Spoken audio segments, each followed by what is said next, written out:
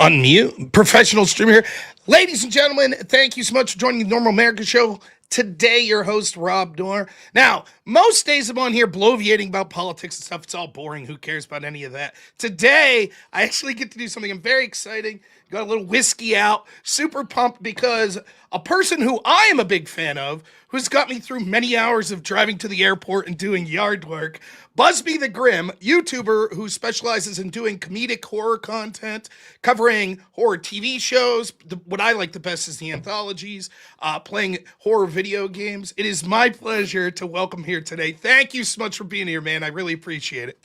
Well, thank you very much for having me. So I was very excited to talk to you because I think it was probably a year ago. I was looking on Amazon and all these places from the Tales from the Crypt, which was a show that I grew up with that scared the crap out of me when I was like 11 or 12. So I'm 41. So, circa 93, 94, you'd see it late night on TV. And I stumbled across your channel and it was amazing. I enjoyed the fact that you were like covering them. You completely covered sort of the story, but in a way that made me want to go out and rewatch those videos, which I've done a lot. How did you get into this? Like, I know before this you were streaming other content, but what was it about specifically like covering the horror anthologies that got you into it?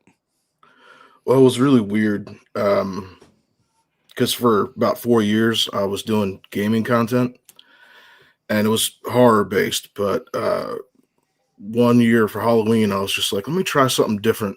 And I did like 5 realistic Tales from the Crypt stories.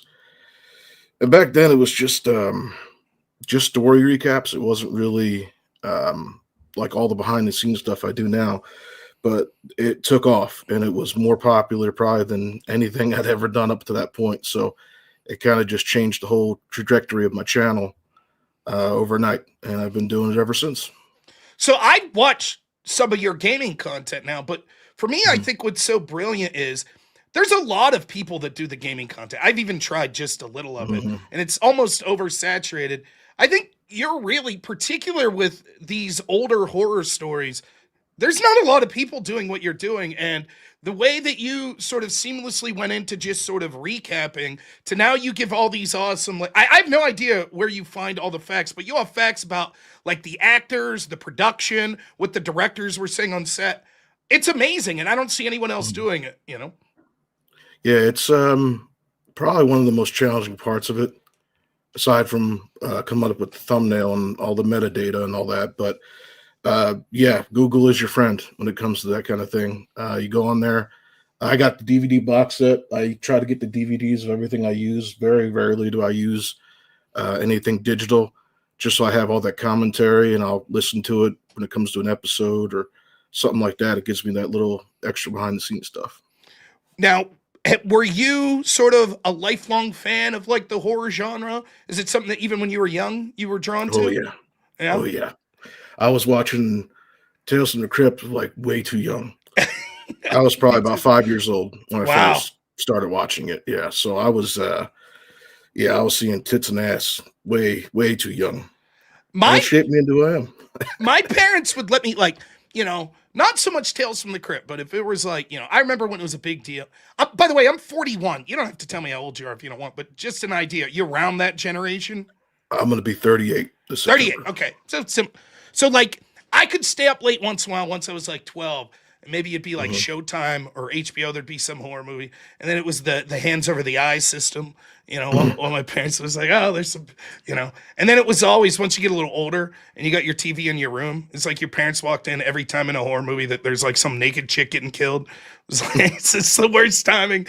But yeah, that for me too. It was way too early. And there was something, I don't know, there was something fascinated about like you feel like you're doing something you shouldn't be doing watching horror, but there's like an exhilaration to it that I don't feel I've gotten from any other movie type. Oh yeah, it's definitely, to me, I think it's probably the best genre because you can mix it with anything. You can have horror comedy, you can have horror action, you can have just straight up horror, found footage. There's all kinds of different things you can touch on. So it's kind of a catch-all. And video games are the same way. I mean, you can only do so many third-person action things. You could do first person horror in a million different ways and have it be different every time. Well, I think like it was one of the things I was going to talk about, like the different genres and the different platforms that we see. I think one of the things I don't know how much you follow this. I'm not big into this, but there's a lot of scuttlebutt about sort of AAA studios with the video games and people losing faith in them. Though it looks like Capcom did a damn good job with Resident Evil. I haven't tried it yet, the new one. But the independent developer, like the smaller developer, horror seems to be a perfect fit. Like you could be a small developer, like single person or a handful of people, and make like the creepiest, most atmospheric horror game. And it doesn't have to be something that blows your computer up with graphics or anything. So I've seen a lot and played a lot of games that it's like, I think it's an awesome avenue for like sort of creatives that don't want to get involved in AAA studios that are in the gaming industry. Well, that's even the way with the TV shows and movies now. You're probably better off going with independent because everything now. And I don't like to get political. I know your show's political, but with the companies like Sweet Baby and things like that, where they give these boxes they have to check rather than just letting creators create. And I think it's to the detriment of not only them but the viewers as well. I totally agree. So for the audience, you sort of have a groundwork of what we're working on. All of you, if you send in a super chat, tell us what your favorite horror television show, episode, or movie was. We'll see if Buzby has any thoughts on any of those specific ones if he knows it. No. First, we'll see. No. When I ask for stuff like this, signed up. My favorite's this. Did you see this 1973 Thailand horror movie or something like that? You'd be like, yeah, I don't know that. Sorry, but we're gonna put your the channel out there. It's Buzby the Grim. We're gonna put that in the chat. I want everyone to go over and sub by the end of the show, and then we'll get that Patreon link and everything up there later. For me, it's horror anthologies is the one that I'm most into, and because. For me, it's because of this. What horror allows you to do, it's almost like, I'm assuming, I'm philosophical in this and haven't looked into it, but I think of it like the Brothers Grimm's fairy tale, where it's almost these parables. The characters themselves are less important than this morality tale. And so you could get a phenomenal story in like 20 minutes or in 40 minutes, whereas like, maybe a more dramatic movie, building character development and stuff like that, the characters could be very shallow. They're almost a stand-in for the overarching lesson or tale that it's trying to tell you. And I think anthologies capture that perfectly. Yeah, you're hitting the nail right on the head on that one, because what it does is it just basically cuts out all the fluff, albeit, there are some aspects like with the original, I think it was Day of the Dead, they're coming to get you, Barbara, and, the build up and the tension, and it's fun with that. But yeah, these little 22-minute stories, they just get right to the point. There's very little setup, and the whole thing is just, all horror. It's amazing. And for me, if I could sell it, if you're younger and you never saw a show, by the way, I'm sure you'll be able to tell us too. I know you've been doing the more modern Creep Show series. There still are horror anthologies, but a lot of the ones that like hooked me, like Tales from the Crypt, if I could sell it to a younger audience, you know how like people have shorter attention spans now? It's wonderful to be able to watch a fully contained story in like 30 minutes. Right, where a lot of shows that I might be interested in, like I never watch Game of Thrones because I feel like I don't have the 40 hours to invest in it. And it's not the type of thing where I could just sit down and watch one episode and then 3 weeks later when I get more time pop on. Horror anthology's not like that. Like you could literally just be like, I have an hour and pop an episode of Tales from the Dark Side or Creep Show and get a fully contained story. So I really think people should check out your channel. One of the things you do that's excellent is you also direct people to like, look, I'll put a link where you could purchase this, like physical copy and a lot of this stuff. Do you get any feedback from people that are like going out and purchasing the stuff that you're recommending? First off, I gotta say that you really need to watch Game of Thrones. It's really good. Yeah, okay. Yeah, people, like I usually just do Amazon because I know everybody basically kind of knows what Amazon is. And I know it's trusted, whereas like some of these other sites where you might get a cheaper price, you don't really know who you're giving that money to, or even if you're going to get what you're paying for.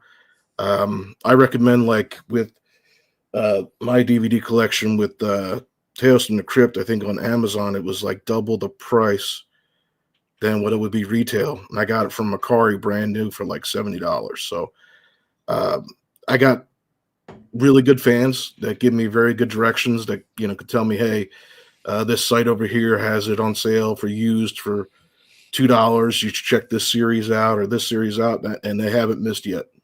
It's awesome. Have you ever been involved with the production of anything horror-related, TV show, game, or anything like that? No, I had plans.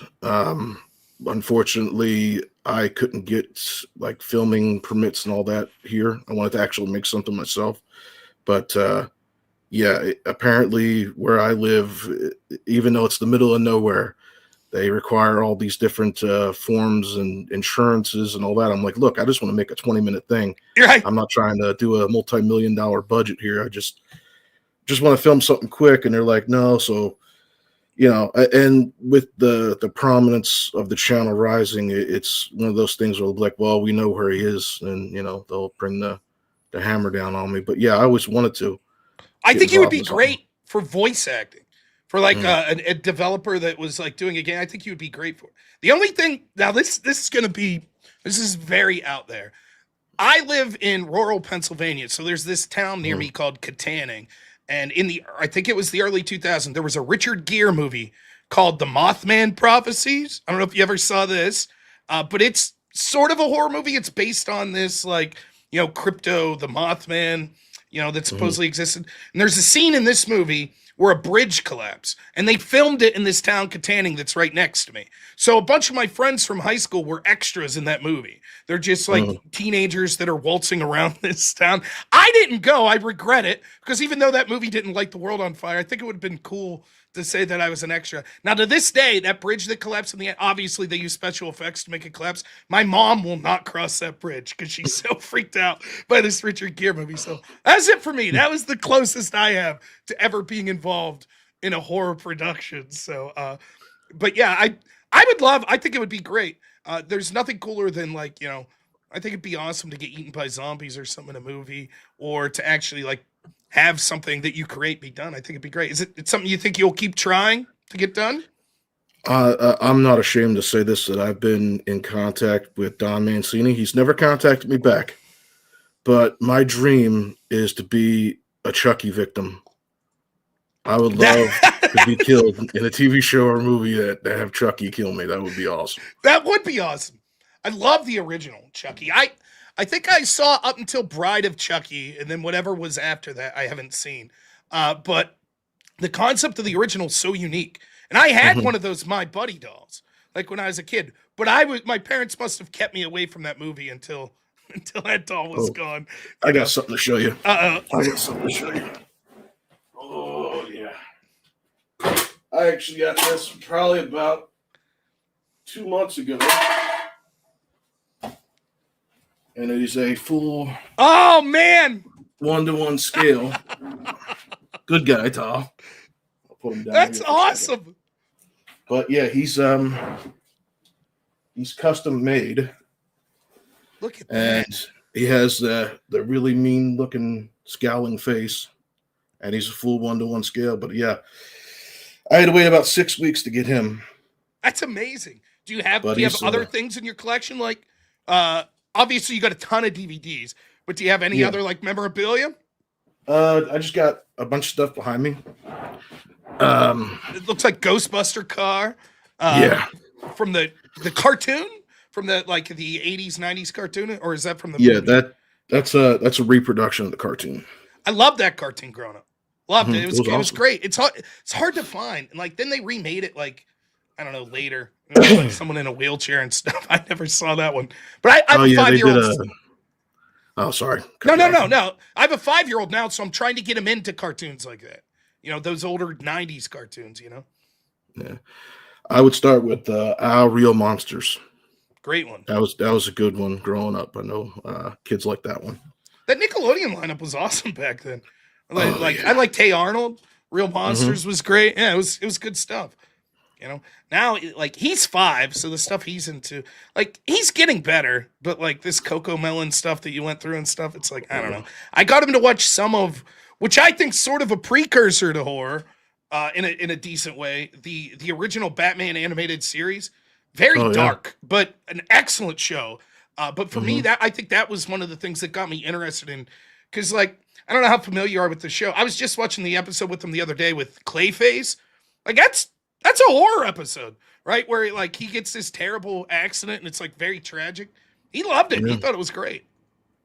Yeah. There's another YouTuber that pretty decent friends with. We have a pretty decent relationship. I don't know if you ever heard of him, King Noose Me, No. but he does he's a much bigger channel than mine, but he does something similar with Goosebumps and like Are You Afraid of the Dark and things like that. And he does a really good job on that, so you guys should check him out too. But Yeah. I think that's probably a really good spot for any kid like 5 to 10 will be those particular kid shows. There were some. I mean, there were some Are You Afraid of the Dark episodes that were legit scary. Oh Like I yeah. remember, even as a teenager, I was like, "Damn." Uh, and then I don't know, the Goosebumps books. This is sort of a dumb story, but they were so popular in my elementary school that we weren't allowed to check them out of our school library because kids were fighting over them. But there was a time, like at least in my area of the world, where R.L. Stein, that's it. He's probably responsible for like 80% of the people in my school getting an interest in reading. That's how big those books were. And, they're basically just short contained, like sort of PG to PG-13 horror stories. So I love that. The show I didn't watch as much for whatever reason. I was into Are You Afraid of the Dark, but I didn't see a lot of the Goosebumps show. Yeah. I know my middle school had, I think, the entire series. It was like it took up a whole shelf, but it was always checked out. So anytime you were sitting there waiting and trying to get the next book, you'd have to wait for the next person to return it. So I never really got to read that many of the books. And I always said, because when I got into high school, then the Harry Potter craze started. I never got into it.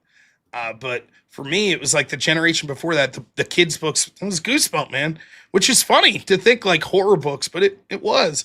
And then the movie with Jack Black wasn't so bad. It didn't have the same feel, but I always appreciate like trying to get that genre into a younger audience. It's got to be a tough thing, you know.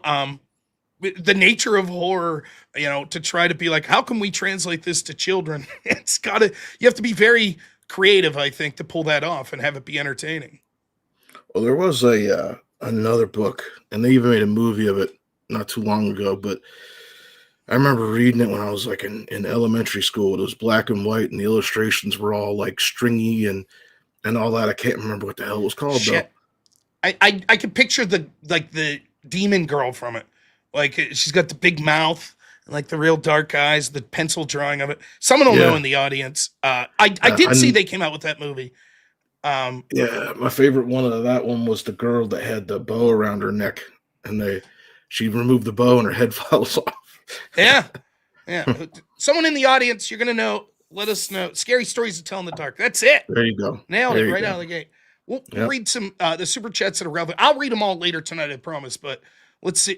We'll just start with some of this. Remember, any questions you have, your favorite horror movie, anything like that you want us to comment on, let us know. Joseph for $5 says, best phrase in horror movie history.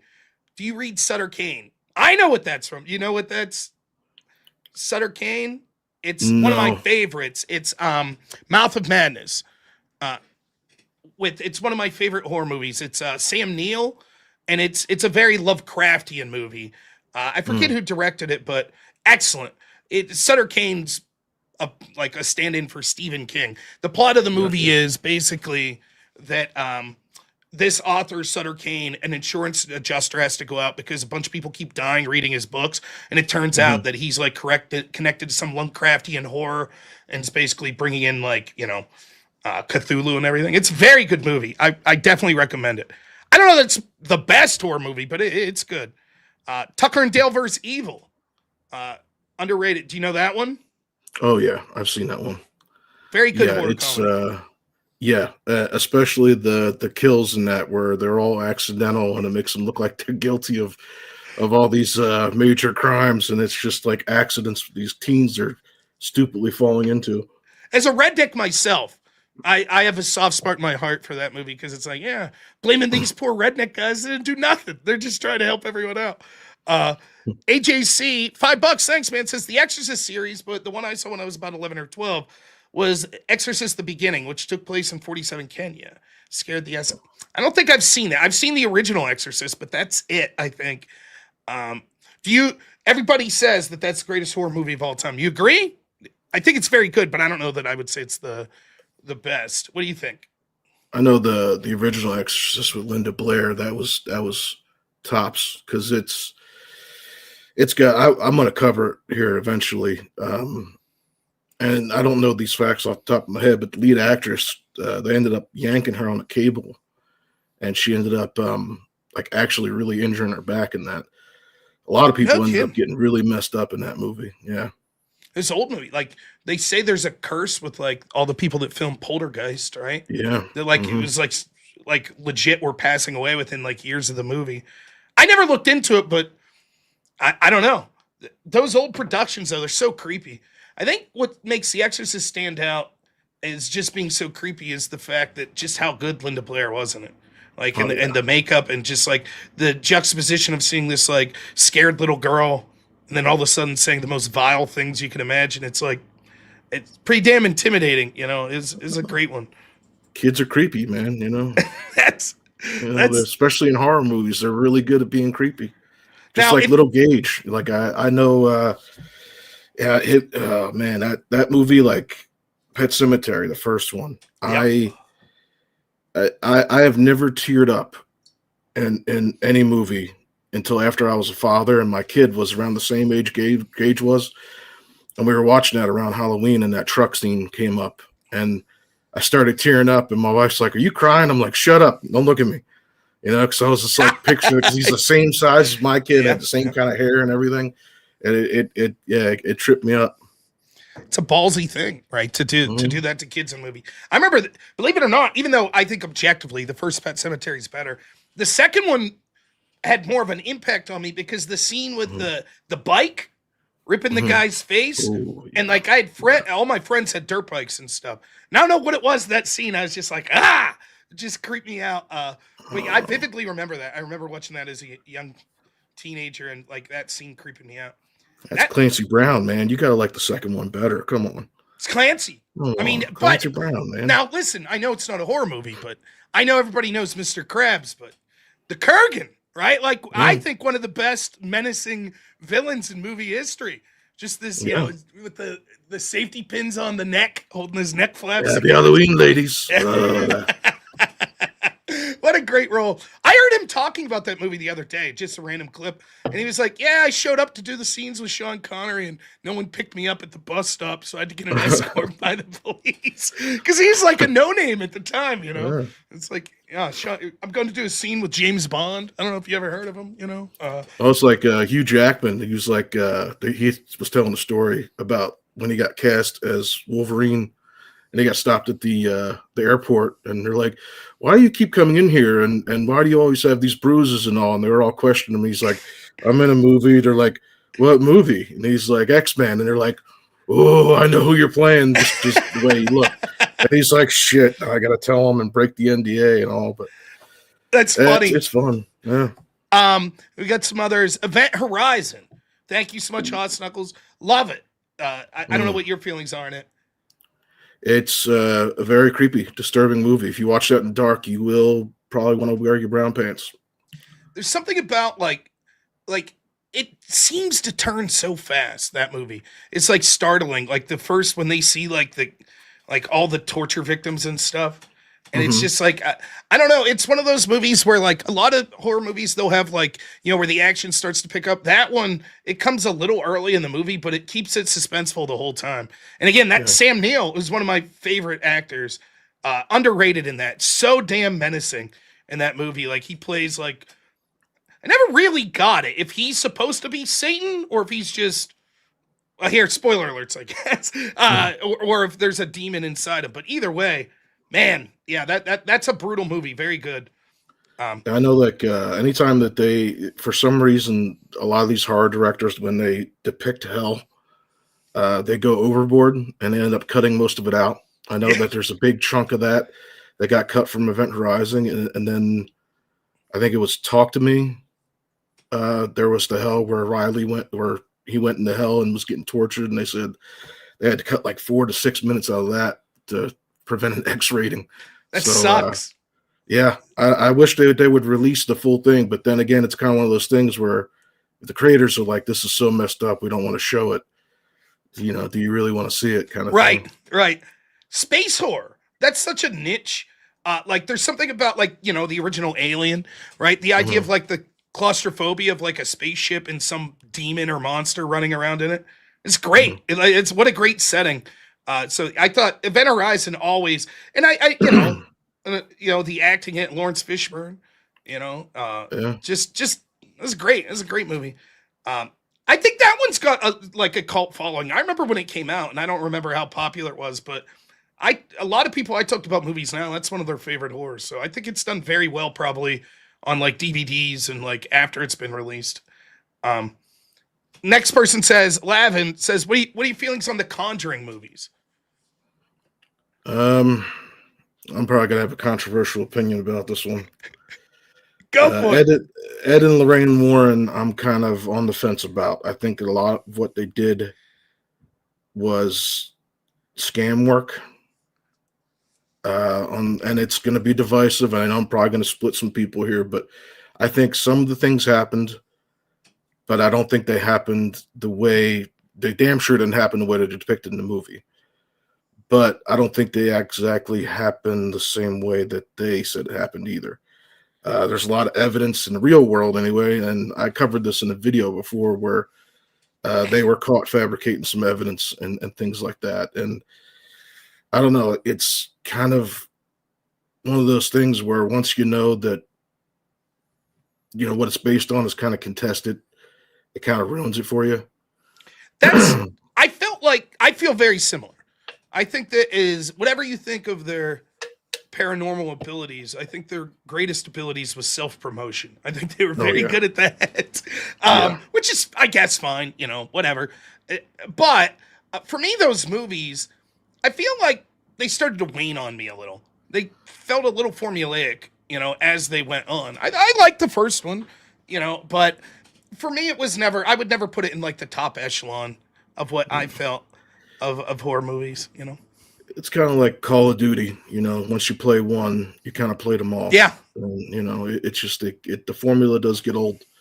But yeah, I mean, there's probably some interesting stories. I know that a lot of people thought Annabelle was pretty creepy, and I don't know. It's just one of those things where I think it might have been scarier in the trailer than if I sat down and actually watched it. So we'll get to more super chats and more audience opinions. Let me ask you, if this is too personal, you don't have to answer. You're a father, correct? Hmm. How do you find time to watch horror movies? Like, it's one of the things that I've noticed since my son's 5, sort of my preferences on what I watch have sort of been put in the back burner. So a lot of times, like, I used to, me and my wife, she never liked horror movies, but we used to sit down and we would watch movies. For every stupid chick flick I would watch, she would watch, Hellraiser or something with me. So it was a nice, now it's all bluey all the time. We're not kidding. So how do you find time for that? Or is it something that you're, is your son old enough now, or your child old enough that where you're enjoying it with him, or how'd that work for you?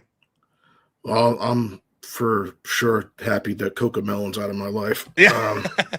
But no, I have a man cave, which is where my office is, where I'm doing this. This is where I usually do all my videos. And my kid goes to bed relatively early. He's usually in bed by about 8:30, so I stay up. I watch a movie, and I don't watch a movie in its entirety, which is something I really miss doing. Typically, what I'll do is I'll do a scene, and then I'll type out my thoughts on it, then watch the next scene, do the same thing all the way till the end. So I do miss watching them normally because a 2-hour movie now, it's like 3 hours. So Right. um, so that's kind of how I do it, is I make it part of my job. And also I'm doing this full time now. So during the day, I get up at 6, 7 in the morning, and I'll start watching something, and I'll start writing. I have Oh God, I have so many scripts for videos written up, but I just can't find the time to film the damn things more than anything. So, like, my favorite videos you do are the horror anthology ones. So you'll do. It started off. The first one I saw was literally just best episodes from Tales of the Crypt, which you now have a whole series, and then you've gone on to Creep Show, a bunch of other series, right? Mhm. How long typically? Now I know some of the newer shows, like Crypt Show, I think you're just doing 2 episodes per show now. Originally, you were doing 3. If you're Mhm. sitting down from watching the videos, the Tales from the Crypts episode, and choosing which ones to watch, watching them, doing your voiceover, the research for it, the thumbnails, how long does it usually take you total work to put out one of those videos? Like a week, a couple weeks? Uh, it's usually pretty quick, depending on how much detail I have to go and do digging. It's anywhere between like 2 to 4 days from start to finish, from Okay. watching it and doing the notes. And when I do the voiceover, I sometimes have to do it like 3 or 4 times because I do the deep gravelly voice and my voice cracks and I got to redo the line over and over again. So sometimes it takes a little bit, but yeah, it's typically about 2 to 4 days Now, for. are you taking notes as you're watching the episode? Do you have sort of an idea of uh, what you like? You've already seen the episode and you're rewatching it, and so you're taking notes the second time, or do you just sort of forget a lot of the episodes and you're going in blind and just taking notes? A lot of the times I'm going in blind. I mean, I do remember some of them. Like I have a couple favorites that I remember pretty well, but yeah, most of the time I'm going blind and I go scene by scene and just write the notes as I go, just so it has a little bit of time to breathe and formulate my thoughts a little bit more. Think about how I'm going to say this or how I'm going to say that. And there's a lot of times there's fluff that's like 5 minutes of like exposition. You Right. don't really need to recap. So you got to figure out a way to get that information in the video, but also not have to show it. So, just the whole writing process is, it's different for every episode. It could be short sometimes it could be pretty long. So my 2 favorite, and I loved your recaps of both of these episodes, but I remember them from being young. My 2 favorite Tales from the Crypt episode. I'm not going to get their names right, but there's the Joe Pantaleone where he gets the cat, the 9 lives from the cat, which I'll never forget that episode. The first time I saw it Mm. when I was a kid, I was at my friend's place watching it, and then the one with the gamblers, right, where they're chopping Cutting off each other's cards. face. Oh my goodness. Yeah. That's probably my all-time favorite. And Mhm. I had not thought of that for probably 17 years until I saw your video and I was like, "Oh shit. I used to love this." It was like it was truly, and it's that's sort of like a dark comedy episode, right? Right. Mhm. Where but creepy, but at the same time the acting in it was tremendous. Do you agree those are good ones, or like what's your favorite episode that you can think of from that series? Oh, I want to say, like, I used to say my all-time favorite one was Only Skin Deep, which is I think it was in my second video of the serial killer lady that has like it looks like a mask on her face, Yeah. but it's not, it's her actual face. And she cuts the face off her victims and all that, and she drugs the guy and It's uh a great one yeah. because the protagonist is so hateable, right? Oh Like yeah. so it's Oh he yeah. does a You wanted them to fantastic get job. his. You just loathe that guy. So when he finally gets his comeuppance, you're like, yeah, it was Mhm. good. Yeah, that's a great one. And I Uh, again, most of them, if I had seen them, I'd forgotten. And it's mhm. such a nostalgia trip to watch you cover these. Like I said, I'll be like, and I don't know if you knew this. I'm assuming you know this, and other people that do similar things to you. How much of your audience do you think doesn't even watch? They're listening. Because a lot of times I'm driving, so I can't watch the screen. And I just put you on. I'll put on, like, you have one that's basically like a compilation of everything you've done, Tales of the Crypt. I put that on to go Mhm. to bed like once a week, or I'll put it on while I'm driving. And it just, like, just listening to it without even seeing the visual, I find entertaining. Yeah, I get that comment a lot. A lot of people are like, you need to make audio only or sell it on like a Spotify or some shit like that. And I'm like, I don't know. I know a lot of those early videos, like because I was new at it, and I would mix the volume of the background music like slightly too high, So I'm actually going to be probably remastering all those earlier ones here pretty soon. I think probably when I hit like part 20, I'll probably end up redoing the audio of all those, because now I have a software that allows you to isolate narration and take out background noise. So I think I'm probably going to do that and make one like really long video. But yeah, it's crazy how many people say that. Yeah, they like to listen to it more than watch it. It's not that I don't like to watch. It's just it's so convenient for me, and for me it doesn't feel weird. Sometimes there's certain videos you'd watch on YouTube that if you're not getting the visual, you're lost, right? Or like sometimes gaming content's like that. You have to actively be watching what the gamer's watching, but it's not like that. Like I never feel lost. Then when I get a chance to sit down and watch it, it's like, yeah, the visual's fine. But it doesn't feel like, oh, I'm completely lost. The visual adds to it, obviously, but I love it. And for me, I like music, don't get me wrong, but I'm the type of person, like, let's say, because I'm sort of in the sticks, so if I have to drive to the airport, it's like 2.5 hours, and I'll get bored with music. I'll start to get drowsy. But if I'm listening to you, like, recap episodes, I'm remembering the episode, and I'm interested in the story and where it's going. I'm interested in what you're going to say about it afterwards, so it helps keep me awake and keep me sort of actively listening as opposed to passively listening. So I think anyone out there, if you're doing a lot of work or stuff, you're at work and you have, earpods, I think it's a great channel to listen to, because particularly when you're covering the horror movies and anthologies, you're not going to be totally lost if you can't be staring at your screen the whole time. So I didn't know if it was something that you set out to be like, yeah, that's the type of content I want, or if that was just a happy accident, like sort of based on how it came through. I think just with the nature of it, being descriptive and explaining what's on screen, you kind of do that heavy lifting of imagination for the person. It's like kind of like an audiobook in a way. And ironically, I have a podcast that I stopped doing because nobody would listen to it. But now people are saying that I need to do some audio only stuff. So it's kind of weird how things come full circle. Well, I think as you start to grow, it's like that with me. When my channel's not huge or anything like that.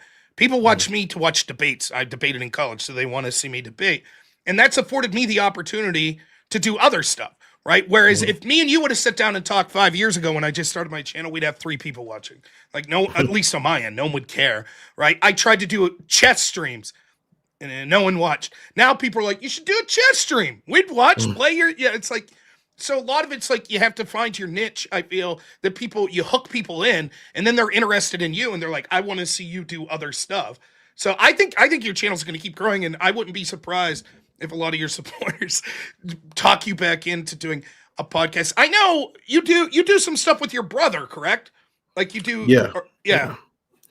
He's kind of part of the reason why I got all this mess behind me. He's got me into the collecting and found a lot of the things that I grew up playing with. And I'm like, I gotta turn around and relive some of my childhood every once in a while. And he wants to do a catch-all podcast, which was kind of what my Reset podcast was before. I would talk about gaming and movies and everything else. And we're thinking about restarting that again, but it's more, he has normal 9 to 5. And I think that me just doing it by myself would kind of get stale maybe. Yeah. So I'm kind of waiting for him to open up and have a schedule so that way we could sit down and do it at least once a week. Yeah, that'd be great. I would be interested in here. Is Tales from the Crypt your favorite horror anthology series? Or is there another one that you like more? I kind of honestly like all of them. Yeah, me too. I mean, I get them mixed up in my head too, right? I'll get, in fact, my favorite all time, it's not a TV show. It was a movie, I believe. And I'm going to screw it up. I think it's from Tales from the Dark Side, one of the movies. But my favorite segment ever is the James Remar one where he sees the gargoyle or whatever it is, this monster kills someone and is sworn to secret. And then he goes on to become this. I'm not going to spoil it for the audience, but it is my all-time favorite. Everything about it, just like on pins and needles the entire episode. Do you know, is that Tales from the Dark Side? I used to think it was a Creep show. Dark Side movie. Yeah. Yep. That's my all-time favorite. But I get that, man. I couldn't have told you that before I was watching. When you showed it, because I was always watching. I thought it was Creep Show, like one of the Creep Show movies, and I'm like, huh, why Well, haven't I seen?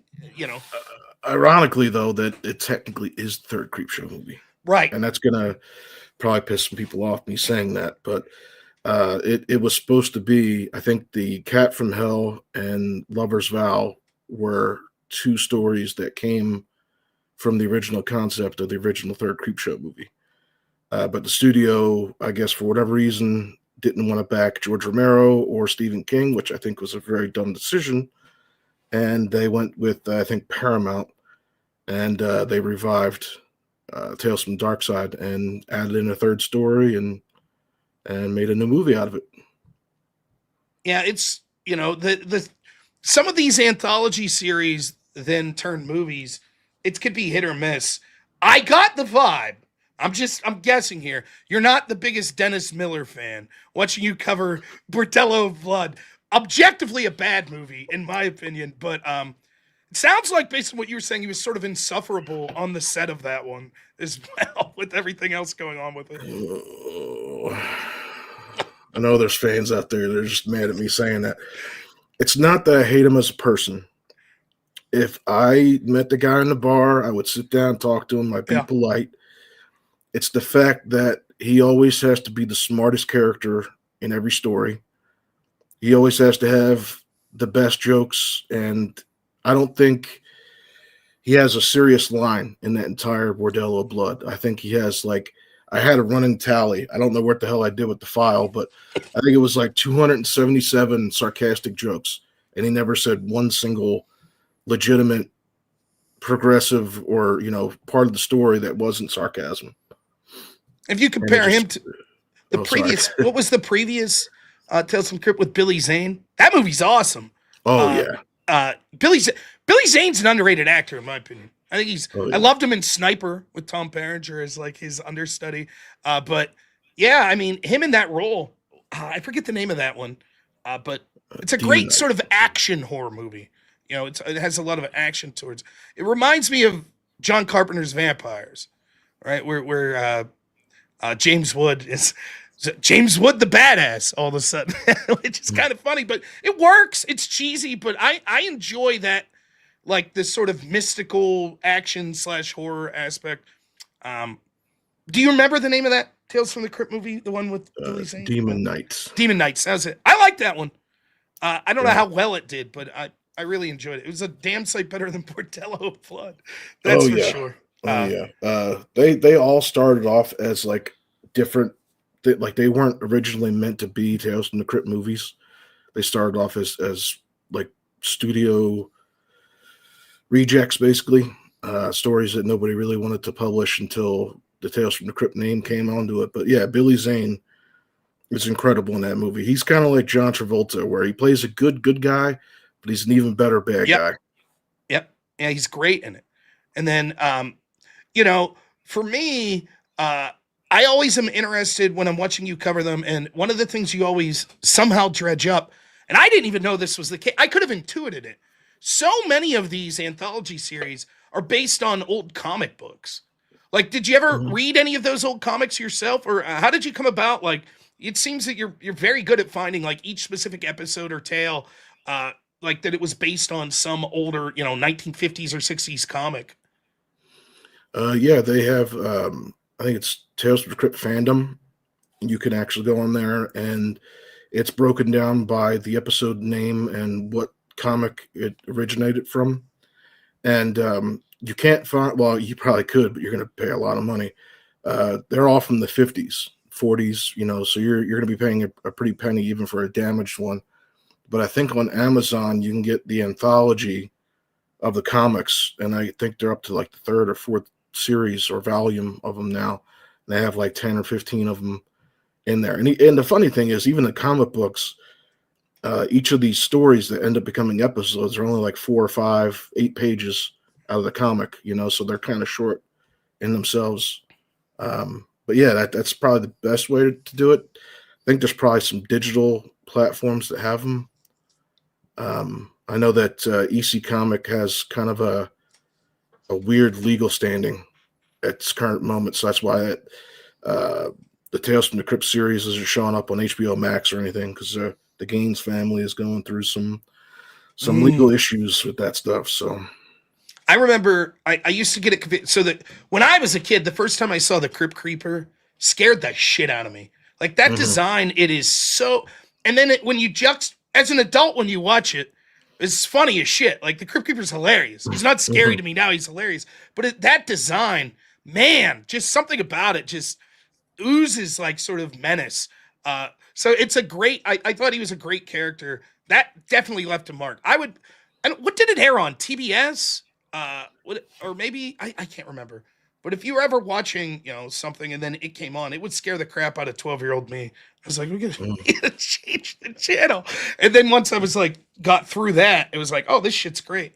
And then I always got it confused. I always, in my head, thinking back, what was the one that was like Tales from the Hood, where you had the guy that was Samson from Half Baked, the actor, where he plays the devil. B. Yeah, great. I loved it. Like that character was also scary as shit when he transforms at the end into like the devil. It's like, damn. Then you watch that guy in Half Baked, you're like, oh, it's kind of funny. But that actor has a menace. But those characters, even the Creeper, from Creep Show, the original, the new one, I don't know. I'm not a big fan of the design, but there was something cool about like that being your foray into these tales, these like intimidating characters, Oh yeah, I mean Kevin Yeager did a great job with the Crypt Keeper, and the I don't know if it's widely known, but the eyes are the same as the Chucky doll. Oh really? They use the same exact eye model. Yep, that's awesome. John Kassir, he does such a great job doing that creepy giggle. He was actually in an episode of Tales from the Crypt where he plays a sleazy character with Lou Diamond Phillips, and I'm going to cover that one probably here next couple weeks. But yeah, everything about that show and the setup and all was just phenomenal for the time. Do you think, now I know there's some anthology type stuff, obviously the modern Creep Show you're covering, one that I watched, it was on Netflix, Guillermo del Toro's Cabinet of Curiosities. Did you watch that one? I've had people request me to cover it, but no, I haven't seen it yet. It's hit or miss. There are a couple episodes that I thought were very forgettable. Some of them I enjoyed, but there's something about that era of time. And there's obviously ones, you're covering stuff that I didn't even know existed before. Like, you were covering one the other day that was like from the 70s. I think maybe it was British. I'd never heard of this series, or I don't know if it was a movie or a series, but it was like anthology. I sort of thought that started with like Tales from the Crypt, Creep Show. So I was unaware that, there was a tradition of horror anthologies even going back. I mean, I guess, obviously, the Twilight Zone, if you want to call it that, or, Outer Limits.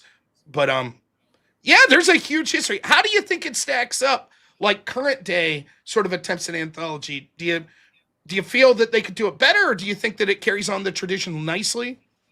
I think that the 80s and 90s were the golden era. I don't think you're going to come close to it. The new run of Creep Show, like they could be entertaining. They're fun to watch, but they're not to the same quality. They're just not. They're not up to snuff with the writing. The acting isn't as good. It's just, I don't know. There was something about that time, where you have these actors that are big name actors that just show up for these cameos and they just knock it out of the park. And yeah, I don't know. I think someone would be really hard pressed to create something similar to that today. I'm still like, there's the big name actors that did it, and then there's the big name actors before they were big name actors. And it always amazes me when I'll be watching one of your episodes. I think the most recent one I watched was about just the grandpa that wouldn't die, right? That he's just like stubborn and he's like, no, I'm not going to die. And who was it that was the priest? I shocked. I couldn't believe it. Brett Ratner. Yeah. His name was? Yeah. Data. Data from Star Trek. I was like, what? It blew my, and it's so interesting to watch those, and I'm sure I don't have the interest to do this, but if I went back and watched like old Law and Order episodes, like the beginning run. I'm sure it's the same thing.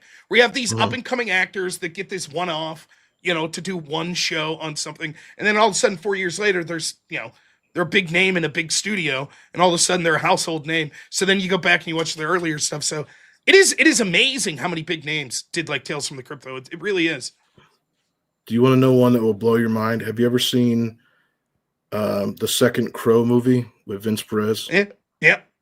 Now, do you know who Thomas Jane is, who played the Punisher? Yeah. He is the guy who wears the wig in that second Crow kidding. Movie. Yeah. That's Tom Jane. That's awesome. Underrated You would movie, never know that.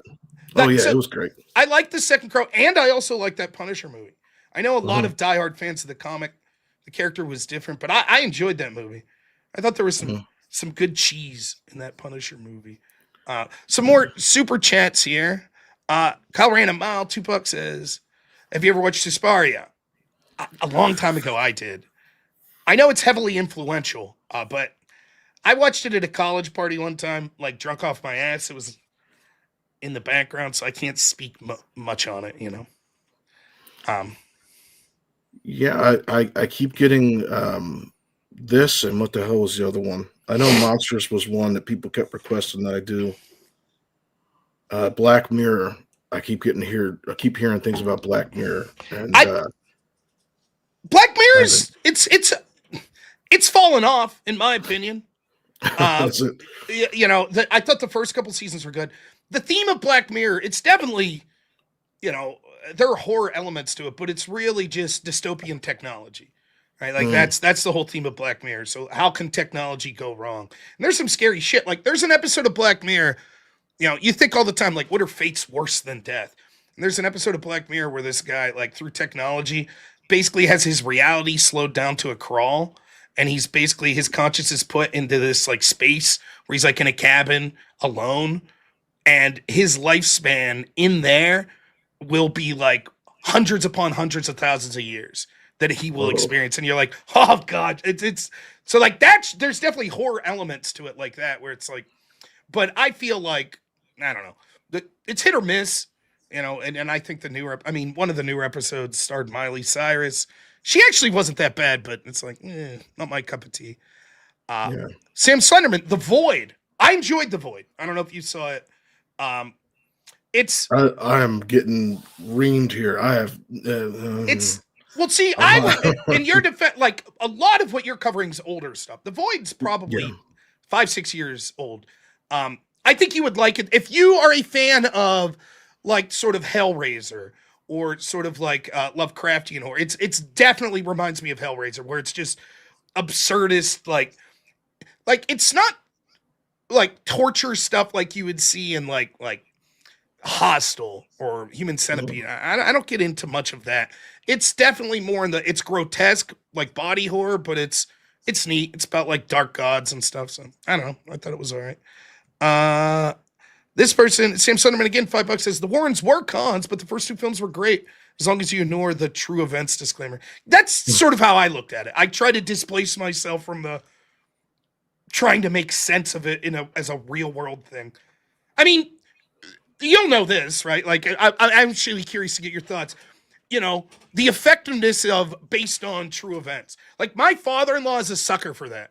Like, my father-in-law is the type of dude that's like, Blair Witch is awesome because that was real. And it's like, it wasn't real. I understand that's the impression they were giving. So I always just roll my eyes where it's like, because I know that based on true events could be like some man shoots another man and then they take that and then make it into a demon. And you're like, like I get it. But I feel the same way about The Conjuring. Yeah, they love to stretch that saying. I think look at one Ed that Gein. really, like every movie's based on Ed Gein, right? Oh, like yeah. Psycho's based on Ed Gein, and Texas Chainsaw Massacre is based on Ed Gein. And if you watch those two movies, you're like, well, these are very different stories, both based on the same guy, though. I think it was the Mila Jovovich movie, The Third Kind, or something like that. They said that was based on reality. At least they showed stuff that like kind of made it go, okay, well, you could tell they made a movie around it, but at least there was something to it. But yeah, a lot of that based on a true story shit's kind of overblown. What's your thoughts on like found footage horror, like Blair Witch or Paranormal Activity was like sort of like that? I'm not a big fan myself. I kind of, I don't know. I think it was a cool idea at first, but I think it's overused. I understand why. Cheap budget, like Mhm. easy to film those, but I think it's overplayed and it doesn't tickle my fancy much. So, I gotta say, it probably depends on the context. Like, I think Blair Witch did do pretty decent. I hmm mean, a lot of people have complained that you don't see the witch or anything like that, and it's all about sound and context clues and atmosphere. But I think probably if I had to base any found footage on, you have to watch it, I would say is The Bay. I don't know if you ever seen that before. mm-mm. It's about this small like New England town that has like these fish that ended up getting like infected with a parasite, and the people in the town ate the fish, and they became infected. It's done pretty well, but it's one of those that's a slow burn, and probably three-quarters of this movie is just building tension, and it all just releases in the final act, and it's pretty decent. I think it's pretty good. 2013 Evil Dead remake. I didn't see it. I love the original Evil Dead and Army of Darkness, the first two in Army of Darkness. I didn't see the 2013 remake. I saw it, and I'm gonna go with Papa Meat. They should have did Raining Blood for that last scene, because there's a scene where it literally is raining blood, and they Uh, could have just got the license for that, Throw but some Slayer. they Slayer didn't. would have sold the rights. Come on. Yeah. Yeah, yeah, it would have been perfect, You but they like didn't do metal? it. Every once in a while, not all of it. I mean, I can't really understand probably 90% of it, but I've never seen Slayer somehow. But pretty much every other metal band from that era I've seen, but I just always miss Slayer. But yeah, I agree. Like, if you're actually going to have raining blood, I mean, mhm. it seems like The perfect uh choice. favorite one-liner from a horror film. I don't know, but let me tell you a horror anthology. I don't know if you've heard of this one. Used to be on Showtime. It was called the Master of Horror series, and it took a lot of famous horror people, directors, etc., and it would just have them do one shot, like 50-minute, anthology episodes. And there was this one. Uh, um, the plot of it was basically the founding fathers were cannibals, right? And so this dude's the classic. Oh, this guy's grandpa dies, so he moves into the mansion, and like all the town's old timers, and he ends up finding like this weird painting that's like of George Washington and the founding fathers, and they're cannibals, and he's like, "What's going on?" And it turns out all the old people in the town are somehow connected to this cult of the founders, cannibals and stuff, and there's this really, it's over the top cheesy. He's in a diner, and this old man's like, "I'd like to buy that picture from you, whatever." And the guy's like, "Nah, I don't think so." And he's just like, "Sleep on it." And it's like, okay, so the dude's driving down the road, and he like has the guy's number or something on a piece of paper. And this made me laugh so hard. He just looks at it and goes, "Sleep on this, old man." And then, of course, as soon as he says it, they attack. I don't know why that's always stuck with me. I say that shit to people all the time. I'm like, "Sleep on this, old man." It's like, what's that a reference to? Oh, a 2011, horror anthology you've never seen. But that's my favorite. There you go, from a horror movie. That's my favorite line. Um, I don't know. You got one uh, that sticks out? I always like the tropes, when they're like, "I'll be right back." What was that sound? Oh, I'm pretty sure it was nothing. But then you got to give it up to Freddy Krueger. Yeah. Like when he grabs a girl through the TV and he's like, "Tune in next time, bitch." He says shit like that, like just those little funny lines that are probably my favorites, I would say. Ash and Evil Dead. The groovy, the boomstick stuff. That's all good. But yeah, I agree. I had a debate. So I did debate in college. That's pretty good. I debate like mostly politics and stuff, but sometimes you get on these channels and they'll do fun debates. People will challenge you. So I had a debate with a guy who's a fan of mine, and it was um, Jason versus Freddy Krueger, who was better. And I Mm. got Freddy, and the audience went with Jason. I disagree. I think for me, of those like old, like sort of campy 80s horror, if I had to pick between Jason, Michael Myers, or Freddy, I take Freddy all day. I think he stood out. The ominous, silent, walking towards you killer. I like Freddy, a guy who's going to kill me using my, my vices while making fun of me the whole time. I enjoy that. And I think Robert Englund stands apart as Oh quite yeah. possibly Oh my yeah. favorite horror icon of all time. Jackie Earl Haley did not live up to snuff when he did the remake. That was Terrible. I not only good. made it like 30 minutes through that and I couldn't do it anymore because I miss Robert Englund so much. Yeah. But when it comes to Freddy versus Jason, the only true answer is there is no winner. Mm. They're both invincible and they'll both continue to come back as the sequel's proven. So there's nobody gonna win. There was an idea I heard, I don't know if this is true, maybe you have more insight to this, that they were going to do Freddy versus Jason versus Ash, that they were going to They did. bring. They did it? Yeah, it's in comic book form. No It was shit. gonna be a movie form, but it's in comic book form. Wow. That's awesome. Now, what do you think? I used to, this is another thing. This is getting way off in the weeds. My job before I was streaming full time was I worked with adults with like autism and disability. And one of the big resurgences of horror in my life was this guy was obsessed with those 80 horrors movie. Like Freddy Krueger was his favorite, loved Jason, loved Michael Myers, all of that stuff. What do you think about like, those campy 80s? Like it seems that that's gone awry. Even when they try to remake it, like the fun and the shtick of it seems to be lost. I miss that. I miss this sort of like, campiness of like, Jason Takes Manhattan and him going up to biker gang dudes, and like beating the piss out of them. I like that.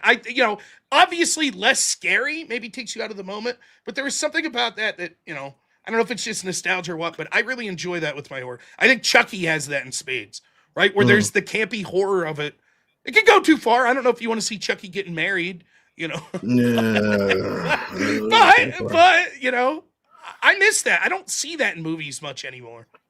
Well, coming back like to the favorite phrase, I guess, and this is something that I talk to people about when it comes to like evil people in the world. There's always that saying like, oh, if you murder a murderer, the number of murderers goes down by none. But it's like, oh, if you kill 10 of them, then it went down by 9. So, Yes, yeah, right. But I always like the saying that he said, some people just deserve to die. And it's messed up coming from a serial killer because he means pretty much anybody. But, there's certain evil in the world that, it'd be better off if it wasn't there. It's So the lesson, like, again, that it's I think it's sort of our version of like the parables that you would have gotten like back before many people were literate, when people were just telling tales, like these tales of morality. A lot of horror, that's what it is, right? Where it's like someone getting comeuppance, and it's almost, I don't know if you're a fan of wrestling, but it's flagged like old wrestling. One of my favorite things ever. I went to an independent wrestling show, and it's got to be so hard. Like, how do you show to a bunch of people that have no idea who these characters are, who's the face and who's the heel? So the very first independent match I ever saw was the dude just came out and it's like, fuck you to the crowd. It's like, there you go. He's the heel. And horror has that vibe to it sometimes, right? Where it's like, so it seems like sometimes that everything's cyclical. Like, it would be cool to have a cool superhero movie, and now you're like, no more superhero movies. Like you get inundated. There was a time for like morally ambiguous characters, and you can get that in horror as well. But man, there's something refreshing about there's a good guy, there's an evil entity, and here's the morality tale about it. I love that about horror. It sort of it could just clarify things, and I don't know. To me, that's one of the reasons the anthologies are so good, because it's like you have to signify these characters in like 5 minutes. You don't have time for this drawn out, like, oh, well, you got 6 episodes to learn what makes this guy tick. It's like, no, this guy's, giving this kid a swirly at high school. You're like, yeah, fuck that guy. He's going to get his, Well, I mean, that was one of the cool things, and what I was getting on with my ramble about Chucky is that with those guys back in the day, it was fun to root for the bad guy. Yeah. You have these insufferable teens that, you just wanted to see get smashed into a tree. So that was part of it. Whereas now they kind of lean more towards, following the teenagers, and they're trying to get you root for them when, it's really all about the slasher. Yeah. and that's kind of lost in today's versions. I have one for you. It's not traditional horror, but when people ask me like the scariest moment I've seen, and I thought of this movie the other day because I don't know if it's your most recent video, but a series I had never heard of, which was oh no, I'm sorry. This was from Tales of the Dark Side, not from Monsters. Your Tales of the Dark Side, the one with Jerry Stiller. I'd never seen. I love Jerry Stiller. You all will know him as George Costanza's dad and the guy from King of Queens. You know, he's hilarious. And this episode, he plays like a shock jock, and like things turn awry for him. There's an old movie by Oliver Stone called Talk Radio. I think it was his second movie. And it's very similar. And what it's about is this guy, I think it's Eric Bogosian's the main actor. And he just rolls into work, and it's 2 days in his life. And he's this insufferable, like, liberal shock jock, like, that does political calls. But he's an asshole. No one likes him. And it's based on a true story. There's that word again. But the real story is this dude ends up getting killed by, like, these radical white supremacists. They kill him. And the movie sort of follows that track. And there's a scene in that movie that I always thought was one of the most unnerving scenes ever. The second night that he goes into work, he loses a big contract. So he's like, fuck it, we're not screening any calls. And this dude calls in, and he's basically like, I gotta watch my language here on TOS for this term. He is an assaulter of women. And he calls in and he's bawling. And, you know, the jock's like, what are you crying about? And he's like, I'm looking at a woman right now. I'm gonna do it. You know, you read about it in the paper, that guy that's assaulting all, it's me. And at first he laughs him up, and he's like, are you serious? And he's like, yeah. And he's just like, what makes you choose a woman? He's like, I don't know. Why'd you choose the piece of pie you had for dinner last night? And then the dude just hangs up. There's no resolution. And even just thinking about it, there's something about like the realism of in my head. That's probably how some sick psychopath thinks. It's still to this day, it's not a horror movie, but holy shit that scene. All it is a guy on the phone. No visual. Just some guy like me talking into a mic listening to this. That shit unnerved me. Do you have any things like that like moments you could think in horror that was like, holy shit, that like freaks you out like that? Honestly, I think, that just unnerved me a little bit right there. It's a good, check it out, Talk Radio. It's a good movie. I enjoyed it. One thing, I mean, I know some people, they can't do bugs. Some people can't do snakes. I don't like any harm coming to kids. Yeah. Anytime, a kid's involved, it always makes me wince and look away. I don't care. I could be in the worst mood. I could be in the best mood. It's just, it always gets me, gives me the heebie-jeebies anytime a kid comes to harm and that stuff. But yeah, even in video games, like we were just talking, I'm not going to spoil much here, but there's a scene in that new Resident Evil game that got to me because there's a kid in it. And that's the thing that gets under my skin. I have not played Resident Evils 7 or 8. In fact, the last one I beat was 5. It took an action turn. Like, I think if you played the original Resident Evil, like me and you probably played on PS1 compared to like Resident Evil 5, it's super more action oriented. It looked to me, just watching some people do some playthroughs, that Leon's style of play is more the action, but it seemed to me the woman you're playing as, it somewhat got back to its roots, like a creepy mansion. You think that's a fair assessment? It's a hospital, but yeah, it's broken into 2 wings, like the police station or the mansion from the first and second game. I will say though, have you ever seen the Tales from the Crypt episode "Death of Some Salesman" with oh god, I'm blanking on his name. It's probably the beer.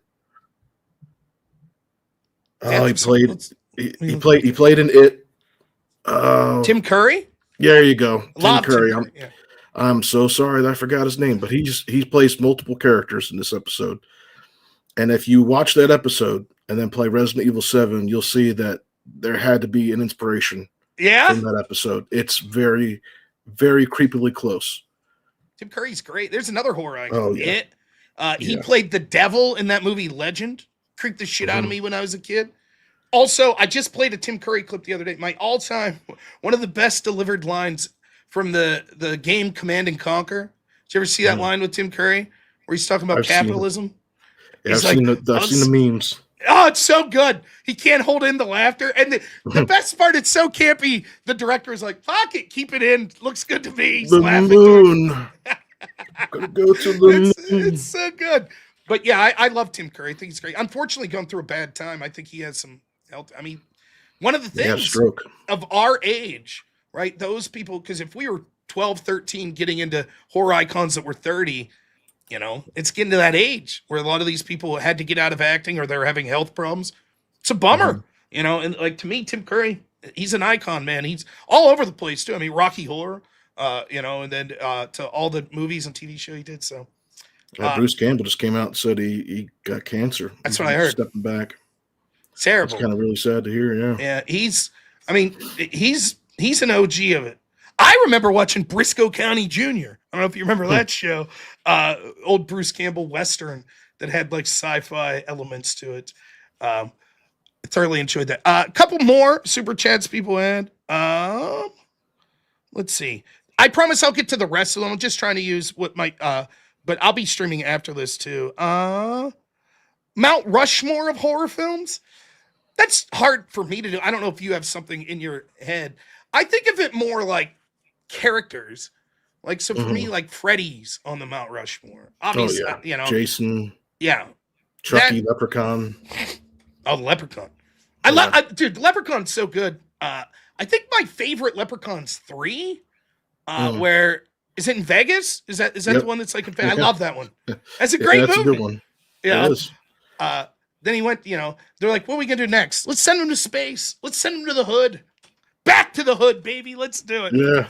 I'm so disappointed. It's weird to do that kind of jump. Weird to do that jump to go to space, then the hood. But the thing is, the other way around. Yeah, that's like, what's the implication? It's more harrowing to go to the hood than space. We're upping the stakes. You're in a spaceship over Mars. That's one thing. Now you're in Harlem. Oh shit, the stakes just got real now. It's sort of funny. But if any movie icon could do it, character could do it, it's Warwick Davis as the Leprechaun. And that was another one that, Freddy's like that too. Like the idea of Freddy Krueger scares the shit out of me as a kid. Because the idea is like you watch a scary movie, then you have a nightmare. And it's like, that's where this guy gets you. He gets you while you're having the nightmare. So like the meta of that, I always thought was crazy. But Robert Englund, so intimidating and scary. But then as an adult, when you watch it, I laugh my ass off. It's so cheesy. It's amazing. And like how he's able to do this, like basically with a straight face. It's, Warwick Davis, though, as a Leprechaun also had a lot of that, the camp with it. Let's see. Anyone else? Best Bruce Campbell film, Bubba Hotep. I love Bubba Hotep.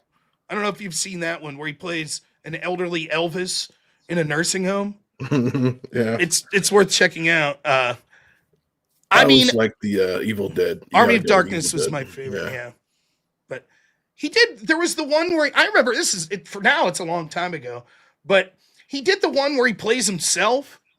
I forget what it's called, but basically the plot of it was there's this like ancient samurai demon or something that was based on like the Chinese that were building the railroads, and there's this demon, and so this kid sees this monster come about, and he's like, I know who could save us, Bruce Campbell, because he did all those movies and they were real. And so they drag Bruce Campbell up, and it's just belittling himself the whole time, like, kid, this shit's not real. I'm just a no-name actor.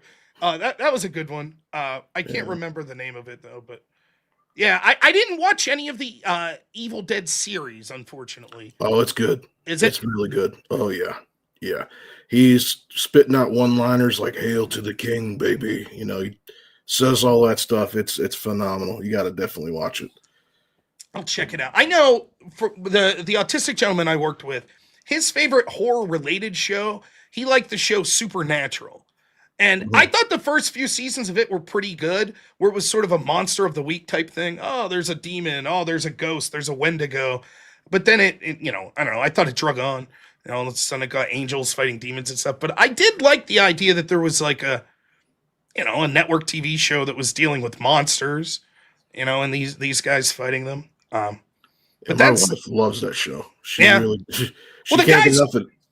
They're attractive guys. They have played the two main guys, and they're likable, and so much of it. I mean, I think that's why Evil Dead's good. Don't get me wrong, but Bruce Campbell's so damn likable, right? Like when you're watching Army of Darkness, I can't imagine another actor that could have No. pulled that off, where it's like, oh, okay, now these evil demon zombies summoned from this Necronomicon, right? Now you're going to back in medieval times, strap a chainsaw to your arm, you'll impress everyone that thinks you're a wizard because you have a shotgun, and you're going to fight these demons. But one of them is going to be you in a skeleton makeup. Like, it's so absurd to think about it, and it's basically a horror action medieval comedy. And it's like, yeah, that only works because Bruce Campbell is like the most likable guy in the world. You're like, yeah, I'll watch this guy. He's kicking ass, you know? Just his line delivery is hilarious. Just like when he flubs the line, he's like, Kata Brata. Yeah. Yeah. Oh, totally man, agree. he's great. The Thing, over in Rumble Fortest, thank you. Yeah, I mean, I know that's a lot of people's pick for their favorite. It's a fantastic. Mhm. I'm a bigger fan of this. I don't know if you consider it as horror, but I haven't had a chance to play this yet. I bought it. It's a card game of Big Trouble Little China, which is one of my favorite movies. I found this at Ollie's for like $7. I couldn't believe it. But yeah, Thing's great. Scary as shit too. That was one that scared the bejesus out of me when I was a kid. So I love it. The prequel was pretty good too. What's that? The prequel was pretty decent too, but it just leans a little too heavy in the CGI. Yeah. If they would have went practical, it would have been way better.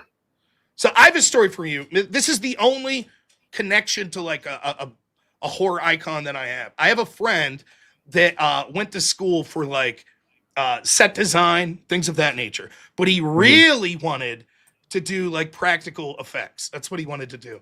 And so he took this summer class. It was like a 2-week class with Tom Savini. Oh, yeah. Now, for those listening, if you don't know who Tom Savini is, he is like one of the godfathers of like practical effects in horror movies. He's also acted and directed. So you might know him if you've seen From Dusk Till Dawn. He's the guy with like the dick gun. Like that's Tom Savini, right? Yeah, you know, he's good. So he takes this course with Tom Savini. He's like, yeah, he's an interesting guy, you know, whatever. But, you know, he's teaching a class or whatever. And I'm like, well, did you get to talk to him? Did you get to go out for beers or anything? He's like, not really. Now keep in mind, this is like 1:30 in the morning and we're drunk. And he's telling me this is like 10 years ago. And he's like, you know, he's like, no, but he gave all of us his personal number if we ever need anything. And here I am drunk at 1:30. I'm like, you have Tom Savini's phone number? He's like, yeah. I'm like, call him up. Let's call Tom. He's like, I don't know, man. Finally, like me and 3 of my friends like, come on, call Tom Savini. So of course he doesn't answer. It's like his cell phone. So we leave a message and we're like, Tom Savini, hey man, our friend took your class, man. We would just want to say you're the man. Thanks so much for everything you've done. You know, my friend gets back to me a week later. He's like, yeah, he called me back and was just like, hey, I really appreciate the enthusiasm, but that was just if you have like some business related question. Not to like fan out. So there, I one time left a voicemail on Tom Savini's cell phone. So I don't know. That's something, I guess. I hung out with Rob Zombie in an elevator once too. So you know. Oh, you have? Oh, that's best. I saw him the night before. I had a hotel in Pittsburgh, and he got on, and I was like, "Hey, are you Rob Zombie?" He's like, "Yes, I am. Have fun at the show tomorrow." So I was like, "All right." That's it though. I wish I had more celebrity things. I never really met anybody. Did you ever consider going to like one of the conventions or something? And I live in the middle of nowhere. Like I grew up, like I was born in Philadelphia, and then we moved to Nebraska when I was like 6. So all these conventions, they're like, you know, a day and a half drive, and especially with a kid now. So it's one of those things where I would love to. I would absolutely love to. But it'll probably be in the cards. It's just going to be probably a little bit though. Yeah. Well, hopefully your channel blows up, and then it's work expense. It's not just enjoyment. It's work. So I'm going to put your link. I'll put your link out another time here. Now, one of the things I wanted to give you an opportunity to do, I haven't done this yet, but I will tonight. Sometimes there could be issues with YouTube, you know, maybe a copyright thing, or maybe there's just delays and what's going on. Best place to watch your material would probably be Patreon, right? Can you tell people a little, if they follow you on Patreon, like what are they looking to pay a month, and what's that garner them if they end up following you on Patreon? I think I picked like the lowest tier. I'm not looking to charge anybody to see my videos. It just doesn't seem right to me. And I think the only real big perk, I mean, you could talk to me on social media. I'm not going to be like a closed out person, but you'll definitely get no ads. That's one perk. that unfortunately, if you're doing this full time, you have to run ads. But Yeah. you'll get ad-free content on Patreon. But I think I did that for all the tiers, and I think the lowest tier is like $3 or $4 or something like that. Yeah, I'm sure they put fees, but it's $2, then $4, then $10, so the 3 level. Yeah. And so I think anyone, if they enjoy your content, they should go over to your YouTube channel and subscribe. But if you enjoy it, $4 a month, you're not going to find anything more reasonably priced than that. And I think it really has helped as you've had more people watching, right? It helps you put more content out, right? Because you can actually afford to focus on it solely instead of having to have like a part-time job or do something else, right? Yeah, like right now I have a video that I've been sitting on for a week waiting for copyright clearance, but it's on Patreon right now. Yep. I don't have to wait for no copyright there. Have you ever had them, like YouTube, completely remove a video you've done where you couldn't get it back on? Oh yeah. Yeah, I did a recap review for the Wraith Charlie Sheen movie. Where he's driving the car. He comes from I remember that movie, man. Yeah.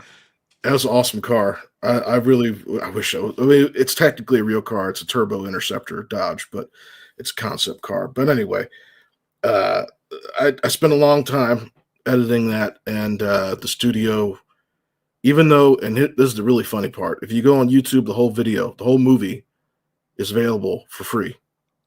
You can go right now and watch the whole thing on some random person's channel. But my 20-minute video on it got me a copyright strike, not just a takedown. They struck me for 90 days for that. So I got my entire channel banned at one point. This is absurd. And here's why. I was doing a different show, and the lady whose show I was doing has an intro. And the intro, it's like sort of a debate show. So it just shows Clint Eastwood from The Good, the Bad, and the Ugly, like staring down. And then it shows a woman from some other movie staring down. And it doesn't show them shoot, but it just shows like them reach for their holster. And then there's a gun effect. And instantly, I was doing the show instantly, and everyone's like, it removed it from YouTube. I started getting text messages, and I checked, and they were like, you violated our firearms policy. And I said, for showing a 5-second clip of The Good, the Bad, and the Ugly? And it was a mistake, but some AI algorithm or something picked it up, and then I had to contact the YouTube rep, and I got it restored. But there was a 2-day period where they were like, I had no strikes or anything like that. They were just like, you're banned, firearm policy. And I'm like, how could that be? People review video games and movies where you're actually shooting zombies or like John Wick shooting people, and I get it for a sound effect. So I don't know. It seems arbitrary sometimes. They are, the thing is, and this is the one thing I got to tell anybody who's trying to do a channel, is don't get familiarized with the rules because they're always changing. Yeah. And what's going to get you busted ain't going to bust the next person. So it's always a flip-flop thing. There's always going to be something. There's always some red tape somewhere. It's one of the reasons why I don't like being on the platform, but unfortunately, it's where most of my audience is. And it has, afforded me a lot of great things in life. But, I really wish they would just have a set, ironed out rules that you have to follow. And that was it. But, since they're always changing, it's always in flux. It's the other thing that frustrates me about it. And again, I feel the same way. It's easy to bag on YouTube. I get that. Mm-hmm. It is undoubtedly afforded me the opportunity to do this. Like, if I had to just be on Rumble or another platform, I couldn't do it. I wouldn't be making enough to make a living. So I'll always be thankful to YouTube for giving me that opportunity. But to me, one of the most frustrating parts is, tell me what the rules are and I'll follow them. And then if I mess those rules up, just tell me where. Hey, this 30 seconds was unacceptable because of X. Then I won't do it again. I'll remove that 30. Yeah. But it's always like nebulous. It's just like, no, you used too much of this CNN article. Okay? What is that? Where? Show me the timestamp. Nope. It's just a strike. Just deal with it. Figure it out yourself. And then if you're like, for someone like you, I always wondered it because you do hear people, and I've heard other people say this where it's like, look, I'm working on getting this video up. I've had to chop it so bad that I'm just going to have to scrap the video because they don't say like, here's the 10 seconds we didn't like. They're just like, we didn't like this, make adjustments. And you're like, okay, how about now? Nope, make more adjustments. And it's unrecognizable by the time you finish it. I've kind of come up with a system. I think we were talking about this before the show started, but it's annoying. as hell, and it slows my process down. But I basically slow everything down to about 38% speed, and I only use like real time footage of like 2 to 5 seconds. And sometimes even that's not enough. It just depends. It's not even really YouTube. I think that's kind of where they get the bad rap. It's the actual studio that Right. owns the rights. They will. I don't know. I guess like there's like a toggle or something about how much they how strict they are with certain clips of the movie. Like if you have a very popular part of the movie, like I think probably the best studio I've worked with is MGM. They've approved every video I've ever had. It gets flagged and they approve it sometimes within 12 hours. Um, I would say probably Lionsgate's the worst about it. They just do everything they can to deter you from making any kind of video on their stuff. So yeah, it's I don't know. It's really hit or miss, and that's kind It's, of probably the worst part and about I the. know they're not thinking of it this way, but the Mhm. irony of it, particular the older content you're covering, right? People are discovering it through you. So there's an Mhm. even better chance someone says, "Hey, I'm gonna pick up that DVD because I saw Buzby cover it," right? Whereas they Yeah, were never. I sort of get it with like a movie that's in theaters now, where it could be like, "Well, you're spoiling some of the stuff that might cause some," but it's always funny to me when it's someone positively reviewing something from like 20, 30 years ago that brings an entire new generation of people like, I never heard of that. I'll check it out. yeah, No, we're gonna flag that. We don't want that guy out there. It's surreal. So, yeah. final two questions I have for you. Is there any like horror themed game, movie, TV show that you're excited about coming out that like you've been waiting to see that's either out now and you haven't had a chance to see or that you've heard is like going to be released soon or anything like that? I keep hearing rumors every so often about HBO reviving Tales from the Crypt, like in a whole new series. Um, but again, with the Gaines family and their copyright hold on it, and then all that, I don't know if it's ever going to come out, but I would really love to see that. That would that would be amazing. I would love it. Um, I would if you're looking for more content. I think you might like the Master of Horror series. There's a lot. I think Romero did one. It's just a lot of the people. Clive Barker did one. Romero did one. Some of them are neat. One of I'm trying to think of some of my favorite. That one I told you about, George Washington's funny. Like there's one Meatloaf stars in one where he's a fur Hmm. trapper and he traps these like sacred foxes or something that are cursed. It's kind of neat, kind of brutal. Like you can imagine where it goes, where his job is skinning animals. It goes in a bad place. Yeah. But that's fun. So that's a good series. Worth checking out.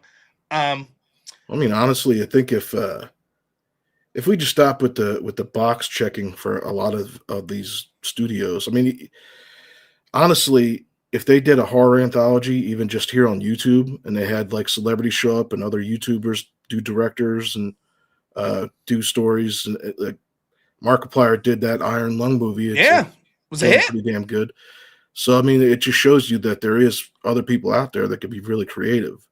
And these big streaming companies and these studios don't really necessarily have to be the front runner anymore. Yeah, and I think that it's like the AAA game studios, where I think that a lot of these movie studios, it's like, oh, we got to have a big CG budget, and we got to a big actor budget. And it's like, no, like there are good, especially the horror genre. There are great stories to tell that you need very little. You can work with small sets with small. I mean, some of the most like claustrophobic horror movies, it's like you have one or two actors. The whole movie's them. Hmm. Um, so I but their lost opportunity, I think, like you said, it's a positive. It's a gain for creative people that don't want to work within that system to have a chance. And so I hope to see more of that as well. Last thing, what do you have coming up on your channel? Like for people to look forward to, you're still going to be doing the like anthology series. Anything else coming up interesting in the short term that you want to tell people about? I got a collaboration I'm going to be doing with somebody. I can't really give too many details just yet, but it's going to be on a VHS horror, the movie horror movie VHS. He's going to be doing a segment on that. Hopefully everything goes well. But I do have a new Creep Show video coming out. I'm going to continue to do the Tales from the Crypt thing, more horror movies, basically just more of the same. Well, man, I can't tell you how much I was excited to talk to you, and hopefully we'll be able to talk again. Everyone, go over right now, if you haven't already, and give a sub to Buzby's channel. Let me put the link up, and I'll show you just his front page here. So there it is. You can see, if I went to my history, like, 1 out of every 3 of my videos in the past 3 weeks is me watching your videos. So, and then you could also, I'll put the link to the Patreon too, if you want to support him there. Which I will be doing tonight. So I encourage, subs are free. Go sub, that's free. Helps out in the algorithm. Give some comments in some of the videos. That always helps on the algorithm as well. Get YouTube sort of pushing the content out to more people would be great. But if you want to support financially, it's not super expensive. You go over to Patreon and it'll really help out. So both of those links are there. Buzby, I can't thank you enough, man. If you ever need anything from me, just let me know. And thank you so much for making so many dull days mowing the yard or driving to an airport or something very enjoyable. I really appreciate it, man. Well, thank you for having me on, and thank you for watching. All right, man. Hey, you have a good one. Thanks again. All right. Bye-bye. Take it easy. What an amazing guest. It is very rare. Like, now, listen, people, I was telling Buzby before this, I was like, it's funny. People always ask me, like, well, what sort of political stuff do you watch? What are you watching for entertainment, etc.? I don't watch politics stuff, much of it. It's guys like that I'm watching. I felt like more excited to talk to him than I would be like Tucker Carlson or something. Like for me, it's like, it's a totally different area. I've always been the type of person that's, let's say I see someone that does what I do, but better. I could respect the talent and they're better than me. But part of me is like, I can kind of do that. I was drawn to like artistic types in college because I suck at everything art. So if I watch my friend do a painting, I'm like, that's amazing. It's like wizardry to me. It's like, that's amazing. That's how I feel about watching his channel. Like, I think his editing's great. I didn't talk about it because it would have sounded maybe a little too fanboy for me, but I think he has an excellent voice when he's doing the voiceover for sort of a deeper gravel of, like, can you imagine me being like, and then the killer comes out and he's like, whoa! You'd be like, what? This guy sounds like a pussy. What's he doing? Like, Buzby has like a deep gravelly voice that I think's good for sort of explaining and talking over sort of the films that he's talking about. So, great dude. And I just think, I was talking about, I didn't get into it much, but like, just like his thumbnail work, you could really see how much better it's got. His editing work's phenomenal. I think the sound on it's very good. So, that's why I lost the art debate. That's true. So please, man, like, just give him a sub. I think you'll like it, man. Like, and if you're a fan of those older horror movies and horror anthologies, I think you'll love it. And if you're not, I think maybe it's something that you might sound interested in. It might really show you a bunch of older, like 80s, 90s. There's even some stuff from like horror stuff from the 70s and stuff he has on there to give you a whole new sort of entertainment options.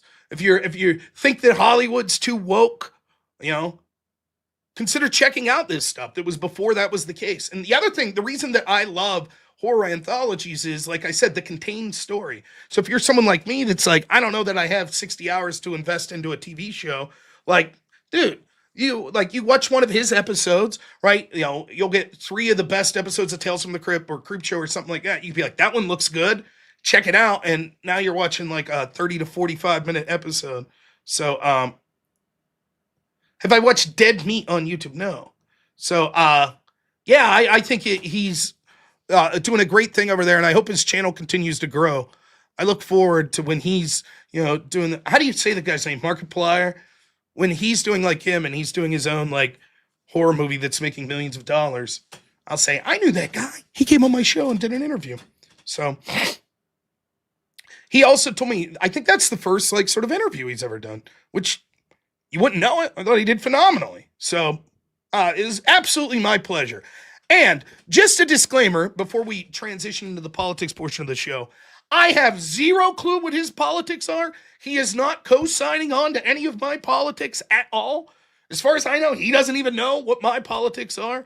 Though you could tell I'm based conservative, right? But so please, if you're like, well, I hate Rob, I hate watch Rob, and I'm a Democrat and I hate Rob, I have no clue if Buzby agrees or disagrees with me, anything political, at all. So please don't judge him through a political lens, because I have never heard him talk about anything politics on his show. And even as someone who focuses so heavily on politics, I think that's a plus. It's nice to just be able to have some entertainment that isn't talking about like current political issues, etc. So, you know, if you're watching me, because I know there's a lot of people that watch me and are cheering for my downfall, just know if you're like, well, he seemed cool, but he's co-signs on to Rob's political bullshit. No, he doesn't. It has nothing to do with that. He's very cool. He's a very cool guy. So please support him. So one more time, check out his channel over on YouTube. Yes, it's my wife. She's like, he sounds cool, but then again, if he likes Rob's politics, I'm out. And then you could go over here to his Patreon page. I mean, $2 a month, $4 a month, that's nothing. So consider, it'll really help out. You know, and like he said, if there's, you know, a hold because copyright issues, etc., all of his videos will be there for you on Patreon. So check it out. I will be subbing to him on his Patreon here later this evening. So great dude. I cannot thank him enough. All right. We're going to transition to some politics stuff now. However, first we'll read super chats, any that I missed. And then secondly, I'm going to go to the restroom before we start any of that. So give me a second. You can tell I was having fun because I actually had a shot. I never really drink, but I was very excited for how that went. So I hope you all enjoyed it. All right, I'll be right back, and then we'll jump into the political portion of the show where I'll be yelling at the audience and all that shit. You know?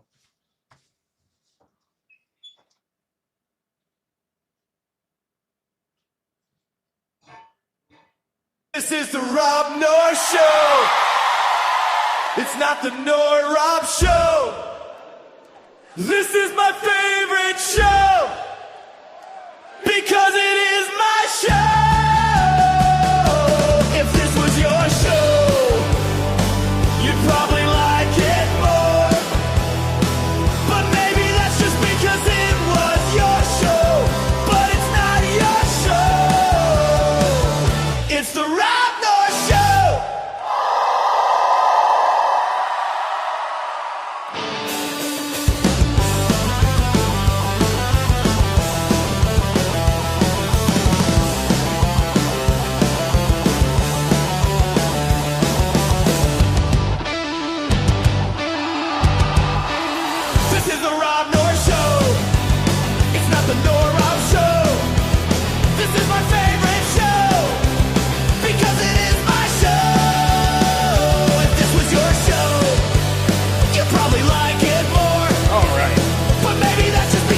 I don't know what's going on. But it's not your show.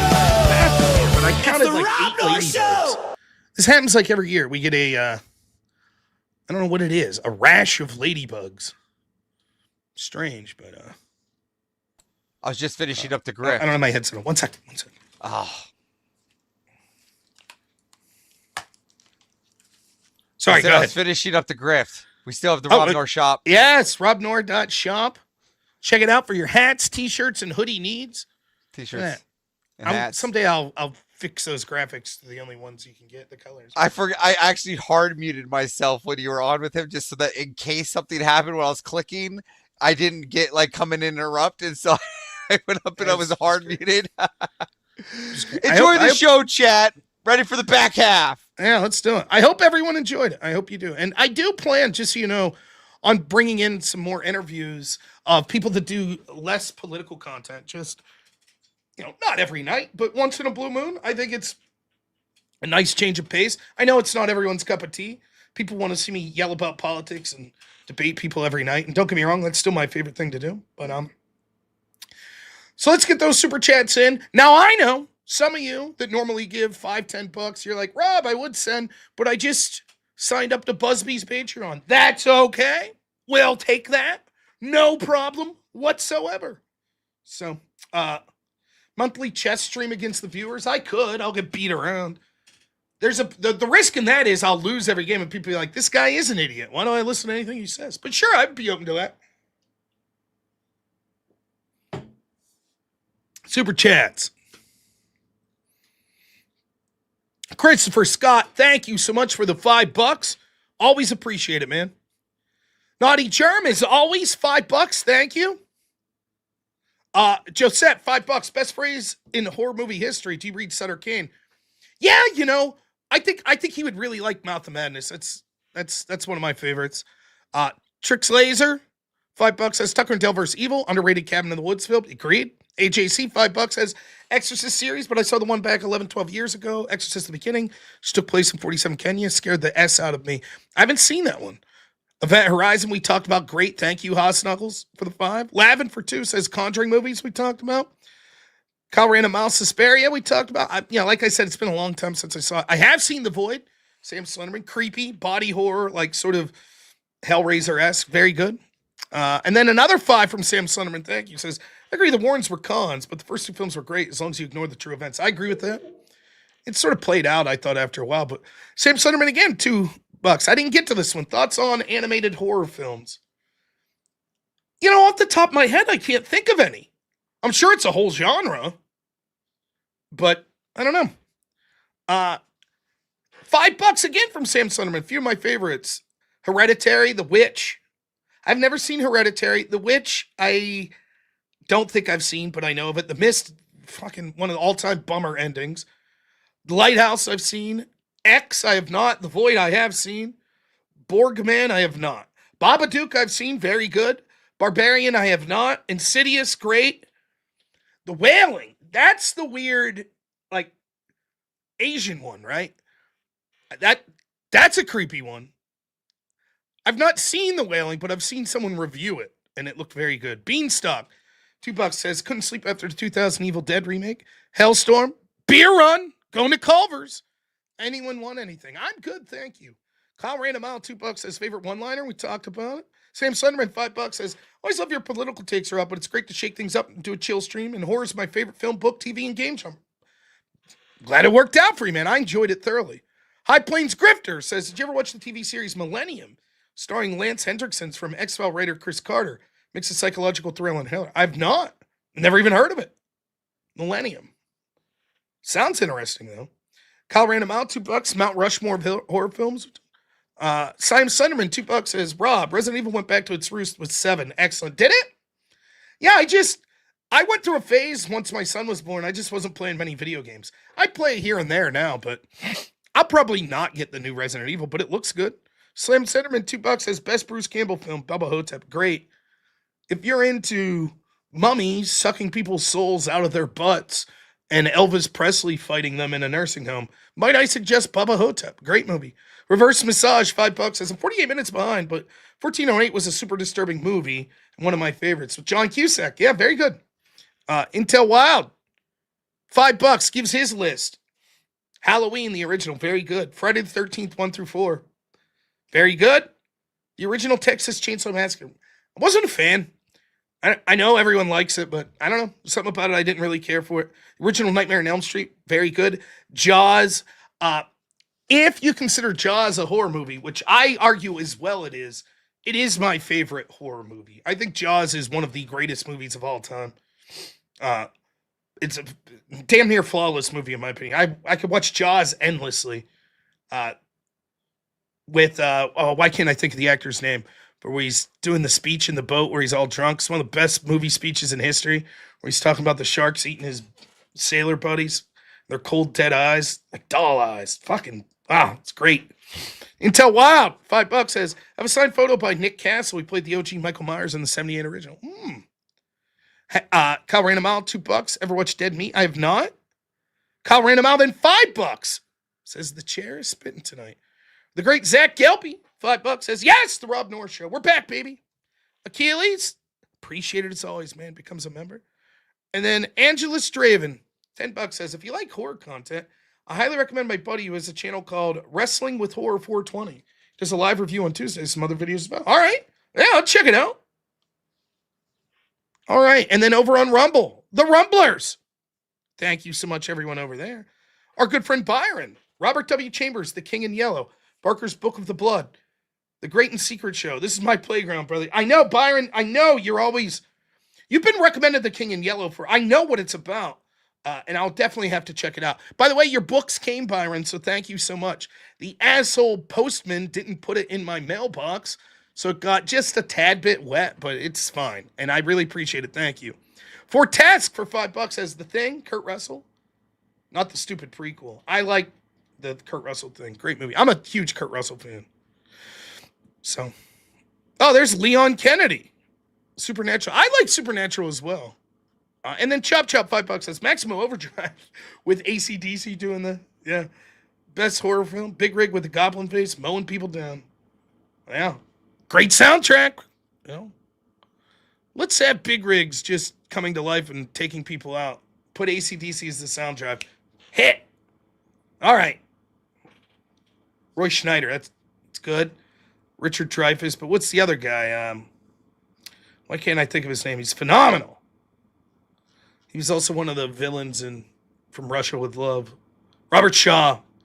I can't remember why I can never remember his name. Robert Shaw is an all-time actor, man. He's fantastic. If you watch The Sting, Robert Shaw's in it. Fucking great. A great movie. Robert Shaw's amazing in it. Always plays a tremendous, gruff dude. He's really good, man. Plus, he apparently bullied Richard Dreyfuss on the set, so... yes, I know the Scribe of God character that's played by Booger from Revenge of the Nerds that everyone says I sound like. Thunderstruck, your favorite AC/DC song? The one I find myself listening to the most now is Shoot the Thrill. I think they play Shoot the Thrill in the original Iron Man movie. And it's just, I don't know, there's something about that song that just pumps you up, man. Intel Wild, $5. Black Christmas, very underrated horror classic. Many ways, the OG. Black Christmas is sort of where the idea for Halloween came from, the Michael Myers character. Creepy as shit, man. It's a good movie. I think they remade it too. I never saw the remake, but Mimic, I've seen, yeah. All right. Transitioning from the horror stuff. One more time, last time. Please, if this horror content, by the way, I know as a Yinzer Pittsburgh guy, a lot of times it sounds like I'm saying whore, as in a woman of the night, but I am saying horror. So don't hold my shitty redneck accent against me. But if you like horror, please check out my friend Buzby the Grim's channel. Fantastic. And consider checking out his Patreon. Throw some bucks his way. $4 a month, man. Really help the content keep rolling out. So, downtown. My yins always give me shit. Down to the crick here. You guys can fuck off. All right. Thank you all. By the way, you guys were awesome in the audience as well. So thank you for that. All right. Next up, I got to get a chess streamer on. That'll be my next plan. We have had one, but he was a lefty. Magnus Carlsen? Yeah, sure. He's always getting drunk playing. Get Magnus come on play me, talk about chess for 2 hours while he crushes me. Yeah. It'll be all right. My man's Ginger GM, out of the UK. But yeah, I mean, I would definitely talk to Magnus. Interesting guy. Well, while we're transitioning, thanks for the 5, Michael Reeves. Thank you, man. Go ahead. It's 24 hours left to lock in your fantasy league for F1 on the Rob Discord. There you go. Just go down to Average's Secret Projects, click the link, and you can join in too. You got 24 hours to lock it in before the season starts. Look at this, C. Scott. He knows. Simon Williams, Ginger GM, best chess commentator, hands down. Love me some Ginger GM. All right, let's talk about politics. So, we'll briefly transition away from the Iran attack stuff, but not really. Because what I wanted to talk about was what we talked a little about yesterday, which is the situation going on in Texas. And in particular, Herrera running there. The big story, though, is Cornyn versus Ken Paxton. Now, I'm going to give you the super I don't pay attention of this. There are going to be people listening that know more of the specific details on this than me, but the specifics aren't all that important for the general commentary that I'll be giving here. Ken Paxton, AG there, railroaded by the Democrats and the establishment Republicans, tie him up in a bullshit lawsuit, which he's able to win. A lot of the sort of establishment Republicans were out to get him. He has been one of the most consistent attorney generals that has supported the Trump agenda. He stood by Trump even when all of the January 6th shit was going on. He's been reliably what you would consider MAGA to be. His opponent, John Cornyn, not only was one of the people that co-signed off on the lawfare against Paxton, but he's someone that said that Trump shouldn't run again in 2024, that he should just drop out of the race. He pissed and moaned about how the evils of January 6th. He's pushing for amnesty bills. He's pushed for a gun control bill. John Cornyn is through and through everything that you hate when you hear about rhinos. Now, here's the thing. I don't like the term rhino a lot. Because rhino, Republican in name only, who gets to define what a Republican is? One argument says the leader of the Republican Party, which is undoubtedly Trump at this point. Okay. Another answer could be Republicans are what Republicans do and what the ones in office are. So, is it that you're Republican in name only if you aren't a fiscal conservative? That's rhino shit if you're spending big money. Really? Because that's what all the Republicans do. That might not be what they campaign on. That might not be what you think they should be for. But that's what they are. Right? What is real Republicanism? I know what I want it to be. I want one of the parties to be fiscally conservative, small government, populist. But is that what they are? So it's a little quibble I have of me. Maybe it's like Trump's a Republican in name only. Because the real heart of the Republican establishment is the neocons, is the big spender Republicans. Right? So the term rhino to me, is John Cornyn a rhino? I don't know. I think he reliably represents the core of the Republican Party that's not Trump. I'm not really interested in quabbling about it. It's not a big issue, but I always just think it's funny when I hear the term rhino.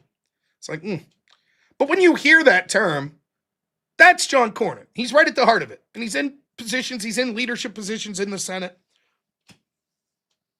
All right? So, Paxton doesn't like Cornyn. He runs against him. Now, the establishment Republicans hate this. Now, do you ever notice when there's in a red state where there's a real shitty Republican, like an establishment Republican, like Murkowski, the Republican establishment sends millions upon millions of dollars to ensure that they win the election, both the primary and the general. But if you have real firebrand conservatives that are running, especially in deep states, where you're like, how come in some of the most conservative states do we have the shittiest, wishy-washy fucking Republican representatives? Well, there's one of the reasons. Because the people that are controlling the party, as far as the financial levers and the leadership in Congress, that's who they are. That's who they are. They don't want, if I ran for Senate, they'd be like, fuck this guy. No, we don't want him. We want a Mitt Romney type character. We want a Lindsey Graham type character. And they'd pull out all the stops and all the money to make sure that a real sort of populist MAGA person's like, no, we don't want them winning the primary. Because understand, the real battle they're fighting is not against the Democrats. The real battle they're fighting is for the heart of their own party. So Ken Paxton's a threat.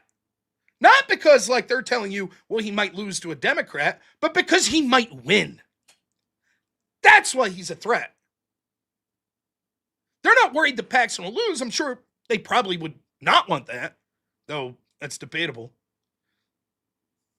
They just don't want MAGA to continue to take over the Republican Party. It's bad enough to them it's taken over the presidency, but we don't want it to take over the Senate. So the old establishment Republicans, they've thrown, depending on estimates, $80 to $100 billion to help Cornyn beat Paxton in the primary. Paxton estimates show spent $4 million. And he took it to a runoff. Imagine spending in a primary almost $100 million and still not getting to 50% of the vote. You outspent your opponent more than 20 to 1. And you still can only out them by like a percentage and have to go to a runoff. And now they're making the case to you, well, here's the deal. Cornyn, if he wins, here's why you, a populist sort of Trump supporter, Trump voter, here's why you should vote for Cornyn, why you should want Cornyn to win. Because he will reliably beat, what's his name, Talarico or whatever, the Democrat, who's an insane psycho. Whereas Paxton may lose. Really? Cornyn's so a shoo-in, right? He's so more likely to win that the dude outspent his opponent 20 to 1 and barely eked out. And now has to go to a runoff. That doesn't sound like a strong candidate to me. And the bullshit they'll say, well, you know, we need to stop this because we're spending money fighting other Republicans and we should spend money fighting Democrats. Cool. Then tell Cornyn to drop out. You're the assholes that sent him $100 million. Why? You should have said, hey, raise your own fucking money. If that other guy could raise money and beat you, then hey, we'll go with him. But no, that's not what they did, was it?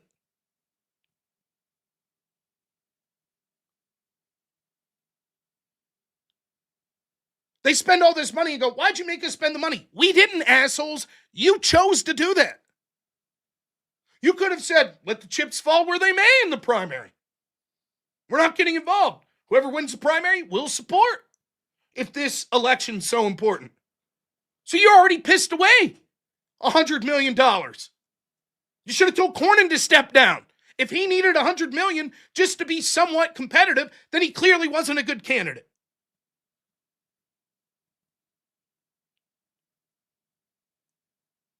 I cannot stress this enough. All of this bullshit about, well, Cornyn's more electable. By the way, isn't it funny they're not saying, well, Cornyn's better on this policy, or his idea here's better. They don't even try to tell you that. They know it's bullshit. What are they going to do? Convince you? Well, the problem with Paxton is he's against amnesty, unlike Cornyn. He's against gun control, unlike Cornyn. He didn't say that Trump should drop out, unlike Cornyn. They can't even make the case. So they have to come up with some complete bullshit. Well, it's just about Cornyn being more electable in a general election. If that's the case, why didn't y'all come together and find someone that wasn't Paxton, if you don't like him, that would be electable in a general election who didn't hold all the positions I just said? No, instead you threw $80 million in.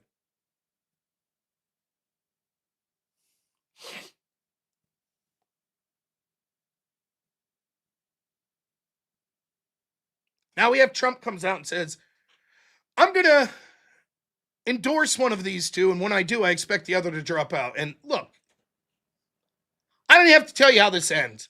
If you've been a little down on Trump after the Iran attack, get ready. It's going to get much worse. Him endorsing Cornyn is everything. If and when Trump fails in his second term to actually drain the swamp, look no further than that moment. That's it. Look no further. He listened to the people who hated him the most drive his decisions as president. And there is nothing more blatant than if he endorses Cornyn and tells Paxton to step out. Paxton, the man who crawled over broken glass and suffered great personal issues, being attacked with lawfare, etc., who's been reliably sticking up for Trump every step of the way, and John Cornyn, who has been a thorn in the side of the president for years. But Rob, he voted for Trump 99% of the time. Yeah, on procedural shit mostly. How about the issues that matter? He's with Langford pushing amnesty on Trump's signature issue. How's that? He's one of the people that's sort of trusted in a position of leadership. How's the Senate been doing so far in Trump's second administration? They've been doing well? Getting a lot of shit passed? Nah, they haven't done shit.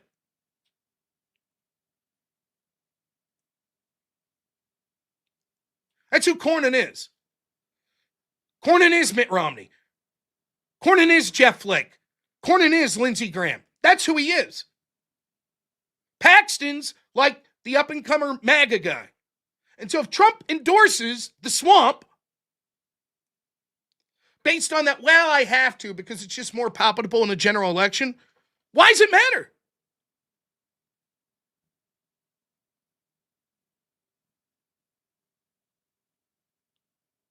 What does it matter then?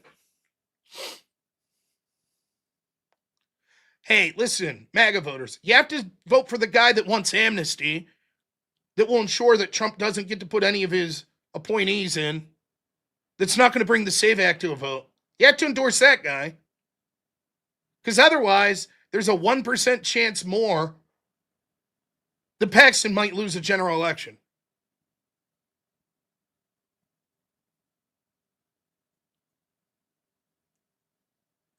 I'm sorry. If that's what the issue is going to be, how will you ever replace one of these establishment senators? Now, it's funny because if you listen to the people, they'll tell you, right? They'll tell you exactly what you fear. On one hand, they'll say, oh, come on.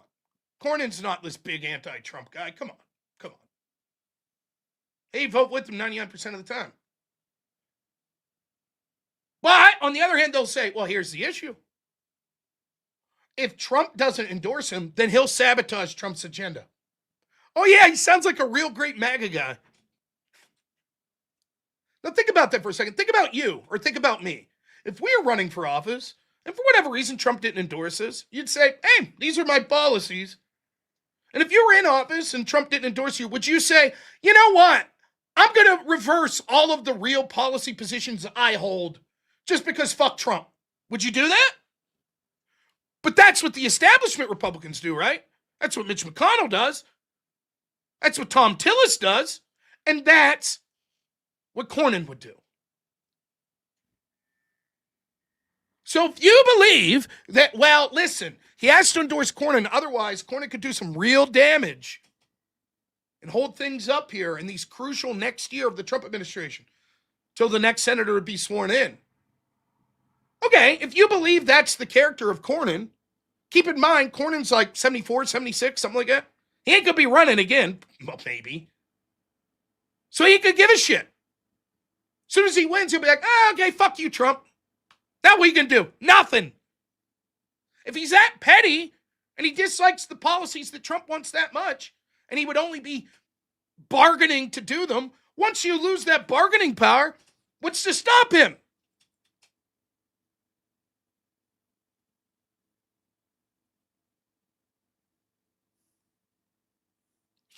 But Trump will fall right for it.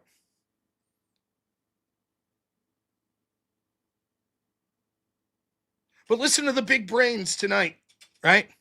I saw so many of the Trump supporters, they were like, listen, here's the deal.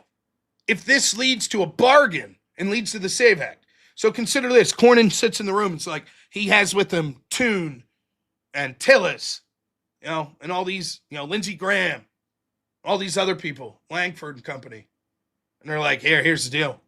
We'll give you the SAVE Act if you put your support behind our good Rhino, there I used the word Rhino, our good establishment friend, John Cornyn there. That's what it's going to take for you to get the SAVE Act. Hypothetically, would I take that deal? Probably. Might regret it a year from now. Because you're stuck with Cornyn for 6 years. But if is the SAVE Act that important? Probably. But here's the rub. Someone show me the proof that they're going to do the SAVE Act. People are just saying it like it's a foregone conclusion. Oh, yeah. What's happening is Trump, the art of the deal. He's negotiating with Cornyn as we speak.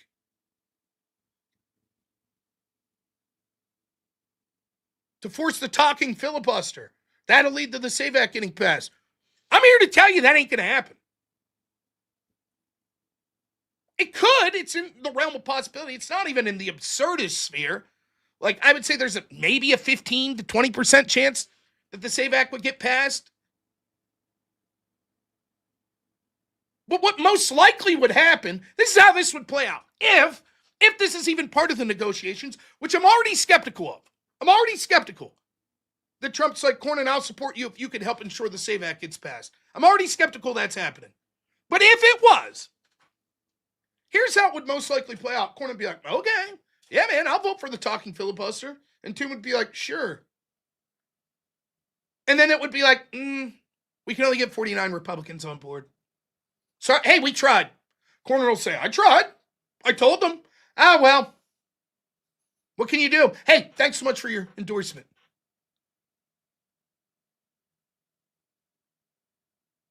I've been saying this for months.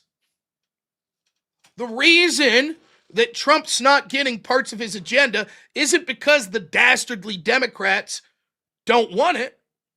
It's because enough of the Republicans, particularly in the Senate, also don't want it. They don't want voter ID. They don't want Trump's appointees. They don't want to enshrine Doge. They don't want to enshrine border security. They don't want that shit. And the filibuster is a convenient excuse for them to say, well, we would do it, but we need 60 votes. You are never going to get 60 votes in this political environment. It's not happening. The Democrats play hardball. We won't give you shit. We'll lock down the government over nothing.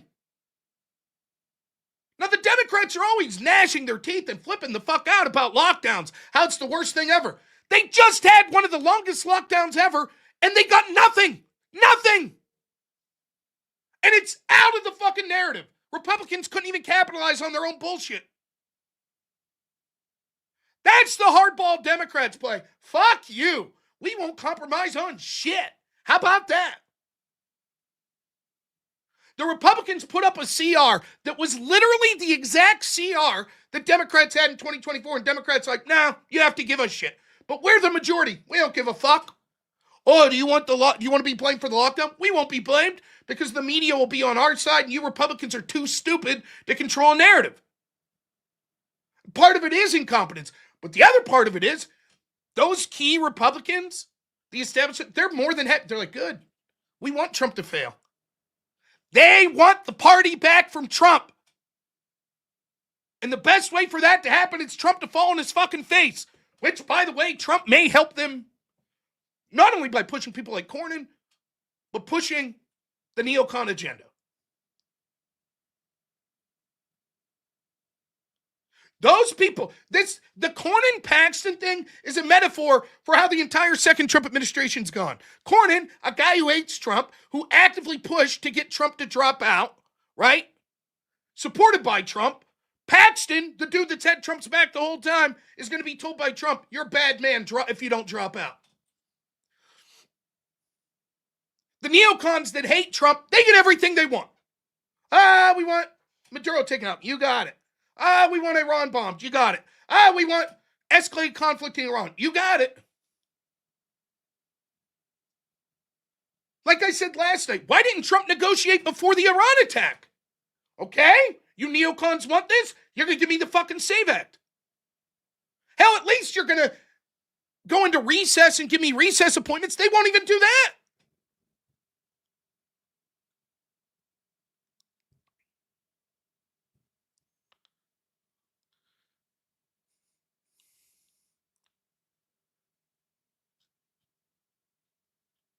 So Thune, let's see if I find this.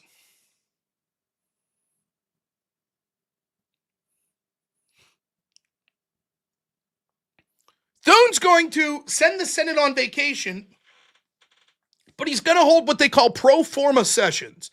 And that's basically when you leave one senator there to gavel in. Now, the reason for this is because if they sent the entire Senate home, all of these appointments that Trump's trying to appoint that are being held up, Trump would be able to appoint them himself during a recess. But Thune doesn't want that. So he gives some bullshit excuse and is like, nah, we're going to do these pro forma sessions, leave one person there, just so Trump can't get what he wants. Now, why can't Trump get these appointees? Well, because there's no law, but there's a tradition in the Senate, not enshrined in law, that gives what's called blue slip authority. And what that basically means is any state that has a Democrat senator, that senator could say, nah, dog, I don't want this appointee to come up for a vote. Okay. That's it. So the Democrats refuse to let these people come up for a vote.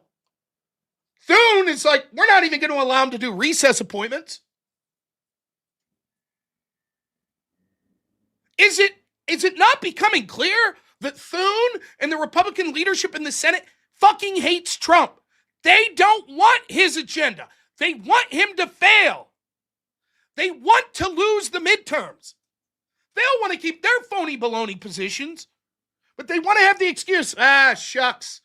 Geez, we were just about to get to Trump's agenda too. We were just about, now the Democrats won more. Oh, well, now we can't do anything. It's a shame too. We're about to get to work. What a shame. That's John Cornyn.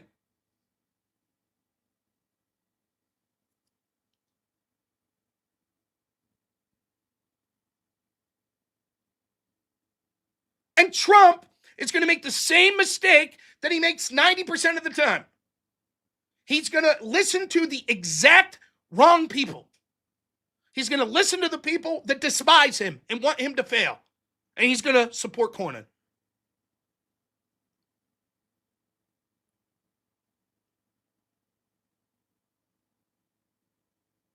Now, is there a chance that possibly Trump could negotiate some kind of deal? He's sitting in a room with Cornyn and Thune, and he's like, here's the deal. Right now, we have 48 votes to support the SAVE Act and a talking filibuster, right? 48. We're missing 2. Those 2 have agreed that they will end that filibuster if you support Cornyn.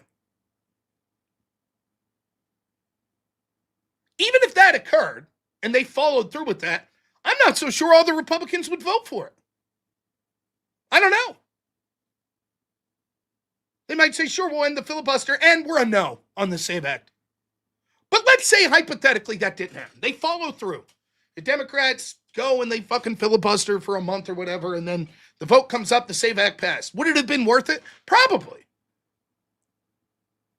But just like we talked about in these past days, yes, it is true. There are scenarios I would say, is it worth to bomb Iran? Yeah. If they're on the cusp of getting a nuclear weapon, they're about to deploy it, sure. The question is, how can I believe it? And once you say, of course, there is a scenario, wouldn't you know it? The very people that want you to do that will go, you know what's crazy? This is the exact scenario you just outlined. Oh, you want the SAVE Act? Well, you have to support this anti-MAGA dude then for another 6 years. And the MAGA guy that's been great and reliable and a great fighter for MAGA, who's won all of these court cases in Texas, and he's got to kick rocks. Sorry. But then you'll get the SAVE Act. Why would I believe them? Why do we have to fucking negotiate with members of our own party on an 85% issue? 9 out of every 10 fucking Republicans think we should pass the SAVE Act. And we have to negotiate with our own senators? This isn't like a 55-45 issue. You can't even fucking think of an issue that's more popular than that. 90%? 85%?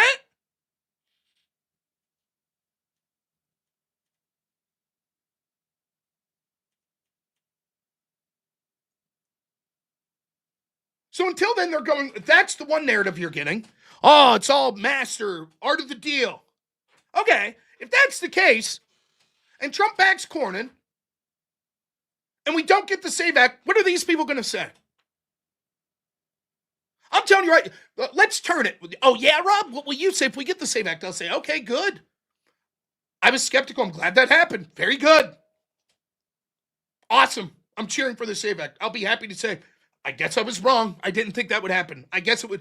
If getting rid of Paxton absolutely leads us to the SAVE Act, I guess I would support that. As much as I hate the fucking, a good man like Paxton, hopefully they would have his back in some other position. But okay, fine.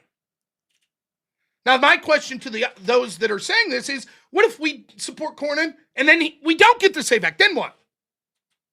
Are they going to say, oh, we got stabbed in the back. Fuck it.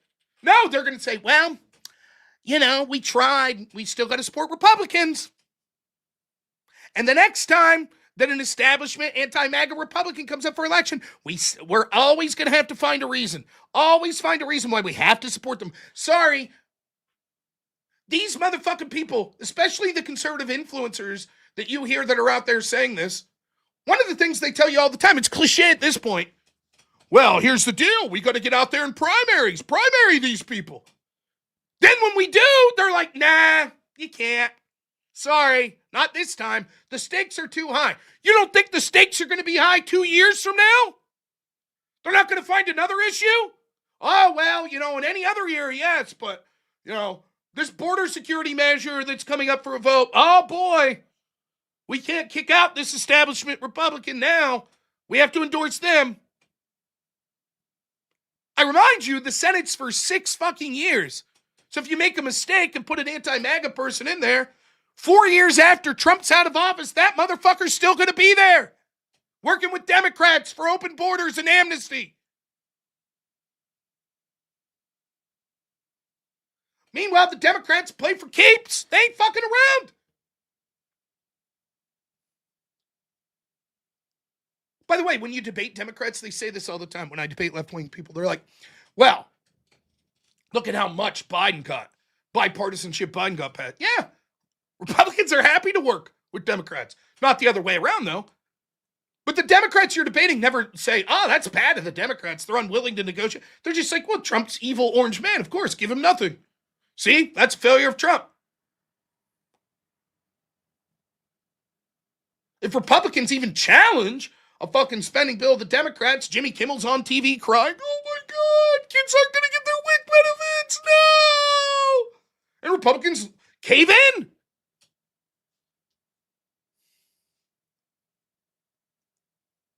What's the political harm of forcing a standing filibuster? Or talking filibuster? Well, you see, Rob, there's all these other bills that the Senate, you know, they want to spend your money. They want to fund, they got to fund DHS. They're going to fund a bunch of shit.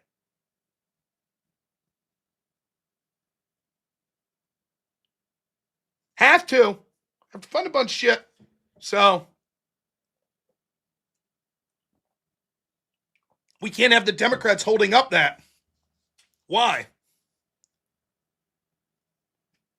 Let them. Hey, I haven't got my WIC benefits. That's because the Democrats are more interested in saying blacks are too stupid to get an ID to vote. They're still talking right now. Go ahead. Go to Capitol Hill and tell them, I'd like a vote on my WIC benefits. I'm sorry, we can't do that.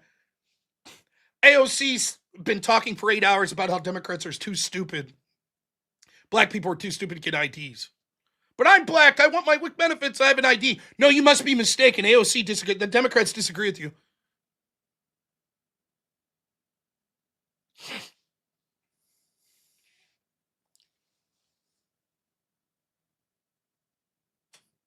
How doesn't that look good on an 85% issue? The Democrats are so interested in illegals voting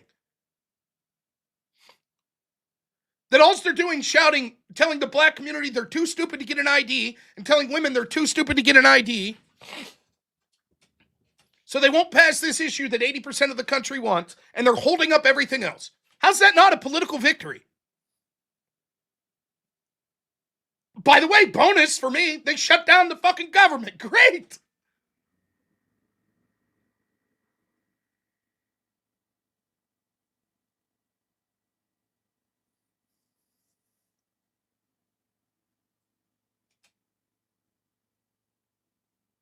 Of course, the other argument is Cornyn could win a general election easier versus Talarico than Paxton. Where's that confidence come from? Okay, I'll give you this. He's won in the past, sure. The dude just spent $100 million to basically come to a tie with a dude that spent $4 million. That doesn't sound like a candidate that the Republicans are super excited for. I guess if I'm steelmanning the argument, it's, okay, the base isn't enthused about Cornyn, but they'll come out no matter what. And the undecideds are more likely to go with Cornyn than Paxton.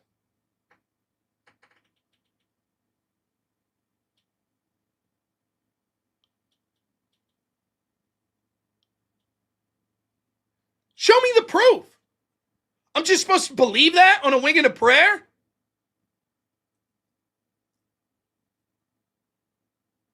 Sorry. What next? Name a Republican senator that you think's shitty that you couldn't make this argument if they were up for election this year. Can't get rid of Murkowski. Can't get rid of Collins. Sorry, can't do it. They're super important right now. Maybe they'll decide to change their mind and push for Trump's agenda. Maybe. So we have to keep pushing for the Republicans that can't wait to vote to impeach Trump once the impeachment starts, or can't wait to vote for amnesty and open borders once the Democrats get in control.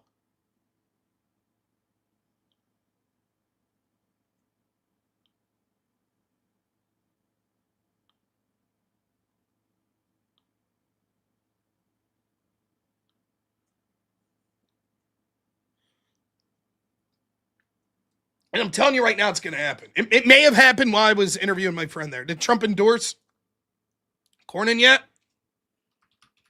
It's going to happen.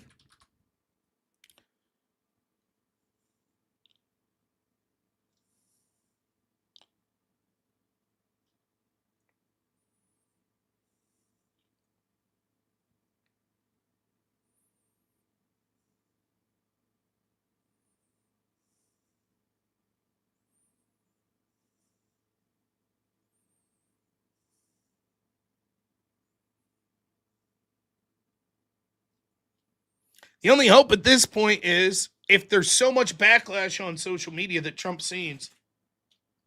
Thank you, Tyler TV. Appreciate the raid, man. Thank you. If there's so much backlash that causes Trump to rethink and say, you know what? My base is pissed.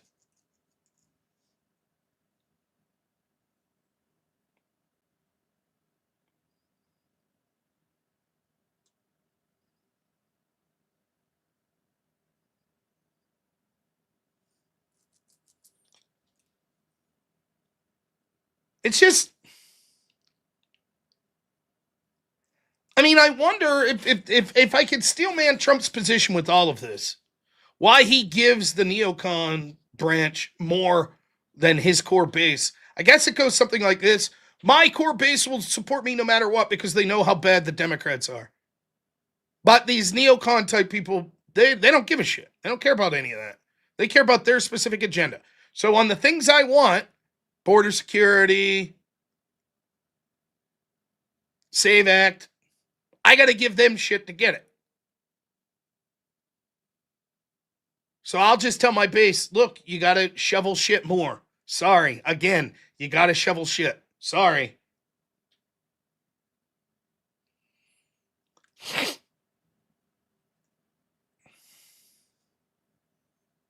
Hey, Blue Texan. We should be angry at Trump for starting this war. Maybe. At least we didn't pretend that a human vegetable had cognitive ability. By the way, I love the fact, don't you love that these Democrats come in? Something they'll never do. They never criticize their own side, but they'll come in and tell you. It's just like the atheist will tell you as a Christian how you should think as a Christian. The Democrat will tell you why you should criticize your own side, something they're unwilling to do themselves. Didn't see a fucking war under the Obama-Biden administration they didn't like. Totally fucking supported it all. Totally supported taking us to the cusp of World War III with Russia. But now they have some things to say. Fuck them. Those people mean nothing to me. I'll criticize Trump because I feel like criticizing Trump. I'll talk to other people that I don't think are partisan shitball hacks. But people like you could just tell Blue Texan. Now, trust me, Blue Texan, whose name is Blue Texan's now about to tell you this. I voted Republican. I'm a centrist. Uh-huh. We've heard it all.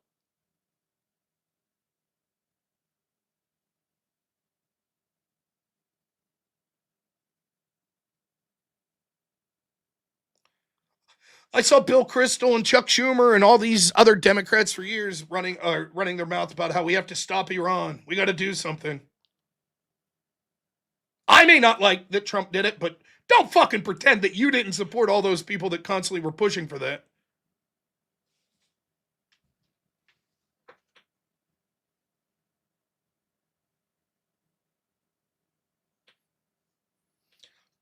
Think of how many missiles are being shot at U.S. interests right now because of pallets of cash that were sent by Barack Obama and Joe Biden that allowed them to buy weapons. Pretty cool, huh?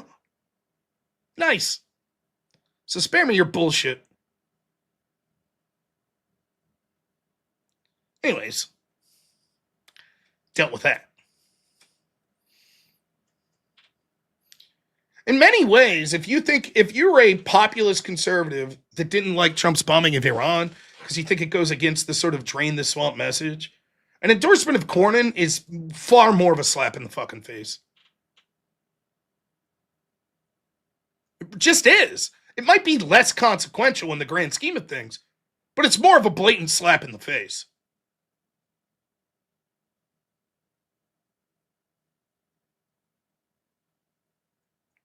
Anyone who says, look, we have to endorse Cornyn because of this very unique situation, because he's more likely to win a general, or because this is some bargaining chip necessary to get the SAVE Act passed, can anyone that falls in that camp explain to me in what way we will ever be able to get rid of any Republican senator through a primary?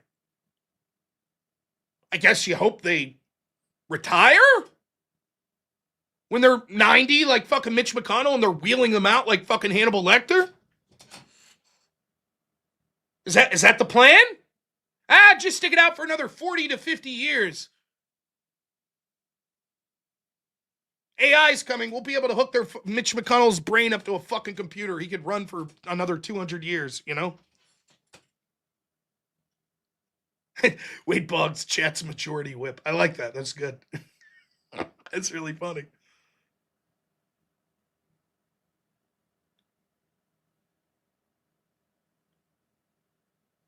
Someone explain it to me. When will we be ever? Well, it's just this unique situation. I guarantee, we'll be told the same thing in 2028. Oh, it's a presidential election year. Now's not the time to fuck around with new people. We need consistent people in there. We can't afford to spend money in a primary. Just pinch your nose and vote for Susan Collins this time. We have to support them. All opponents of hers must drop out, or else it might harm us upstream in the election. Then, 2030, same fucking story. Oh, it's most important. Electability is most important. We need a moderate.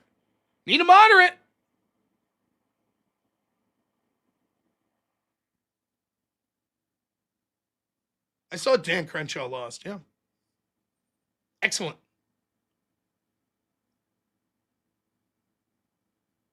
That's all I'm asking. Someone explain when it could even hypothetically change under this stratagem.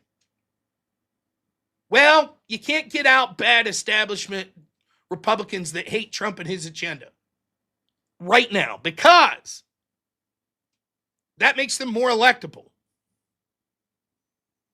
Varying reasons makes them more electable. And if they're not there, they could sabotage Trump before they're out of office once they don't get the endorsement. And it could potentially be a bargaining chip for other issues that you want. Okay. How will that same case not be able to be made every time that one of these career Republican senators that are absolute dog shit come up for election? Every time. Bandit brings up Dan Crenshaw. I mentioned this yesterday. It's worth reiterating. And I've seen other people since say this. Hey, Trump, if you're watching, that's what people think of the neocon agenda. Dan Crenshaw. That's what they think. Out. That's where you're going.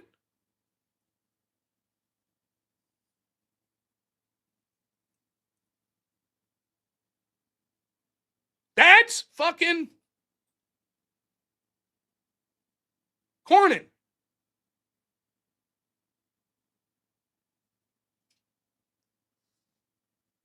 Now, what Republicans could be doing instead of demanding that Paxton, a true actual fighter, step down, what they could be doing is focusing on the insane Democrat guy that won the nominee, that beat Jasmine Crockett, this Talarico guy, who virtue signals about his white privilege, all this other bullshit, says he wants Texas to be a welcome mat.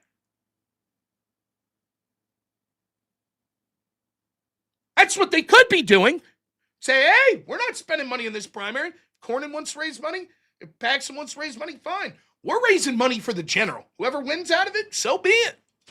But no, they're not going to do that. But Rob, you don't understand. It's all a big club, and these things are important, and you might not like it, but you gotta play ball, and these people are in positions of power, and blah, blah, blah. Yeah, and they always will be then, based on this rhetoric. When we actually have a good fighter with a proven track record, you're like, yeah, fuck that guy.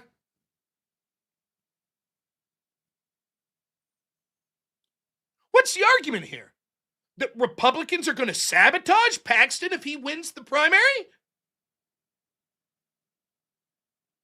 Now, I had this debate in 2022 or maybe 4 when Mastriano ran for governor.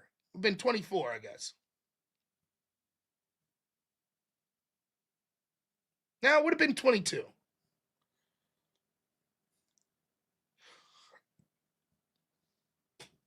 I liked a lot of things about Mastriano. There were other things I didn't like. Okay. And I was talking both on screen and off screen with people in the Republican apparatus and the Republican Party at the county level in Pennsylvania. And I was talking to a guy who was a county commissioner, good dude. And he's like, here's one of the problems with Mastriano. Mastriano was running on establishment politics is bullshit, right? He's sort of doing the drain the swamp thing. I'm an outsider type guy, you know? So one of the things Mastriano did, and it's probably something I would have done, though I've since gotten smarter, you got to play ball a little. He was basically like, I'm not going to run as part of the Republican establishment. So let's say you're a county commissioner from a county in Pennsylvania and say, come to our $50 a plate dinner so we can fundraise. And he was like, no, I'm good, thanks. And this commissioner I'm talking about is like, not me, but the people that he turned down showing up to fundraising events and dinners, they're pissed. They're not going to support him. I said, okay. Are they official Republican officers? Like commissioners, treasurers? Yeah. I said, okay. Well, there's an answer for that. Get him the fuck out of power! Fuck you then! If you're an elected official in the GOP and you're like, I'm not going to support this GOP candidate because he didn't come to my fundraiser, get the fuck out. Get out. You have no business being an officer then. Fuck you.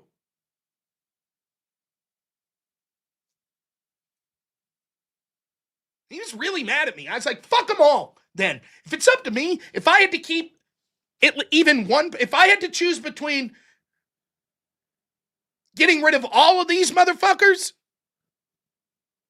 or none of them, I'm picking get rid of them all. Fuck them. What have they done?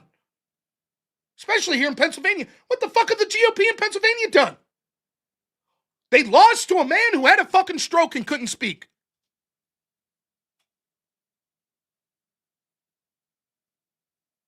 Finally, in 2024, they had some victories. But after the disastrous 2022, no one fucking suffered the consequences. Everybody fails up. And there's me like a lone voice telling them right to their face, like, fuck you, you should be out of a job. They don't like to hear that. I don't really get many invites to the big cocktail parties. I don't give a fuck.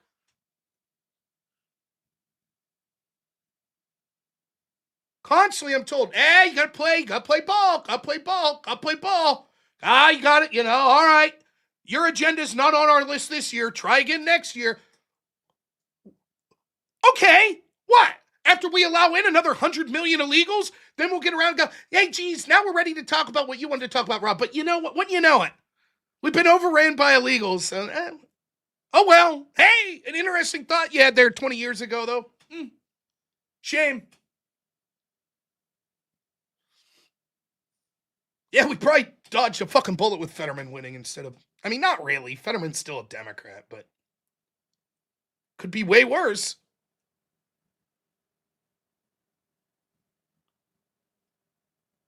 Imagine that, though. Well, Mastriano didn't fucking come to my dinner, so fuck him. I'm not going to support him in this election in Pennsylvania for governor. Really? Is that the same argument we're hearing now with Cornyn? Well, if Trump doesn't endorse Cornyn, then the establishment Republicans would be big mad at him. Really? Then I guess that's a fight worth having. If that's going to be the issue, fine. Then Trump's fucked either way. At least let's out these motherfuckers, right? Get their asses out. 2, Trump could spend the rest of his term fighting impeachments and fucking pointing out the disastrous Republicans that are intentionally sabotaging his agenda because they're big mad that he didn't endorse Cornyn. Fine. Great. That's a positive draining the swamp outcome. Then we'll see what we can do in 2028.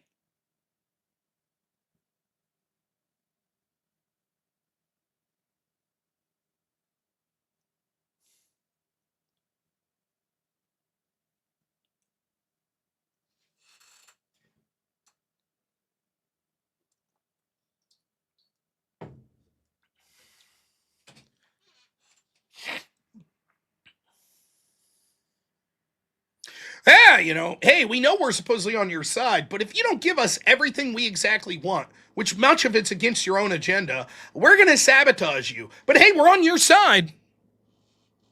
So you might as well give us everything we want.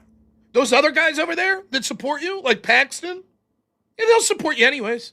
So fuck them. You don't have to give them shit. They'll reliably keep supporting you. All you got to say is, aren't the Democrats worse? I guess. There you go. Well, I'm sorry. Look, I'm still in the try to make incremental gains, try to vote Republicans, even if there are Republicans you don't like, try to vote for them. That's still where I'm at. Primary them. Take the country in a better direction. When the Democrats win, they move the pendulum so far the other direction. Then we have to spend years fighting just to get back to where we were. And I think I'm a pretty articulate person.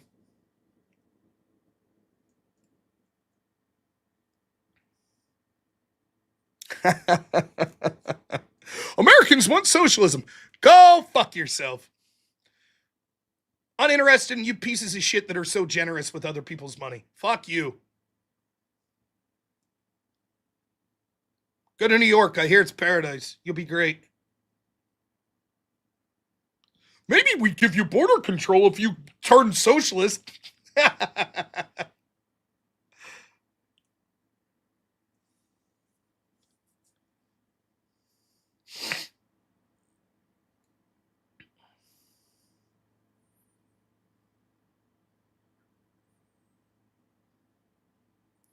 But I'm pretty articulate. You know who else is articulate? I don't know how much influence he'll end up having. Nick Fuentes is pretty articulate. His movement will be voting Democrat.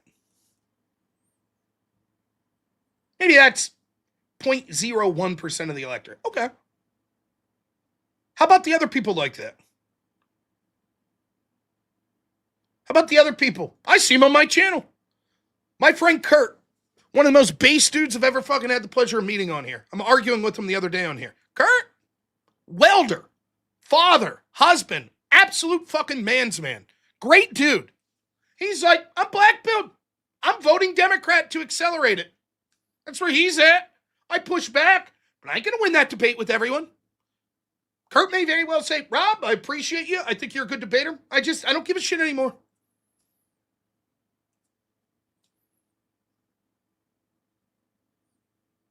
If the argument being made by the establishment neocon wing of the Republican Party is, listen, here's the deal. We can fuck you over, but your base never will. They're going to support you no matter what. Then the only chance the base ever has to get the shit done they want is to say, fine, then we'll fuck you over too.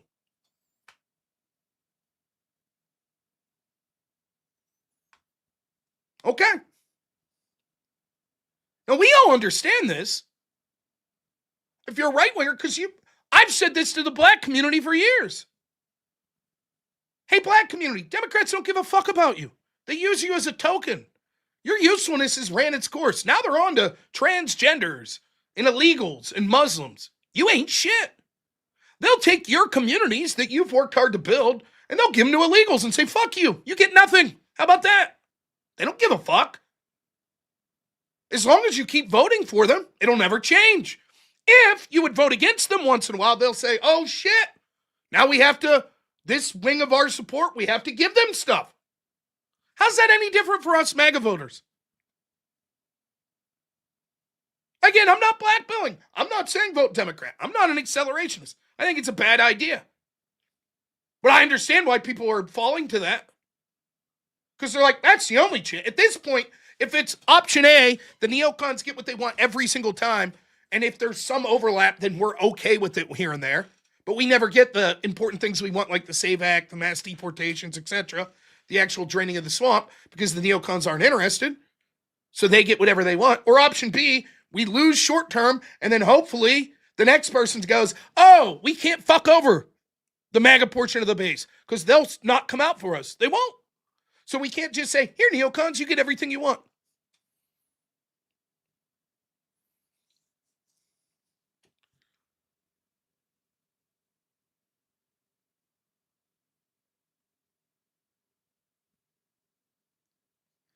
I'm going to have to spend so much of my time arguing against that accelerationist point of view. And as always, when it comes to these sorts of things, there's a kernel of truth of what they're saying. I just disagree with their solution. But they're right.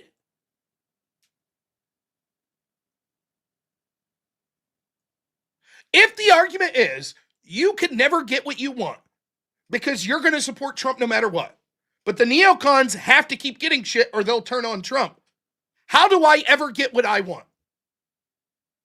What are my options?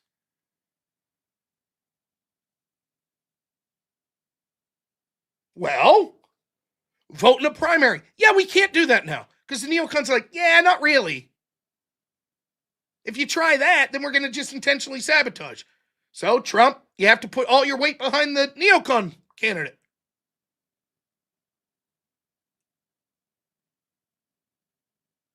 So what do? We just say, well, I guess that's it, folks.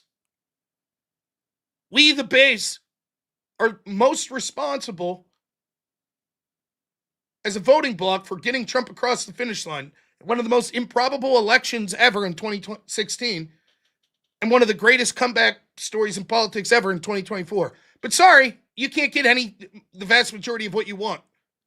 Because we got to continue to have fucking wimpy Republican, neocon Republicans.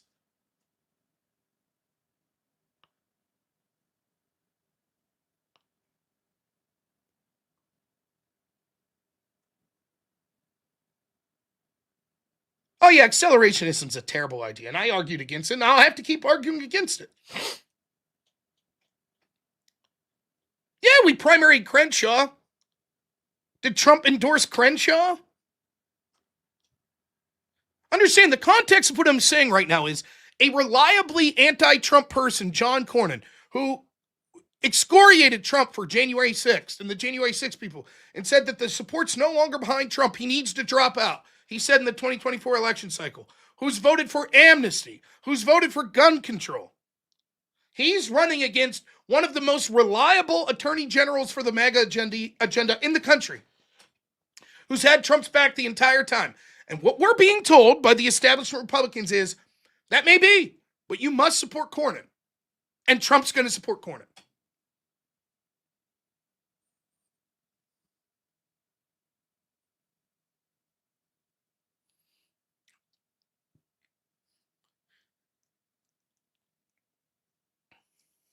What are we supposed to do with that?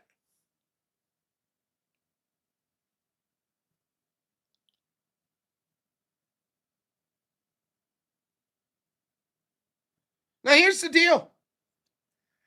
I don't know. Trump may see the tea leaves and say, whoa, maybe I'm not going to endorse anyone. Trump might say, you know what, I'm going to endorse Paxton. Or maybe it results in the SAVE Act getting passed through some deals being made.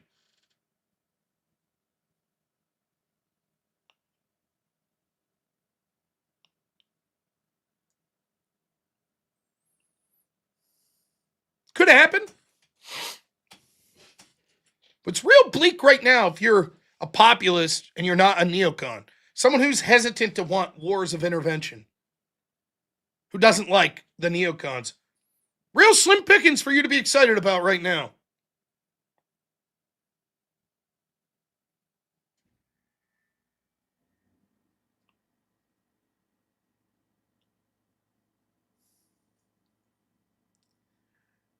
And at some point, something's going to break. You can only say, my base will just eat another shit sandwich over and over until the base says, we've had enough. We've had our fill. No, thank you. And then everyone's going, you can't. You have to keep eating the shit sandwiches or the Democrats will win. Yeah, I just don't care at this point.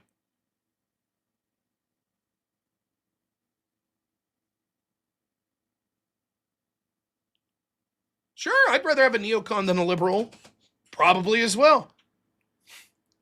But at some point, if my option is, for the next 200 years, you'll never be able to have a populist. You'll only have neocons.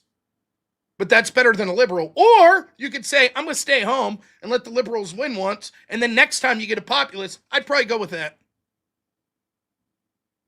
I'm not pushing for just accelerationism because I don't think it's that simple. But that's the argument.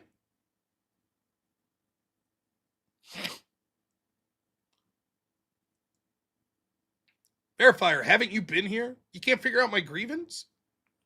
I always think I articulate myself quite well in a common parlance. So that the average person... So it's always shocking to me when I have people say, I don't know what you're saying. I don't want Trump to endorse Cornyn. He is an establishment piece of shit. Paxton's really good. The people giving reasons to embrace Cornyn are full of shit. There. Make my grievance clear? Or maybe you're just joining, in which case. There you go. That's the nutshell of it.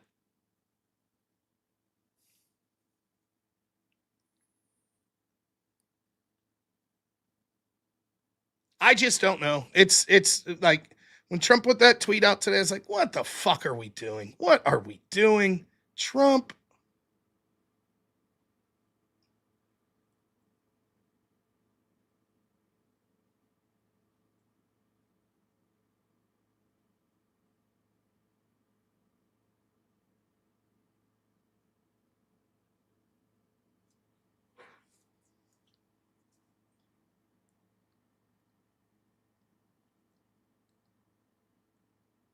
Louder, but with the mouth more open.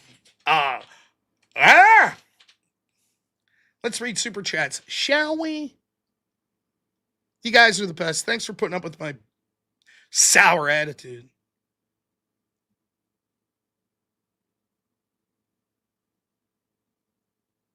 Until Wild, $5. Thank you. Says Rob Rant. Thank you. And then another 5 says, I love hearing you preach, brother Rob. Thank you. Really appreciate it. Baxter Boy, $5. Thanks so much. The Great Wade Boggs, $100. The absolute legend that he is. As a person who's pro-whip, I'd like to criticize chat for not being more whip conscious. Strongly urge you all to support more wheel. I mean, a double-edged sword, but yes, sure. Now, I saw some controversy. Here's what I said the new rule will be. Only $100 dono will get a whip wheel. Until I'm like, all right, we're done with the politics portion of the show. Now we'll play whip wheels. After that, every $100 benchmark we get to will count. So, for example, let's say I end up with $720 before we start whip wheel songs. But Wade's the only one who gave 100. That would be one song. But then, at that point, if we get to 800 or 900 or 1,000, I'd play another song then. So, at that point, it becomes a collaborative effort. Zach Gelpy, $5 says, a conservative can win Texas. We don't need Cornyn. Anyone who says that's lying. Totally agree. It's an easy tactic for the section of the party that wants to be against MAGA. Well, we get it. We get all of you hate us. Our policies are super unpopular with our own base. But you have to vote for us because the other guy can't win the general. It's bullshit. Of course that's what they're going to say because they can't run on their policies. Amnesty is going to be a winning argument in a Republican primary? I don't think so.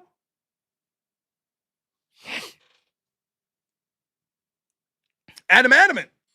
Thanks so much as always, man. $10 says, as much as I dislike Cornyn, my biggest fear with Paxton is the Dems have more ammo against him than Cornyn. Like affairs, lawsuits, etc., they'll bring up again as an October surprise. Right, much of which have been intentionally fed by Republicans.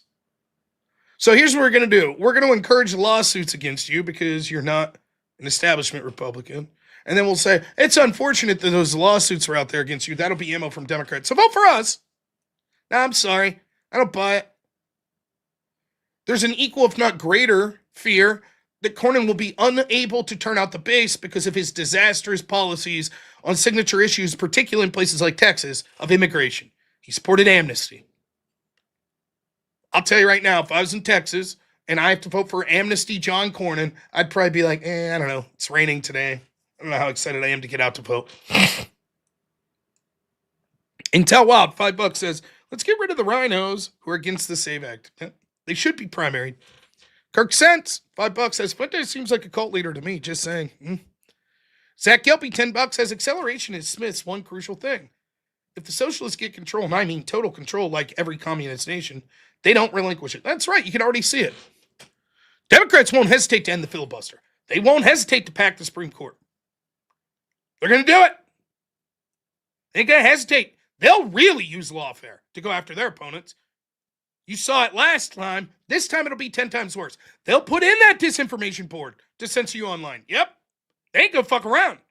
They're going to mass import in 4 years, another 10 to 15 million people. Then they're going to give them amnesty and a pathway to citizenship. That's what they're going to do. And then if you could somehow win 4 years after that, you're going to be 10 times in a worse position than you are now. And you're going to say, how the fuck do we reverse this trend now? Chances are you won't win. Reverse massage. $2 says, let Chair cook. Chair is pretty good. Hailstorm. $5 says, random question. Do you get heartburn from slightly greasy food like pepperoni pizza and stuff? He clicks on the mic that sound familiar. I don't know. I'm congested a little, but I don't have any heartburn now, if that's what you're asking. Over on Rumble. Oh, we've already got to those chats. How you doing, Rumblers?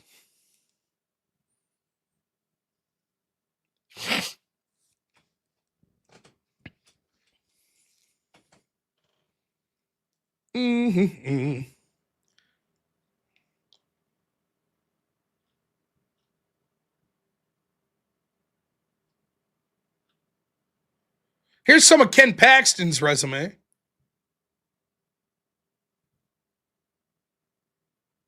Successfully led over 100 lawsuits against the Biden administration focused on halting open border policies and immigration overreach. Secured a landmark court victory upholding Texas' ban on ballot harvesting to protect election integrity.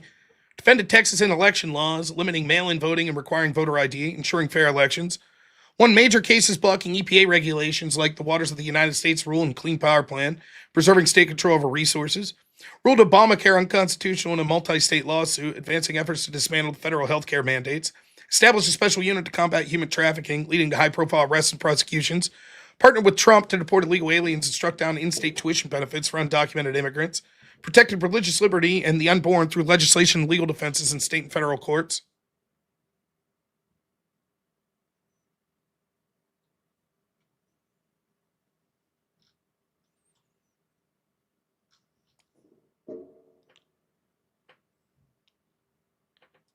Here's John Cornyn. Trump can't win in 2024, says Texas Senator John Cornyn. Trump's time is past him by. Cornyn says, I don't think Trump understands that when you run in a general election, you have to appeal to voters beyond your base.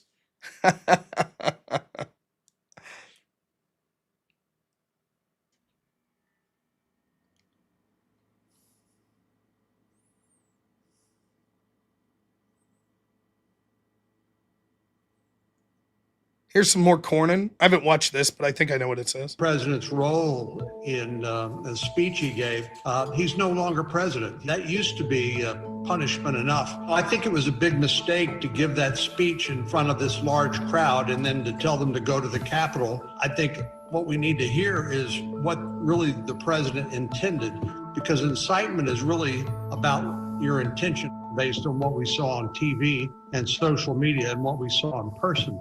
I'll reserve judgment until after I hear their case. You need to work on our broken immigration system. Where I would start is with the DACA recipients. They came here to this country as children, and we don't hold children responsible for the mistakes that their parents make. It's important for us to talk and see if there is some balanced approach that makes sense.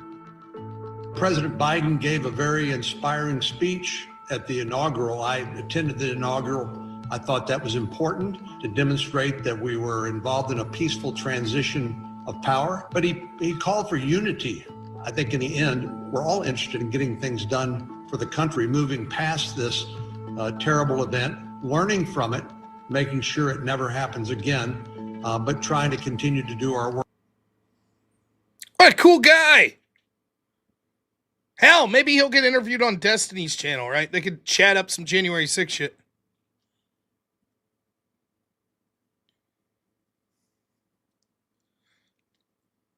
Here's John Cornyn talking about recess appointments in the past. Be talking about recess appointments. On the issue of vetting, though, how critical is it then to have access to what the House Ethics Committee has found in their investigation? I think there should not be any limitation on the Senate Judiciary Committee's investigation, including whatever the House Ethics Committee has generated. So you want to see it? Absolutely. Tulsi. Be talking about. Yeah, no recess appointments. Blue slips for the win, baby. No Trump appointments.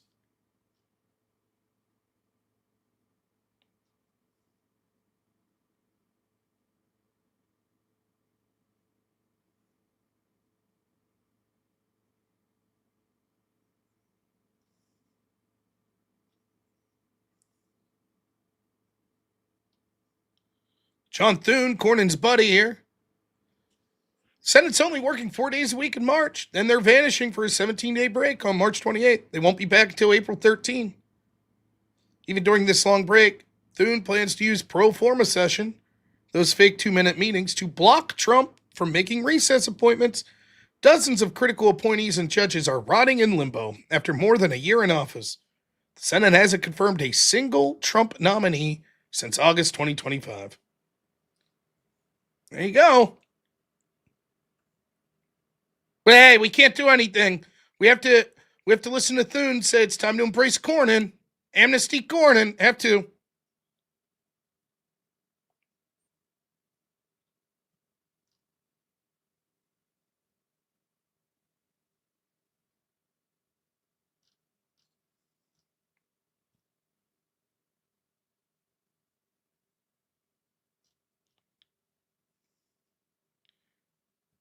Now, what's likely to happen is Trump will embrace Cornyn, and Paxton's not going to get out. And then Paxton's going to find himself in this weird position where he has been completely loyal to Trump, and he's going to get attacked by Trump. And he's going to have to say, listen, I still am loyal to Trump. He's wrong about this. He's making a big mistake. Cornyn's terrible. I'm going to stay in the race.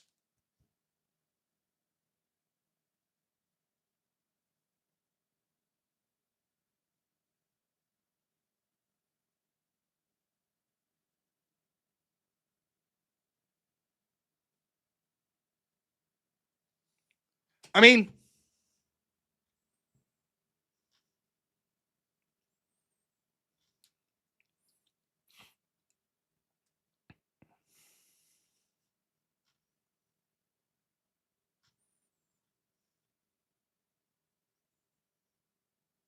can someone explain to me how we ever get rid of one of these establishment Republican senators if this is the new theory? We have to have mayor, they'll sabotage. Or can someone explain to me, if we're not going to force talking filibusters, how the fuck we ever pass any legislation? Democrats are just going to say no. How do you get to 60? How? What are you going to do?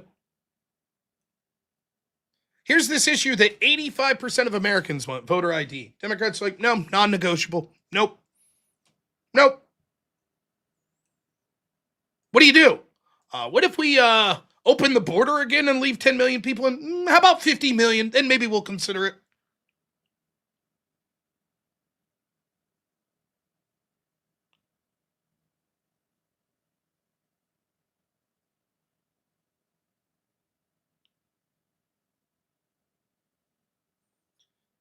All right. Let's get to some more positive things. Don't black pill, have fun in life. Nothing's over. The one thing I'll say is this. The issues that seem important today, 2 weeks from now, will hardly seem important. SAVE Act still going to be important. It won't get passed. But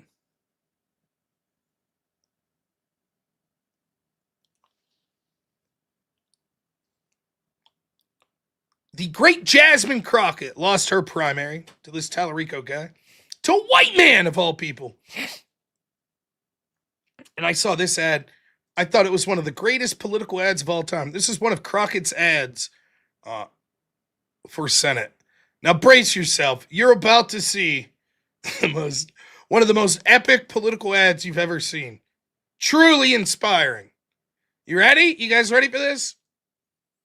Get ready. Jasmine Crockett. It wasn't enough to take her over the finish line, but truly one of the greatest political ads of all time. How about this new one they have? Their new star, Crockett. How about her? She's the new star of the Democrat Party, Jasmine Crockett. They're in big trouble. But you have this woman, Crockett. She's a very low IQ person. I watched her speak the other day. She's definitely a low IQ person. Crockett.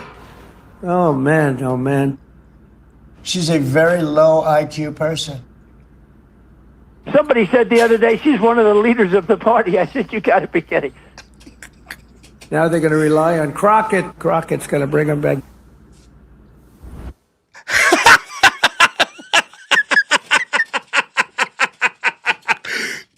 This chick's a fucking moron.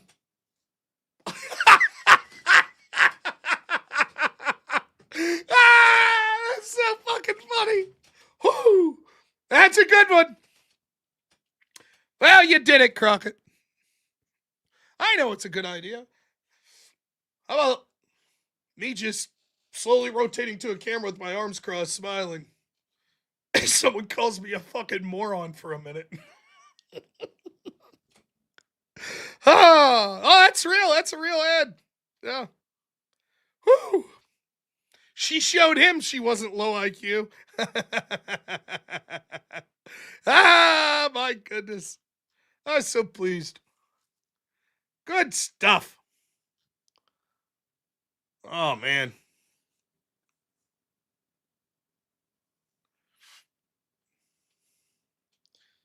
There were some good exchanges with Tim Walz today. I wanted to focus on this one. It was reminiscent of my recent Christian nationalism debate.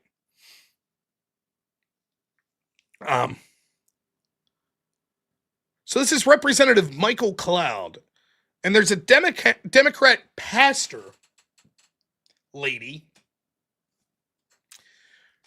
that's there to talk about, hey, as a Christian, you have to be a socialist and give the Democrats everything they want, as a Christian.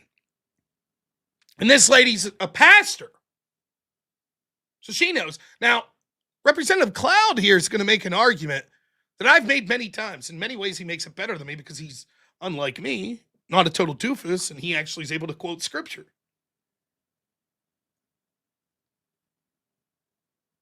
Ready? Well, thanks, Rocket Red Glare. Okay, here we go. You, to the extent that you did to one of those brothers of mine, even the least of them, you did this to me. I would ask you, who's the you in that passage? Thank you for your question. You, meaning all of us, the followers of Christ. Followers of Christ, right. In Matthew 24:3, it says, after Jesus was sitting on the Mountain of Olives and the disciples came to him privately, and then they asked him, that began this whole chapter. Now, what Christ didn't say was to lobby your government. He said, if you have, you give. That's the general biblical principle here. Now, this is a great point, right? And it's something that I hear, it's like a contradict that now the left-wing Christian or the atheist, they don't give a shit about being consistent. They just want, remember what I always say, when they're being hypocrites, it proves two things. They don't care about what they're saying, but they know you do. So when the Democrats gnashed their teeth about kids in cages under Trump, and then with Biden, we had two times more kids in cages, and they were like, we don't care. It proved they didn't care about kids in cages, but they knew it was effective. That the average person's like, yeah, I don't want to see kids in cages. They didn't give a fuck. If they cared, they would have said, oh my God, 2 times more kids in cages. So they never cared. Okay, but there's other things that they don't care about. Why don't they bring them up? Because they're only bringing up things that they don't care about that they know you do. Such as the Epstein files. Why are they harping on the Epstein files now when they were silent for 4 years? Because they don't give a shit. They don't care. They don't care at all. When Hakeem Jeffries is reaching out to fucking Epstein, like, come to my fundraiser with Obama. When Stacey Plaskett, a Democrat's fucking in real time communicating with Jeffrey Epstein in 2019 to smear Donald Trump while his attorney Michael Cohen's testifying, they don't care. They don't care at all. But they know you do. So they focus on that issue. That's what they do with religion. They don't give a shit about your religion. They don't care about Christianity. They just wear it like a skin suit and say, this is what good Christians need to do, all of our left-wing policies. So they don't give a shit that they're directly contradictory. How many times have you let me know if you've heard this argument? I heard this just the other night. Well, Jesus said, give unto Caesar which is Caesar's. So that means you shouldn't get involved in politics. Okay. Then on the other hand, Jesus said to be charitable. So we need to vote for socialist policies, big welfare policies. Wait a minute, didn't you just tell me? Render unto Caesar which is Caesar's. In other words, we shouldn't be concerned about politics. Now you're telling me not only should we be concerned, but we should have the politicians taking our money to give to other people. No, Jesus is not saying don't get involved in politics, quite to the opposite. Jesus wants you to be an example on this planet. You're not supposed to say, well, heaven is eternal paradise, so I don't really give a shit what happens here. That's not the attitude. You're still supposed to try to make this world a better place through your personal actions, and why wouldn't that extend to the political? Of course it would. When it comes to this idea of charity, the argument wasn't be charitable, so force your neighbor to give food. It was you give food. You give money if you have it. Not forcing someone else to give it. That's not charity. That doesn't make you a good person. That's bullshit. But they always cite these verses. Oh, see how generous Jesus was. Yes, he was. He told people to be generous. Absolutely. Of their own free will. In fact, now I'm about to do something that may get me in trouble with the people that are more knowledgeable of the Bible than me. Wasn't this like sort of the whole problem with the Pharisees? That the problem with the Pharisees were that they were super concerned about following the letter of the law as opposed to the spirit of the law. So if the biblical rule was you have to tithe 3%, they always tied exactly to the penny 3% and said, that's good enough for us. And Jesus was like, no, man, that's not the point, right? The letter of the law is less important than the spirit. When you have abundance, you give.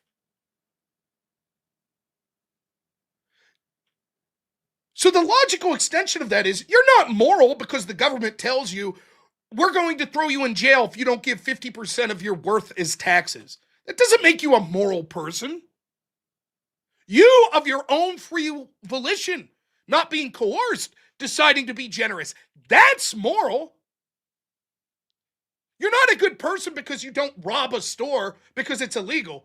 Ah, boy, if they ever disbanded the police and said there's no law, I'd rob the shit out of that mom and pop store. But the fact that I'm not because I'm afraid I'll get arrested, what a good person I am.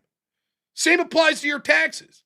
If you step over the homeless person and don't give a fuck, but then say, but I did vote for Bernie Sanders' tax proposal, so I'm a good person. No, you're not. There is nothing moral about you forcing other people to be charitable. Nothing.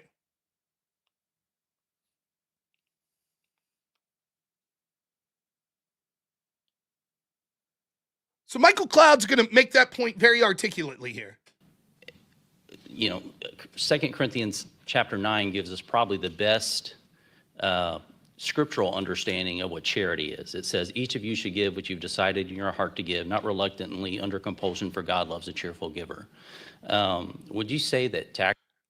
Not reluctantly, not under compulsion. Get that?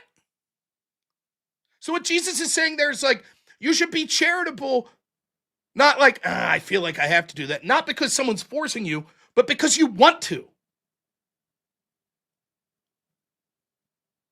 You voting for socialist policies to force other people to give their money isn't charitability.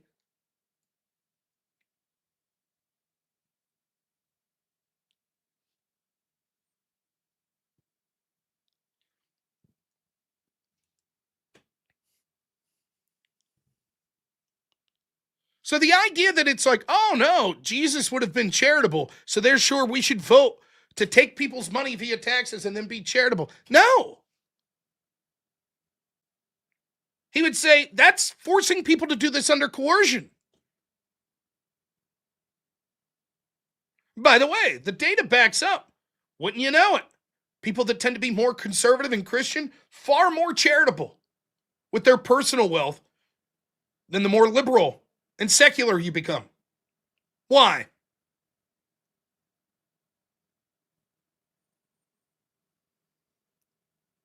Taxes are under compulsion.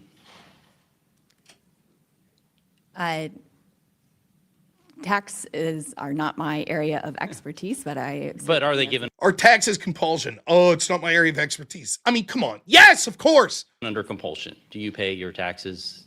As a U.S. citizen, I pay my taxes. Yes, as we all because do. what happens if you don't?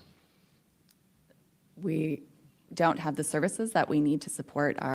Now, see, this is one of the things this pisses me off. Is this woman incredibly stupid? Probably. But I don't even think that's why she gives this answer. She gives it to be duplicitous. Is it compulsion for you to pay taxes? Well, what happens if you don't pay your taxes? We don't get the services. No, you go to jail or you pay a fine. You know that's what he's saying, but she's got to pretend. Well, we won't get the services. No, but so it's just that little extra. It annoys the piss out of me when people debate like that. Just, you know what he's getting at. Yeah, sure. It's compulsion, of course. It's under penalty of law if you don't pay your taxes. Got it. What happens to you personally if you don't pay your taxes? You get in trouble. You get in trouble. I would say that's under compulsion. So if we're talking about what charities, I'm always amazed in DC how much of we get to define our personal worth as a politician or statesman or whatever you want to call us by how much of other people's money we give away. And so there's certainly a place for a social safety net potentially, but the idea that Matthew 25 is kind of used as a blanket statement. As a matter of fact, the parable that he gives right before that scripture that you go into is the parable of the talents, where you see someone, a business owner, go away and he leaves 3 employees in charge and gives them each a bit of investment. And 2 of them turn their investment into a profit, and one that turns it not into a profit, he does nothing with it, just sits on it. What does he call him?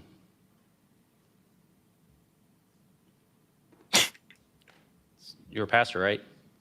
Yes, I am, sir. I don't have. He calls him a wicked and a lazy servant. And so, you know, scripturally speaking, God expects us to do something with what he's given us. Now, Romans 13 talks about the purpose of government. You know, scripture is replete with, there's different institutions that each have a different. She didn't really know the parable of the talents. Now, I'm an idiot. I'm no pastor. Even I knew. I might not have been able to say wicked, but I know the one that just buried the talents, money, right? The master was like, you're terrible. What are you doing? You're lazy. I might not have pulled out the word wicked, but she was stumped, and she's a pastor. Thing, the primary job of raising our kids and taking care of our families and the institution of the family. The government has a different one. It says, for the one in the authority is God's servant for your good. But if you do wrong, be afraid. For the rulers do not bear the sword for no reason. They are God's servants to bring agent of wrath on the wrongdoer. Would you say that someone who commits fraud is doing wrong? We all are against fraud. Right. Is fraud theft? Would you agree that that's theft? Yes. As the 8th commandment says, thou shalt not steal. Would you recommend that someone in your church go into debt to give an offering in your church? No. Okay, so we have a massive program of fraud that's being paid for by taxpayers, and it's not really us paying it, it's really our kids and our grandkids that are paying it. And yet we continue to see this massive expansion, all under the taken out of context of what charity is being defined as.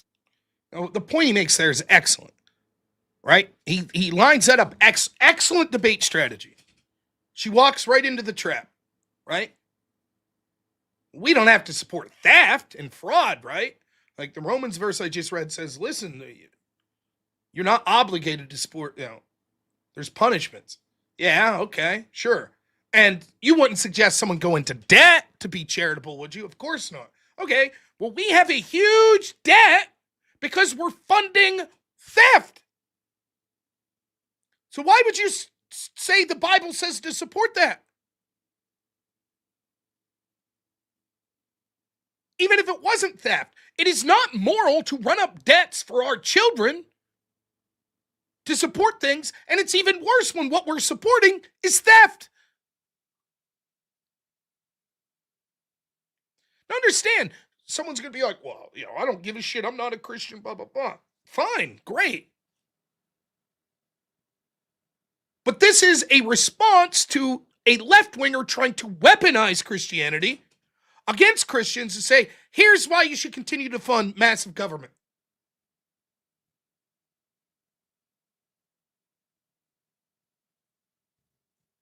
That's the whole point of this.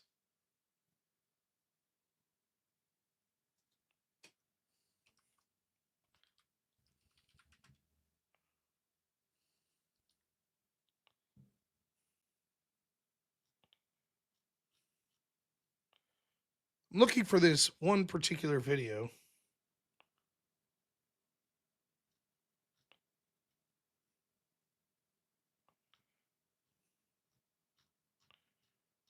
Hope I can find it.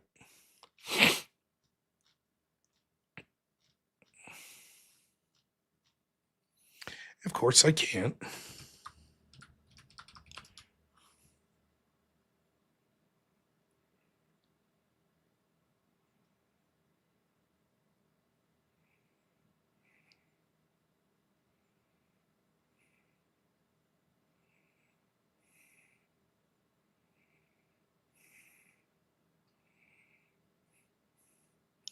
Here we go. The great Milton Friedman. I don't know if you all are a fan of his, but I think about this clip a lot when it comes to the idea of welfare, socialism, etc. It's a 2-minute clip, so bear with me. Did you ever have a moment of doubt about capitalism and whether greed's a good idea to run on? Well, first of all, tell me, is there some society you know that doesn't run on greed? You think Russia doesn't run on greed? You think China doesn't run on greed? What is greed? Of course, none of us are greedy. It's only the other fellow who's greedy. The world runs on individuals pursuing their separate interests. The great achievements of civilization have not come from government bureaus. Einstein didn't construct his theory under order from a bureaucrat. Henry Ford didn't revolutionize the automobile industry that way.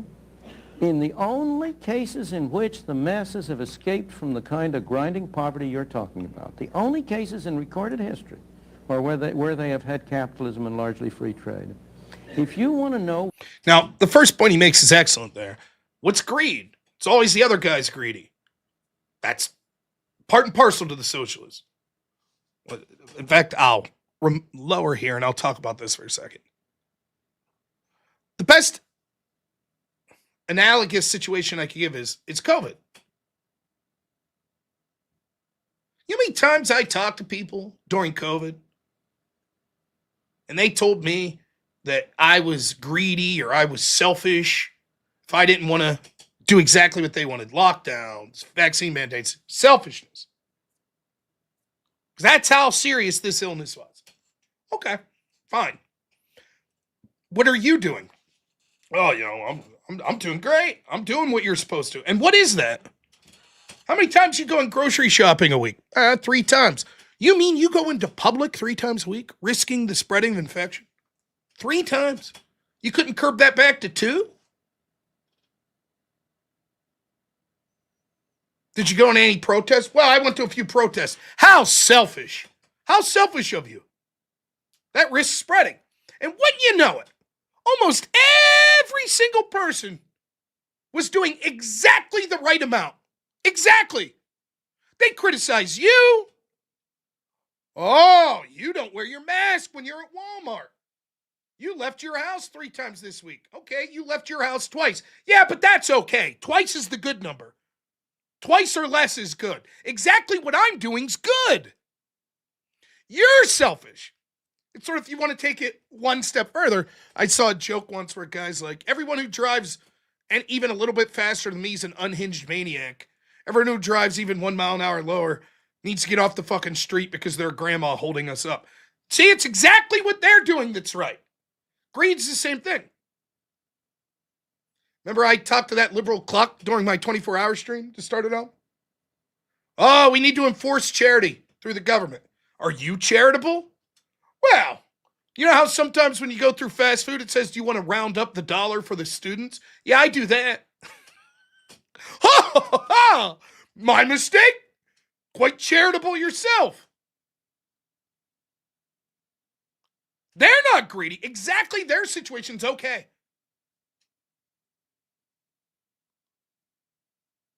What they're really trying to say is anybody with more money than me is bad. My situation's perfect. I'm good. But if you have a little more than me, you're greedy. You're a bad person. So Milton's actually making a very important point there when he says it's not us that's greedy, it's the other guy, right? And he says, name me a society that doesn't run on greed. What's really greed when you get right down to it? Selfish interest. You might define it as taken to excess, but who defines excess? Why do you go to work? Selfish interest. Would you do your job if you're not getting paid? Most people no. That's greed. That's selfishness. Of course. That's how shit gets done. Where are these magical societies that's not the case? Point them out. I'd love to see it.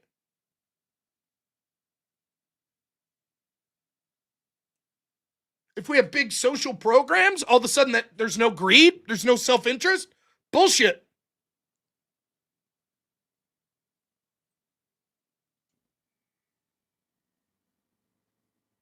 Yeah, there's nothing wrong with self-interest. That's what makes the world go round.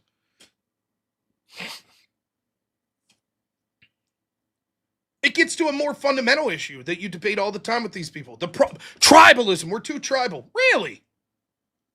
So somehow humans are capable of not being tribal? I don't believe it. And just like any virtue can become a vice if you take it too far, same's true of tribalism. Of course. If I say I want to kill everyone that's not in my tribe, that's bad. But if my tribalism is, I care first and foremost about me, my wife, my son, what's wrong with that? I hope you're all doing the same. I hope you care about your family more than other families. I don't think that means you go out and you harm other families, but that's the way it should be. You should not be treating your neighbor's family as equal as yours. You should care more about yours.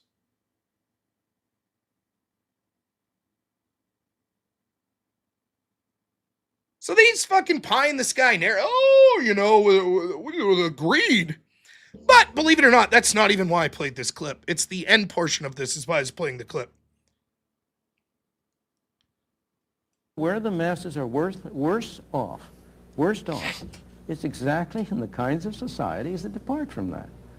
So that the record of history is absolutely crystal clear that there is no alternative way so far discovered of improving the lot of the ordinary people that can hold a candle to the productive activities that are unleashed by a free enterprise system. But it seems to reward not virtue as much as ability to manipulate the system. And what does reward virtue? You think a communist commissar rewards virtue?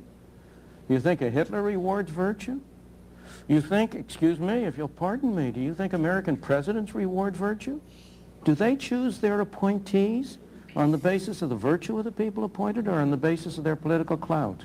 Is it really true that political self-interest is nobler somehow than economic self-interest? That's the line. Why is political self-interest more noble than economic self-interest? Can anybody explain that to me?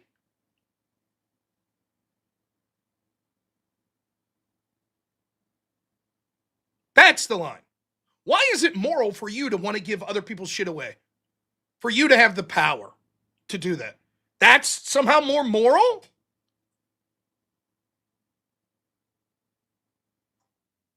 It is not an issue of morality. That's not it. If you want to make a practical case, if you want to point to some other value, I'm open to hearing it. I'm probably not as completely free market as Milton Friedman, though I think it would surprise you that he was for some social safety nets, etc. But make me a case why society would be better off for some sort of metrics. Don't come at me with this, I'm a good person and you're not because I voted for higher taxes.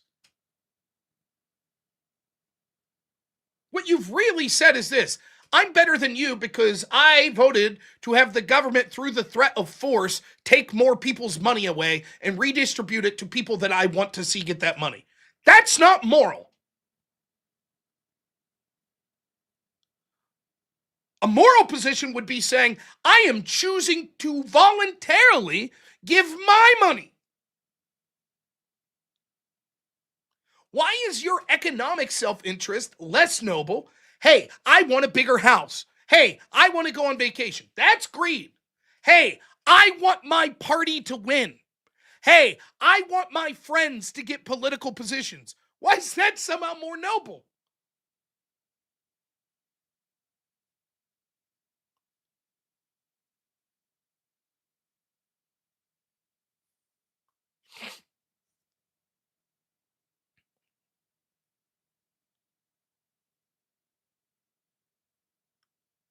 So, when people try to mask this and well, it's Christian. Socialism, it's Christian. Bullshit. Absolute garbage.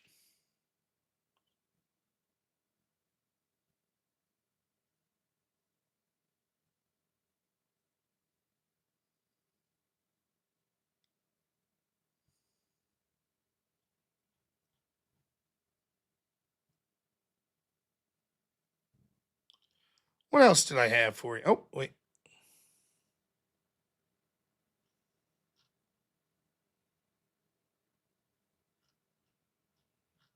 One clip I can't play.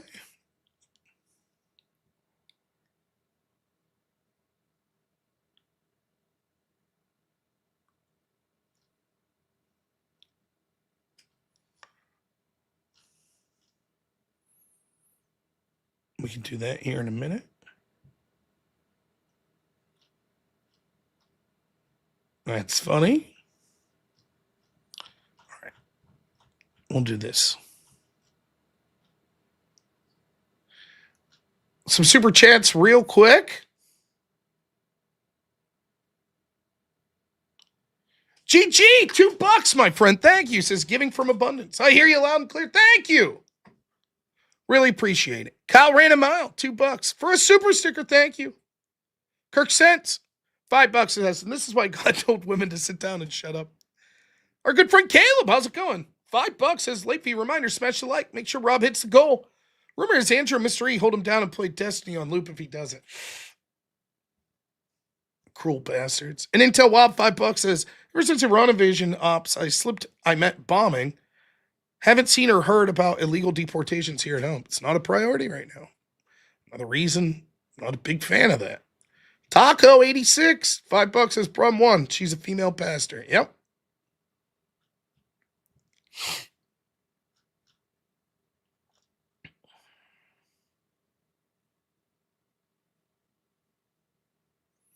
Now, here's the other story that I had.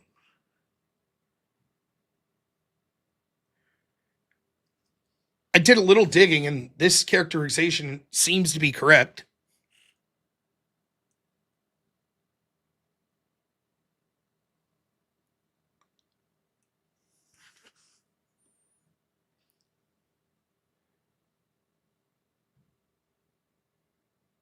This is a local newspaper in Utah.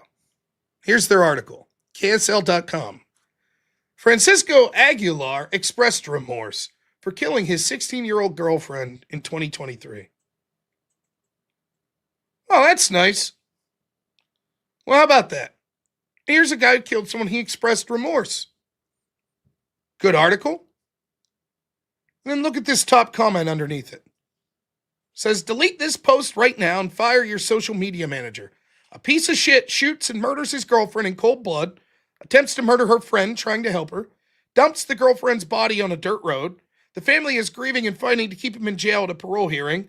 They should never be at because this sick freak was 17 at the time And the only thing you could come up with is a post is pro-criminal sympathy framing farming. It's a new low. Isn't that in a nutshell? You know, it's funny. For all the correct calling out of bullshit of like national newspapers and national media, in many of these places, the local media is fucking worse. It's terrible.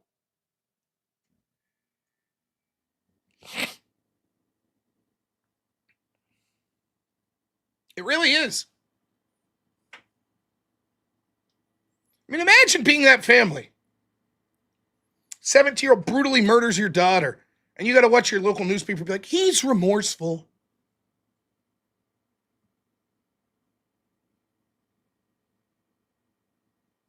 How about this for a headline? Piece of shit monster that deserves to spend the rest of his life in jail tries to grovel for sympathy points.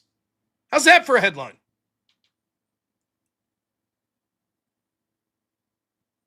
Or, you know, you could try to take your spin out of it and just give the, actual facts.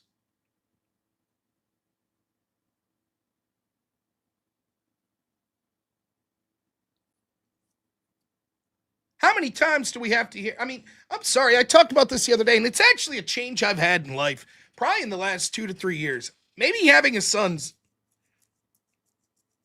I'll never stop pointing to people in positions of power and rightfully throwing blame on them when I think that they're intentionally harming people. But man, so much of our society and the problems of it's the bottom quintile.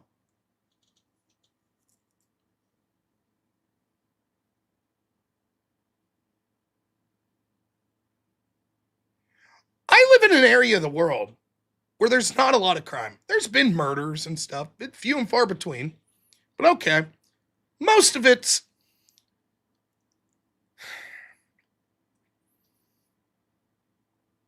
most of the murders around here are two things. A bad relationship thing. Some guy's wife cheats on him with some guy and shit gets out of hand. Or it's drugs. Some drug dealer shoots another. Very rare. Neither of those are too common around here, but okay. And that sucks. There's heinous crimes. So there was a woman that was murdered 40 minutes away from me, who was an old lady that walked this trail every day. And this fucking monster, a senior citizen, and this monster followed her, assaulted her in the most heinous ways, and then killed her. Took them about 2 days, they found the person, right? But, so it happens. But I'm sort of isolated from personal tragedy of that sort. In fact, I'm very lucky even of other sorts. My parents are still alive. My in-laws are all alive. None of my siblings have died. I've had aunts and uncles and grandparents die. That's part of life. But as far as being 41, I think most people have had more significant people pass away in their life at this age than I have. I've been very lucky. And it's a weird thing, knowing that I know a lot of people that are going to be hitting their 70s. And age is undefeated. So I don't know. I'm sort of blissfully isolated from the death of humans. Not the death of animals. I've shot and killed deer and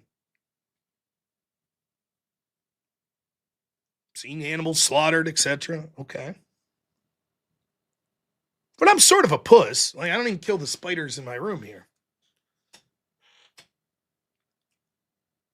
I might talk shit on crime in the inner city and populations and this, that, and the other, but I can't imagine the horror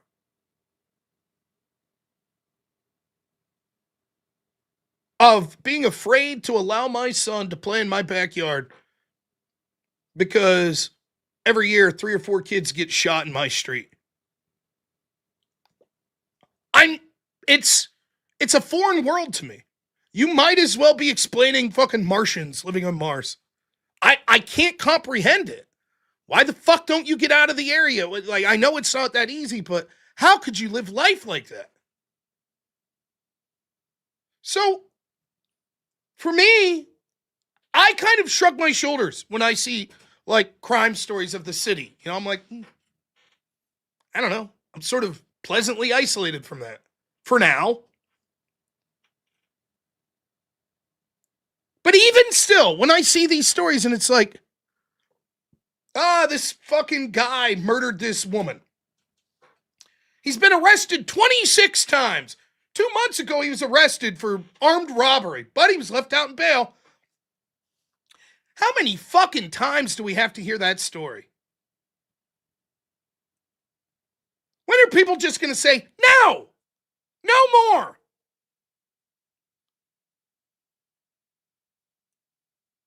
That's a fucking outrage. We should not have to live like that as a society. Fuck that.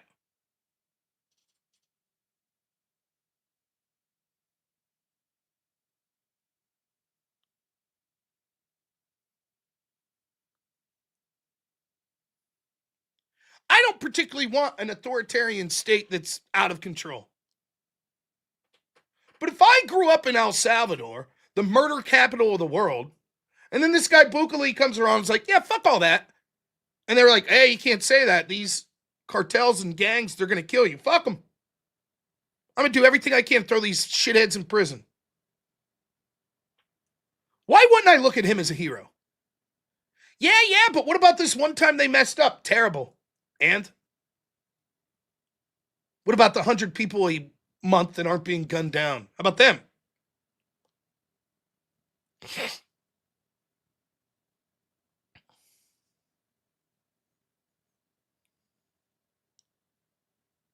At some point, you have to understand. It's anarcho-tyranny. It's not an accident. I'm tired of pretending these things are accidents. It's not a fucking accident that these judges leave these career fucking criminals, career violent criminals, consistently back out in the street. It's not an accident. They are getting the intended results. Just like it wasn't an accident that Joe Biden's policies led to millions of illegals coming in. That was the intended result. They'll gaslight you. They'll say, that's not the point. But at some point, the circumstantial evidence is overwhelming.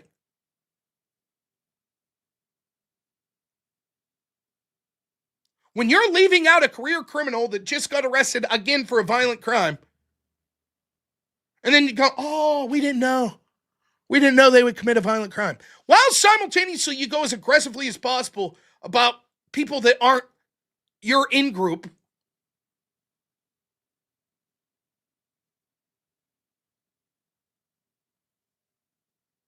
Say the N-word at a fucking black person in public once. They'll throw the book at your ass.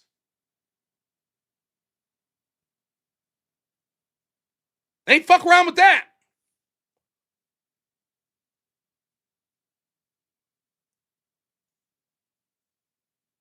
And you can see how it could get worse. Look at the UK.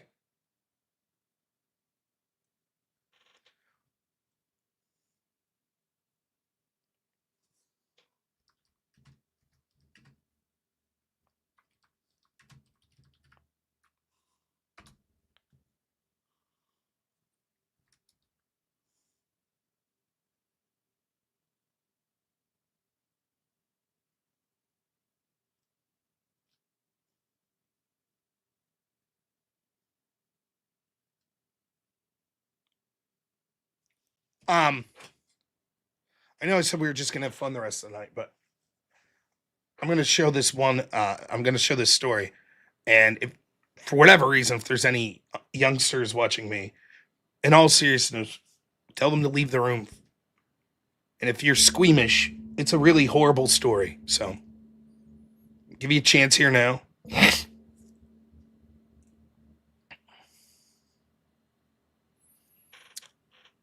Talking about the United Kingdom.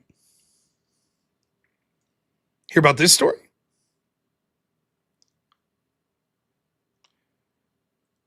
Justice for Charlene was denied. The killers walked free. Charlene Downs was dismembered and turned into kebab meat in the UK. Sky News. Charlene Downs was a 14-year-old girl from Blackpool, England, who disappeared on November 1st, 2003. A year after Charlene disappeared, information was passed to the police that led to the launch of a murder inquiry. Charlene's case attracted significant attention due to the allegations of child sexual exploitation and the subsequent trials. 2 men were charged in connection with her murder in 2007. One was accused of killing her and the other with helping dispose of the body, but the jury couldn't reach a verdict, and a retrial was abandoned due to concerns about the evidence. Prosecutors had claimed during the case in 2007 that Charlene's body had been dismembered and disposed of at a kebab shop in Blackpool. In the years since she went missing, police have uncovered evidence that Charlene had been the victim of child sexual exploitation after being groomed by a gang. She was last seen saying goodbye to a friend late at night near an alleyway in Lancashire Town. On the anniversary of her disappearance, her mother Karen described Charlene as a bubbly, cheeky teenager with an infectious smile who loved animals and music. She appealed for help from the community. All we want's answers. Obviously, somebody out there knows something. After 20 years, it's terrible. We live in hope. We pray that something will happen, we get justice or closure. Charlene's father, Bob, said the 20 years have been very traumatic.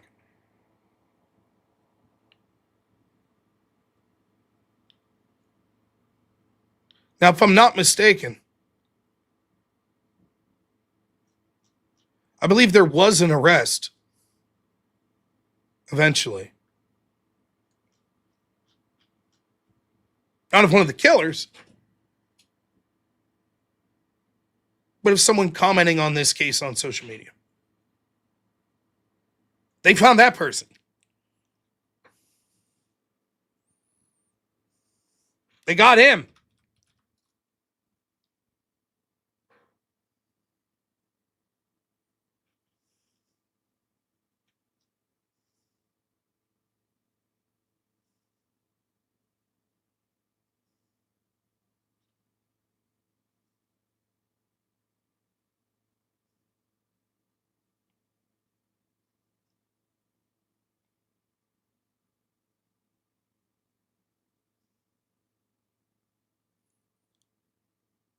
How do you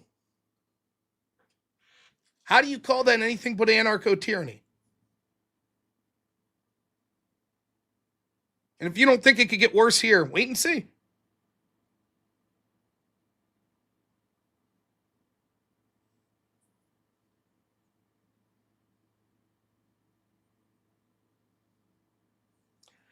So,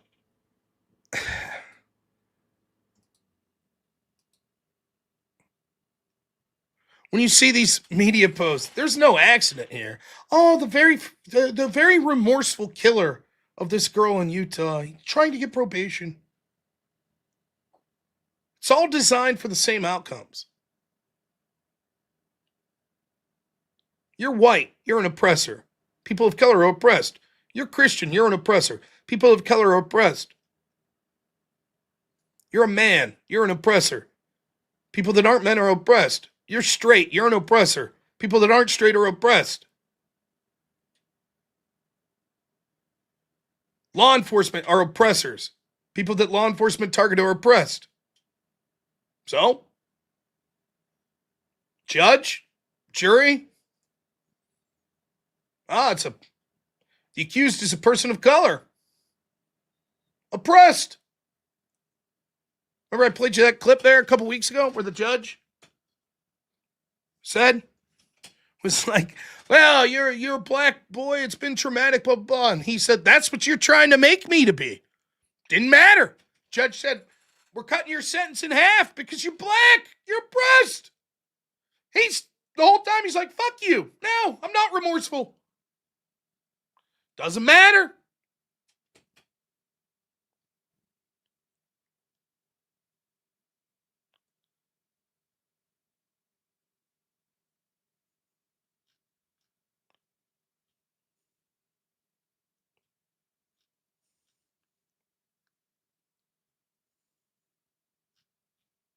Let's see if I have that clip.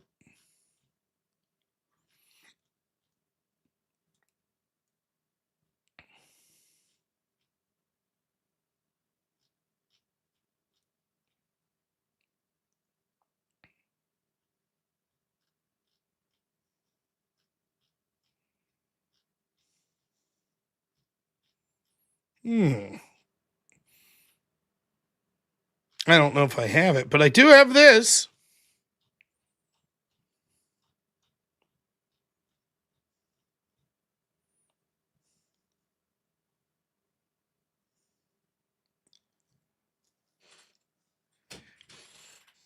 If you're a white defendant, 73% of the time, black jurors say you're guilty.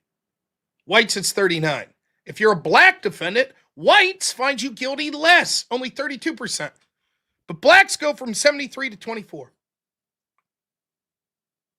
3/4 of the time, if a black juror sees a white defendant, they're guilty, they say.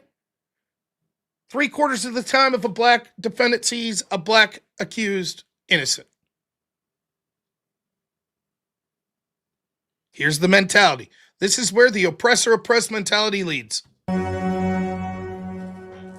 you think that they're members of the jury that voted to acquit OJ because of Rodney King? Yes. You do? Yes. How many of you think felt that way? Oh, probably 90% of them.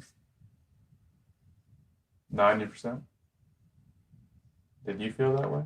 Yes. That was payback. Uh-huh. You think that's right?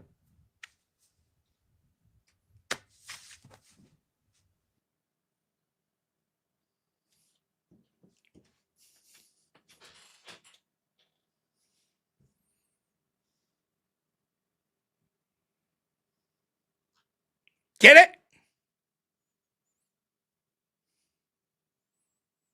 An innocent man and woman were killed. Good. Payback. I don't give a fuck. Well, I care. How many more people would be justified as payback? Just curious.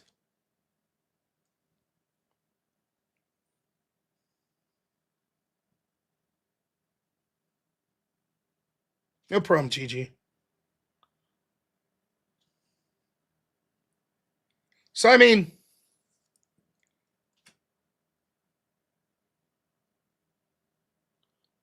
I saw this racism in debate. Debate's the left of the left. It was fucking insane, man. It was insane. The radical black activists. I don't mind having a chip on your shoulder and talking about issues of your community. It's fucking crazy, man. Hatred. If you're white. Fucking hatred. And make no mistake. When whites are no longer the majority, there will be no minority that speaks up for whites. No. Half the white people won't. They'll accept it. And minorities will be like, we don't give a fuck. Fuck white people. We don't like them.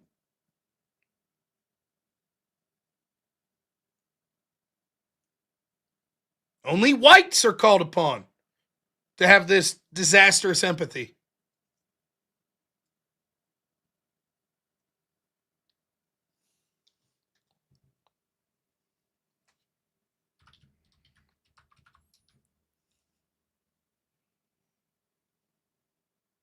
Or, let me bring it full circle. Once John Cornyn wins the nomination because Trump endorses him, or if Paxton pulls it out, let's see what the Democrat opponent has to say. James Talarico, there but for the grace of God go I. As a white man, I'm susceptible to the same radicalization. Thankfully, I was exposed to diversity at a young age and explicitly taught the values of equality, inclusion, and justice. But not every young white boy is so lucky.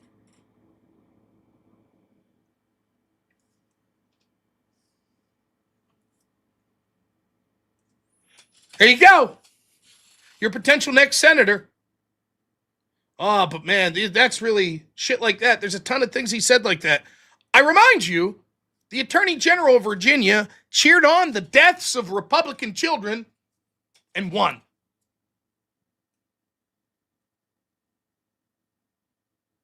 They don't care. Statements like that to the average Democrat aren't a liability. They're a benefit. Good.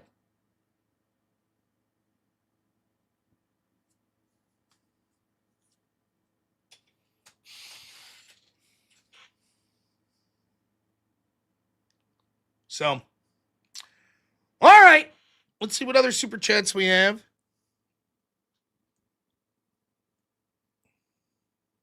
Until Wild, $5 says that Crockett ad was pure gold. It was very good. Reverse Massage, $2 says, but hey, at least Pierce Morgan gets his curry. Of course. The important things in life.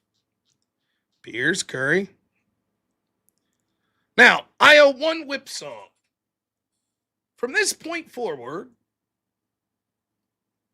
we will play an additional whip song for every even 100 we get to.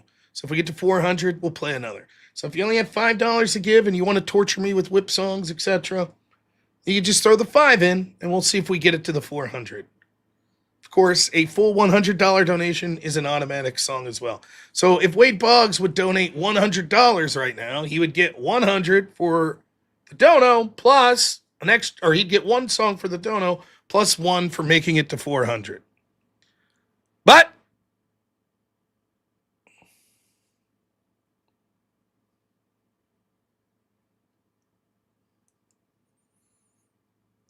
we shall see what happens now.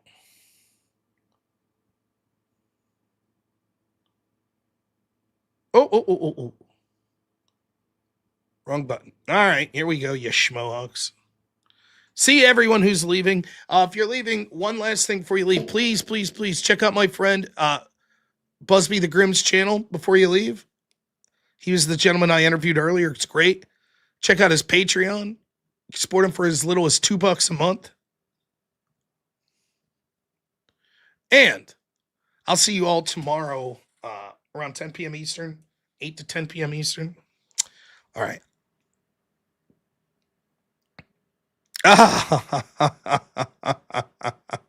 Unforced ego.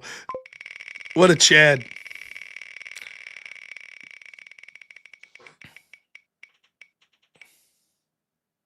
Something quick, come on. I mean, in the grand scheme of things, there's worse.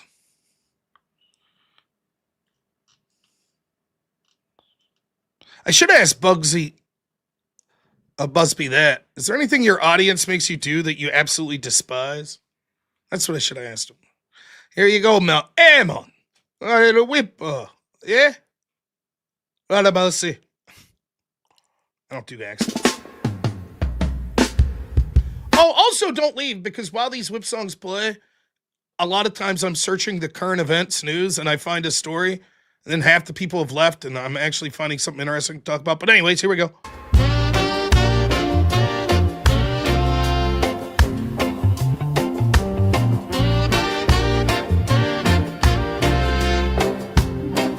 Where there's a whip, there's a way. Where there's a whip, there's a way. We don't wanna go to war today. The Lord of the Land says nay, nay, nay. We're gonna march all day, all day, all day, all day. Where there's a whip, there's a way.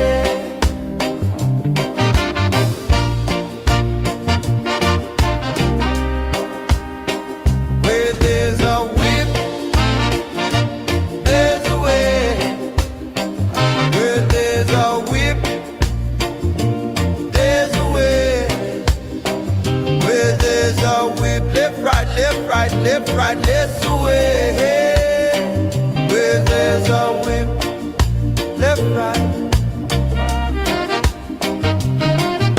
A crack on the back says we are gonna fight. We're gonna march all day and night and more. For we are the slaves of the Dark Lord's war.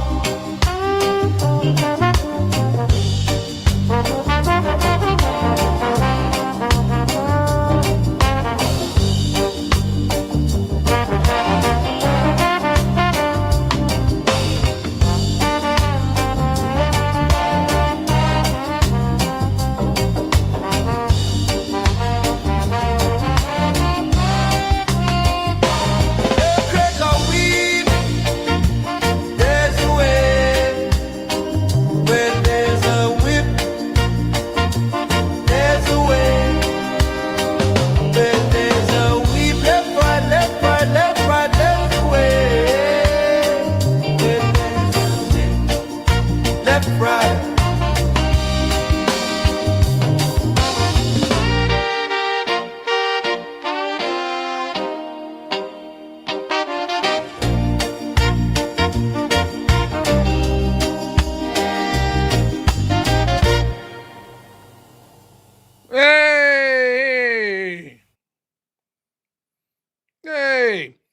Now, one thing we didn't talk about, I totally forgot, was I believe every Democrat voted against releasing the congressional sexual slush fund documents. Think about that. Think about being a person who's screaming about the Epstein files, right? And it's like, yeah, okay, Epstein files, great. And let's see the Congress files of who's been accused of sexual misconduct. We're good. No prep debate tomorrow, next Thursday. The Great Unforced Ego, $100. No whip, thanks. There you go. No whip. All righty. What a legend. And then Hellstorm, $5 says, Wolf of Wall Street, I'm not leaving. I'm not fucking leaving. Yeah, I got it. You know, I've never watched that movie. I've seen the memes a million times, but I never watched it. I'm going to have to sit down and watch it. Mangozy, $20 over on Rumble to punish the chat. We'll add it to the pot. Absolutely. Thank you. And then Unforced Ego, $50 to steal number 1 from the Great Wade Boggs. How about that? Pseudo Master Chef, $2 says, aren't whites already the minority in America? I do not believe so, based on most metrics.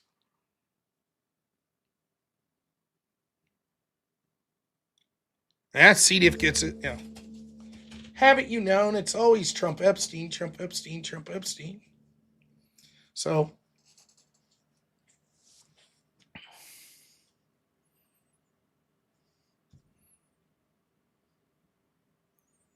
No, because in order to get there, our good friend Unforced Ego said his $100 did not count to whip. So, but if we get to 500, that'll be one. No, he said it didn't count towards it. Chop, thanks for being a member. Always appreciate it, man.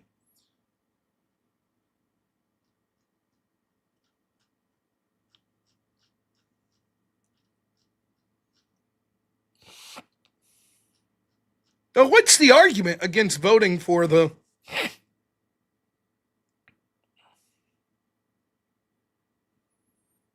releasing the names in that slush fund?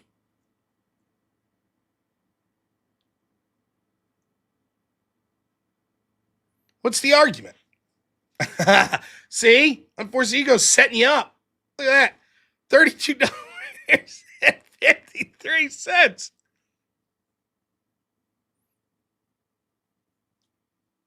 So if I could steel man their position before we argue about whip-related things again, their position would be this. Well, just because you're accused and you settled doesn't mean you did anything wrong. But if it turns out, like, let's say, Congressman Jim Smith didn't do anything wrong. Some woman accuses him. There, give her $100,000 out of this fund. But he didn't do anything. He's just like, fuck it, pay it, move on so I can continue to govern.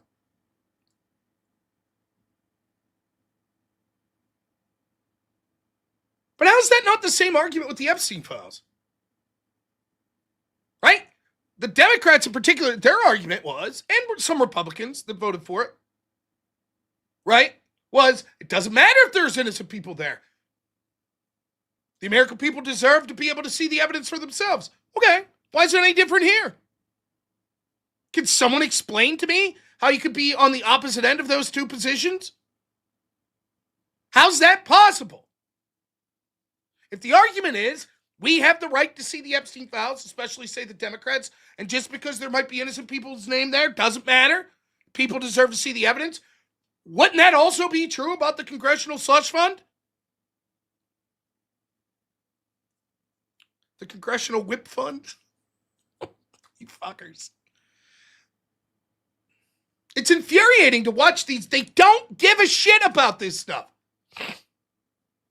Now, if you voted against releasing the Epstein files, and now you're against this, at least there's an argument for consistency there. Or if you voted for the release of the Epstein files, and you voted for the release of these files, there's consistency there. I can at least respect that, the consistency.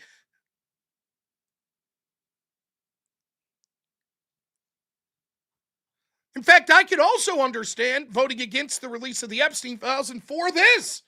And the reason I would be for that, fuck, now I owe 2 whips. The reason I would say that's like Congress could say, look, the fact that congressional money was spent here, that deserves to be seen by the American people. Private affidavits or, grand jury testimony, etc., from the Epstein stuff, that's different.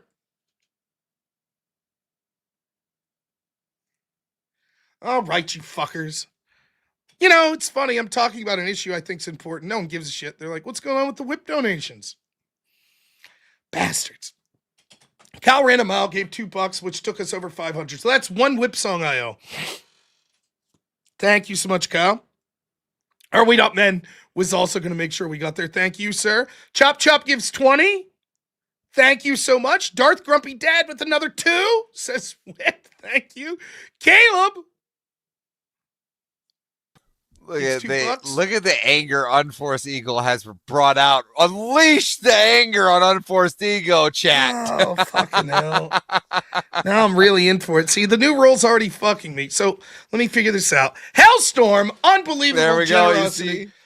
$100 says, in the name of the Wade Boggs, Hall of Fame baseball player, and Unforced Ego, I summon a whip song. W Rob, W Andrew, W Rachel, W Wade, W Ego, and even W Avarice in the mods. W Chat, not one step back. And then Chop Chop gives 100. Absolute legend. It says, Unforced Ego, you have no power here. All right, so here's how it's going to work. We get 1 for crossing 500. Then we have another for this, another for this, but both of those also crossed 100. So that's 5. And then Unforced Ego gives $74, which I think I can't see. I got to remove avers. Oh, no, we're 1 cent away from 6. Thank you, Unforced Ego. 5 fucking songs. And I knew it would quickly get out of hand. I knew it. I fucking knew this would happen. I knew it. Oh, it's only 5 right now. Someone's got to give a penny for it to get to 6. And I will be a fucking bitter asshole and not play that 6th one unless I get a penny. You're getting a penny, Rob. Yeah, I would imagine it's likely. All right. Here we go. Fuck! Be here all night. Are you shitting me?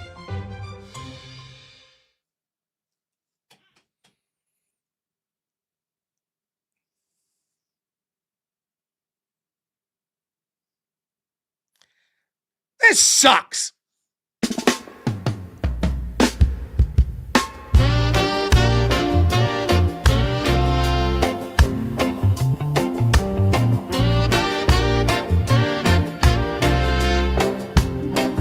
Where there's a whip, there's a way.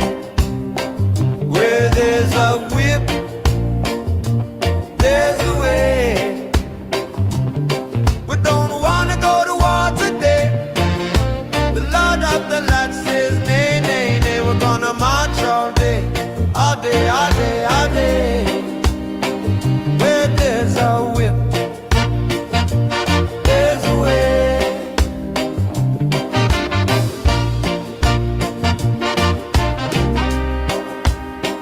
Where there's a whip, there's a way.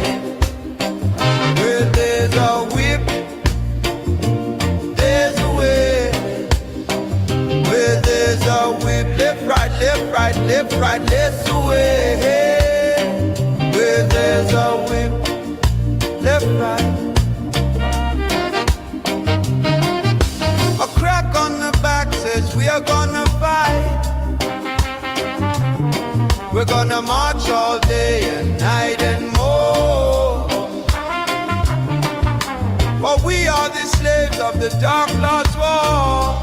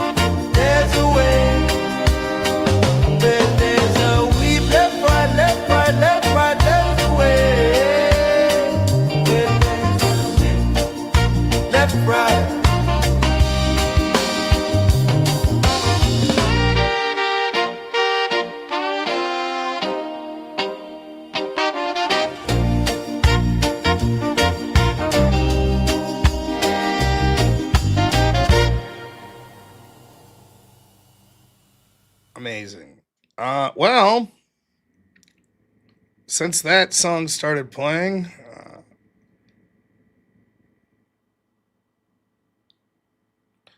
Hellstorm gives $2, says this is 1 cent at least. That'll put us over. So we now owe 5 more whip songs. Keely's Ware, $5. Thank you.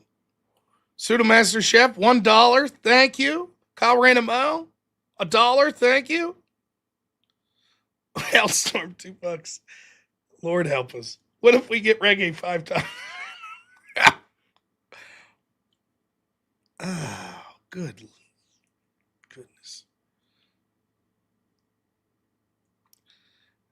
Let the abuse continue.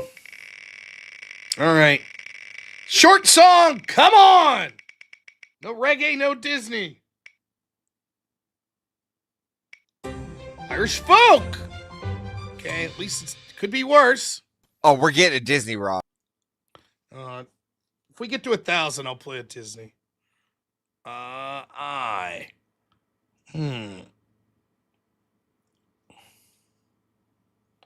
Fuck. 3 minutes. I was hoping it was short. This one's not the worst though, I guess. Here we go.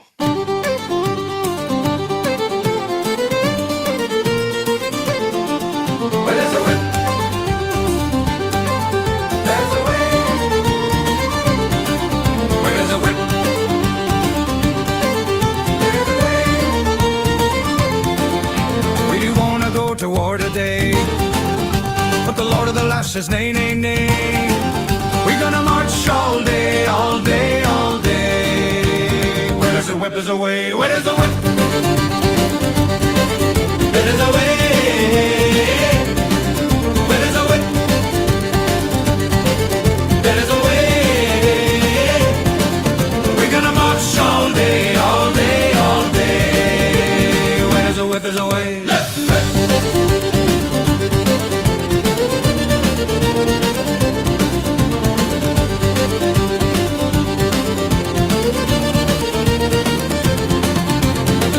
Back, so we're gonna fight. We're gonna march all day and night and more. For we are the slave of the dark Lord's war. Where is the whip? Where is the way? Where is the whip? Where is the way? Where is the whip?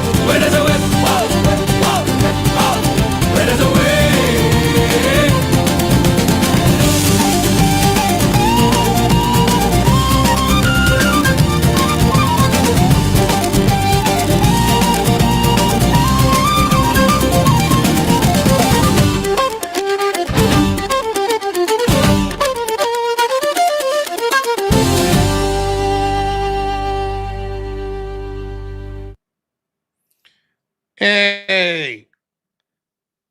Sorry. So to clear something up, it turns out it was a pretty mixed bag, the 50 or so people that voted to release the Congressional Slush Fund. It was a mixed bag on Republicans and Democrats. So fair's fair. But man, imagine sitting up there and beating your chest about, Trump covering up Epstein files. Yeah, but we're not going to vote to release that slush fund. What an absolute shitty, fucking laughable. It's just so funny. Your dollars. Say what you will about the Epstein files. Your tax dollars going to settle sexual assault claims. 4 more of these pieces of shit. Here we go.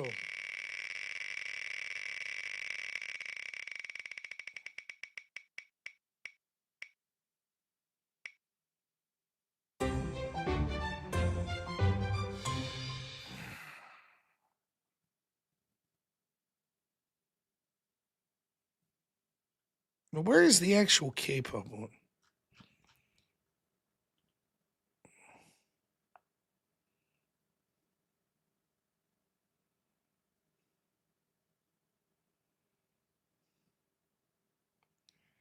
I can never find it. I gotta change the name.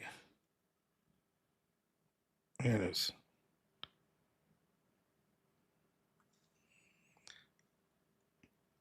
This is, in fairness, at least I did something different with this one. So here we go. Where there's a way, there's a way. 채찍 있는 곳에는 방법이 있습니다.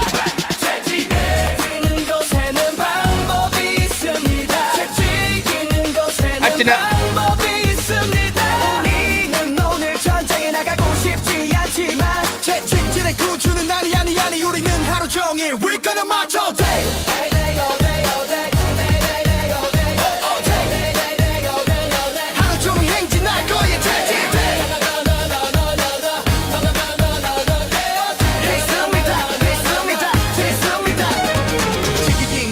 길이 있습니다. 채찍 있는 곳에는 방법이 있습니다.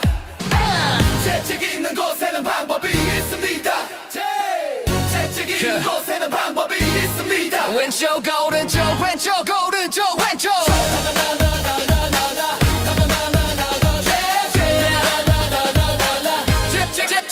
채찍이 나는 곳에는 방법이 있으면 우리가 싸울 거라고 하더군요. 우리는 밤낮으로 행진할 것입니다. 우리는 어둠의 군주 전쟁에 놓이기 때문입니다. For we are the slaves of the dark Lord's war.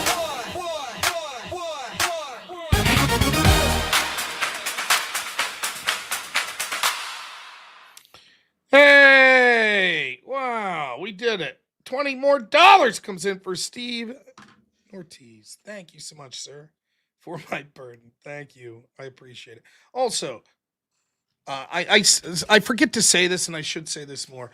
Please, please, please, from the bottom of my heart, I mean this. I don't know if you can tell I'm not missing many meals. If you're in a position where you wish you could give more money, but you just don't have it, I don't care. It by no means whatsoever. I totally get it. Like, please never feel obligated or anything like that. Truth be told, if I never made another dollar on this channel, I'd still do it here and there. I'd just have to go get another job like I used to have.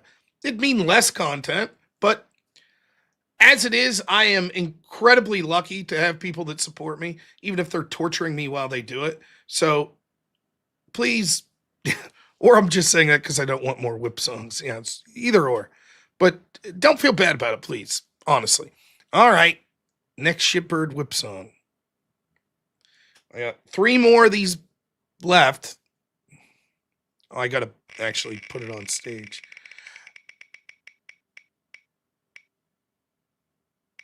Oh, Christmas. Okay.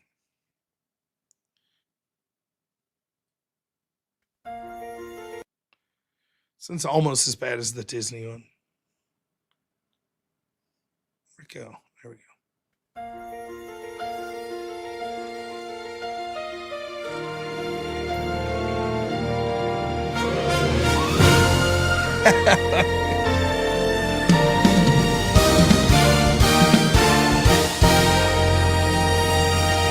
Where there's a whip, there's a way. Where there's a whip, there's a way. We don't wanna go to war today, but the Lord of the Lash says nay, nay, nay.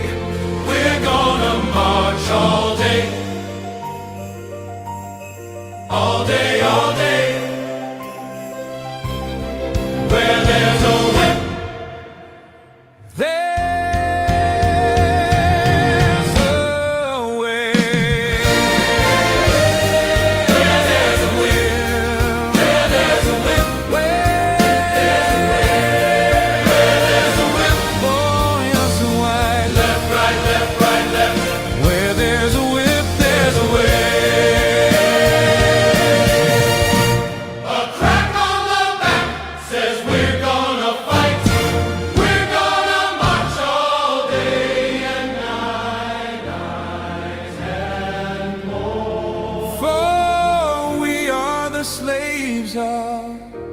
the Dark Lord's war.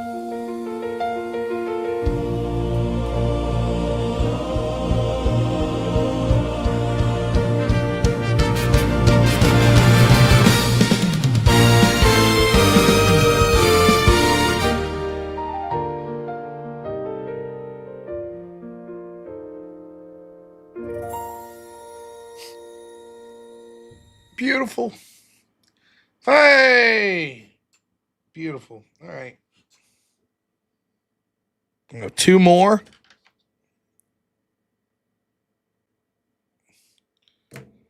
It was a caroling whip. Oh, did I show? Oh, man. What am I doing? Yeah, this is amazing. Here we go. Can we get a mercifully short one? Not K-pop again. No! I don't remember this one. Failed BC vote. You guys are going to be pissed. All right, let's play this one. I'm excited. Where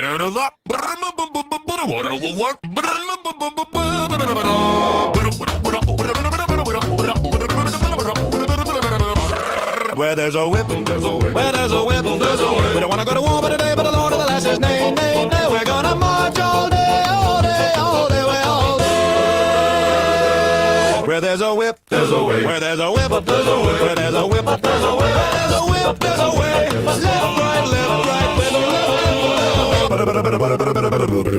where there's a way. A Cornyn lectures, David and minds will go through day and night and more. For we are the slaves of our Dark Lord's war.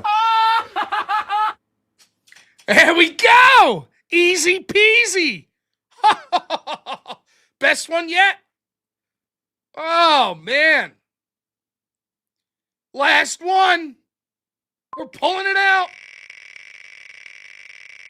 Disney, Disney, Disney. No, no. Not Christmas again. Oh, very close. That would have been a disaster.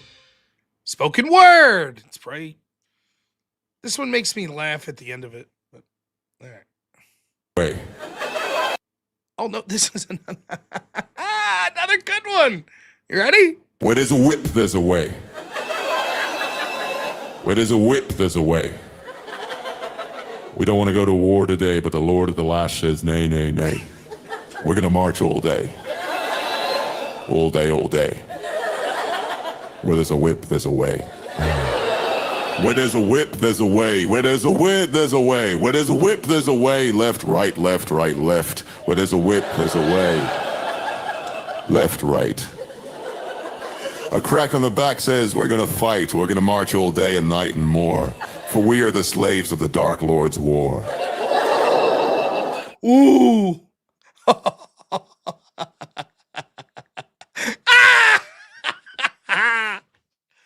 No, I don't want to hear cheating. No. Some of these fucking songs are 5 minutes. So if you get one that's 40 seconds, that's luck of the draw. And if we get up to 900, you get another song. But I will give an extra song at 1,000 for the Disney song. How is that, Robbie? I'm following the rules. That's not my fault.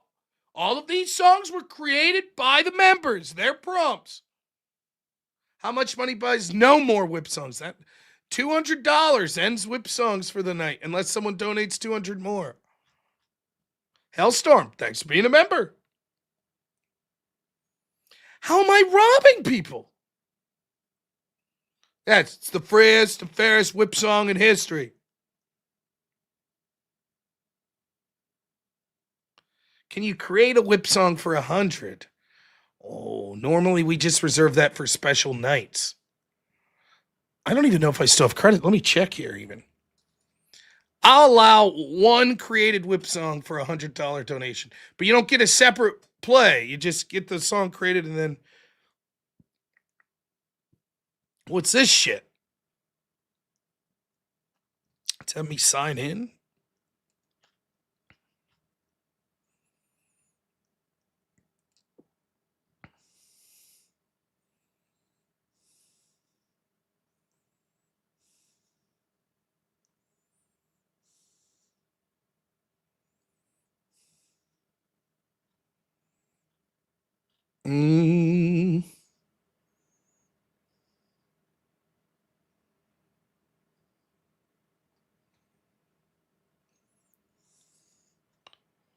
But yes, I'll leave a $100 dono. The next person to donate $100 could create a song for the night.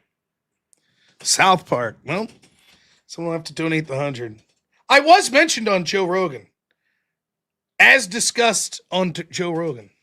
As talked about on Joe Rogan. Yes.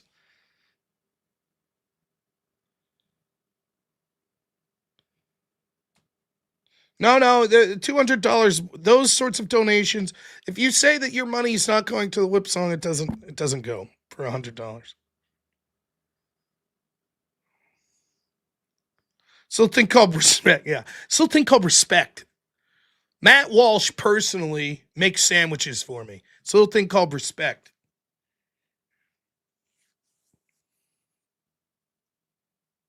I went into a public restroom and took a shit in a stall next to Jack Posobiec. It's a little thing called respect. Respect. I don't know if you know about it. You may remember me from such mentions as on Joe Rogan. Troy McClure, man. One of the all-time best. It is called respect.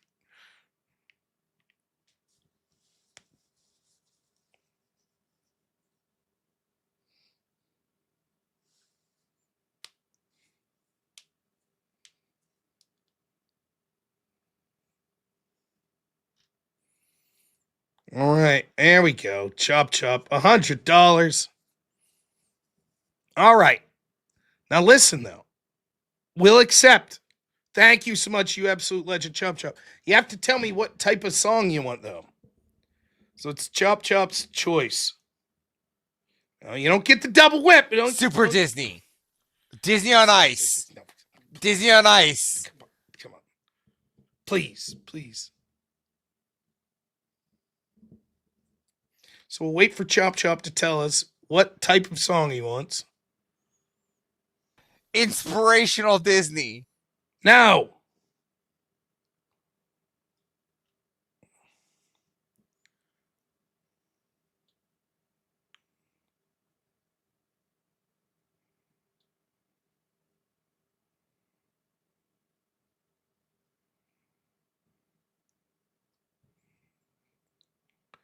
Did I miss it?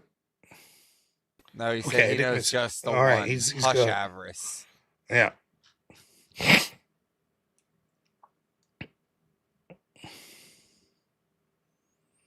Yacht Rock. All right. That's not bad.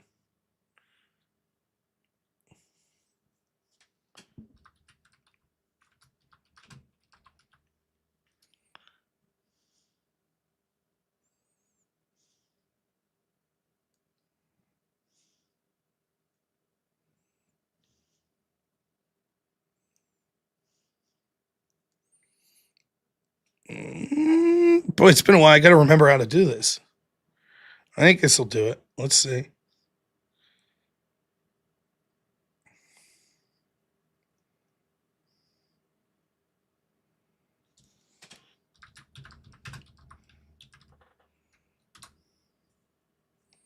All right.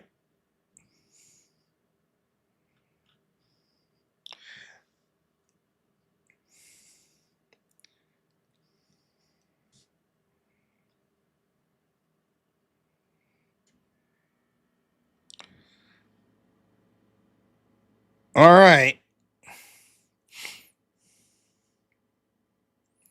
Two versions of it. Let's see. You have to tell me which one you like most. Can you all hear it? No, you can't. Let's start it over. Okay. Version we go. Can you hear this?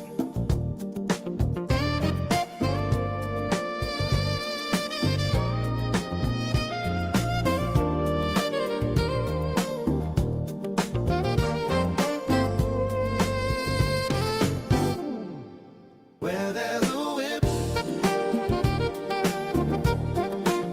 there's a way. Where there's a whip, there's a way. We don't wanna go to war today, but the Lord of the Lash says, nay, nay, nay. We're gonna march all day, all day, all day. Where there's a whip, there's a way. Where there's a whip, there's a whip, there's a way. Oh, oh. Where there's a whip, there's a way. Oh, where there's a whip,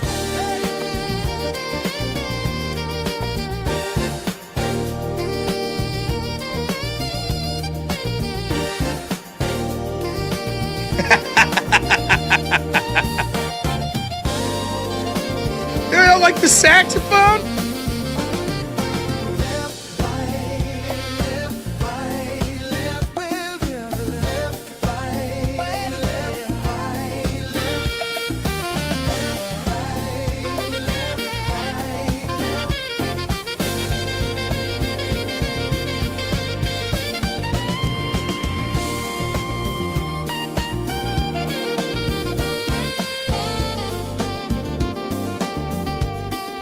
a crack on the back says we're gonna fight. We're gonna march all day and night and more, for we are the slaves of the Dark Lord's war.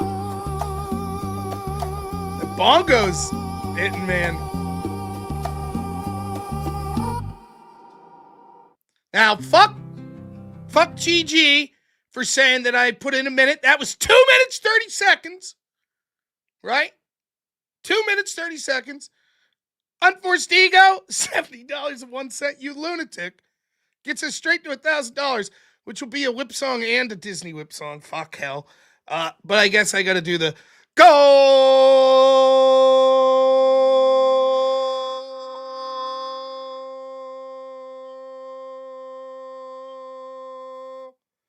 Why is my voice cracking like I hit puberty there? That's nice. All right. So I have two more after this. I'll play. This sucks. The second version of the yacht song is 4 fucking minutes, 3 minutes and 54 seconds.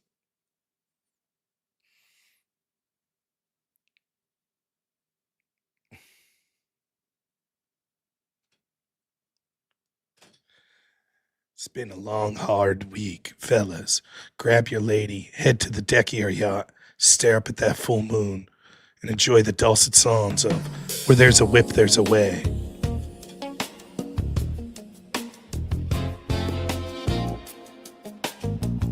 Oh, fuck. Oh, this brings back nightmares.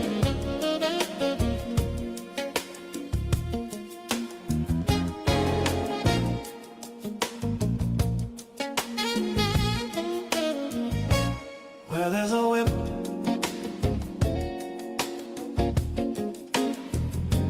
there's a way. There's a whip,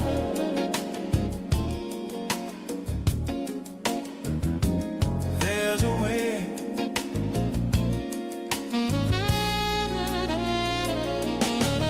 We don't wanna go to war today, but the Lord of the land said, nay, nay, nay, nay. We're gonna march all day, all day, all day. Where there's a whip, there's a way.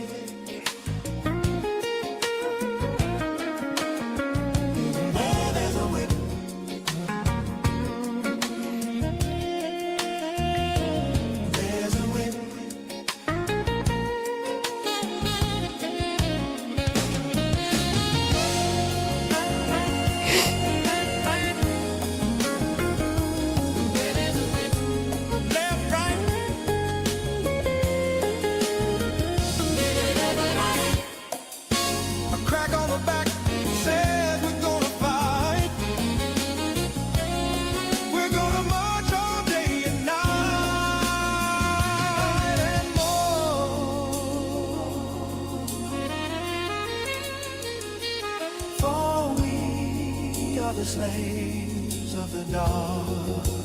Lord, Lord, Lord.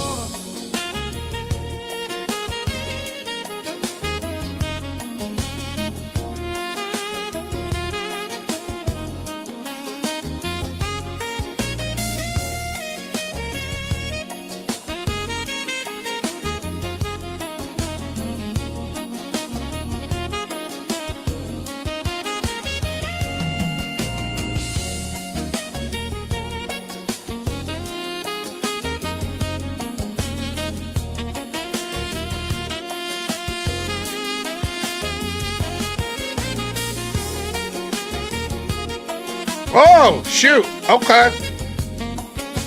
Thank you.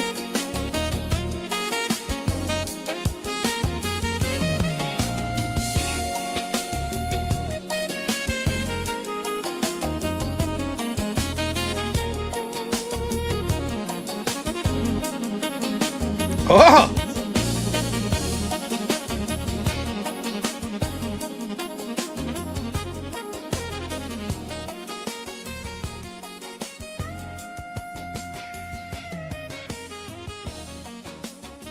So 10 seconds left?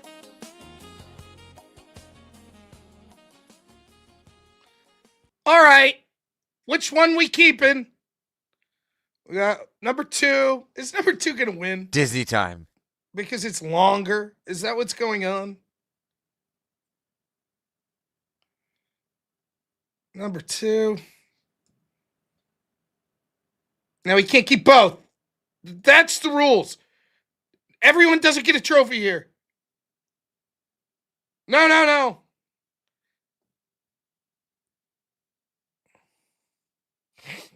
Yeah, I'm sure my wife's down in bed listening to. Where is Chop Chop? He paid for it. So Chop Chop, are you in agreement with most people? Number 2.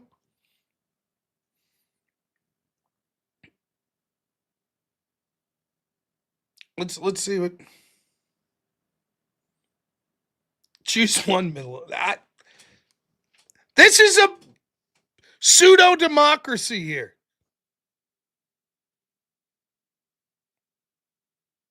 $500. I'll keep both. Sure. Yeah. Okay. I can do that. Chop Chop says number 2. Okay.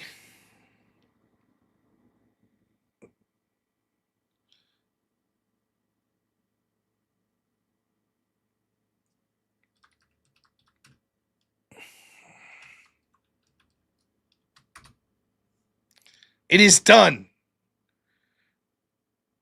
There you go. It's on the board. We've done it.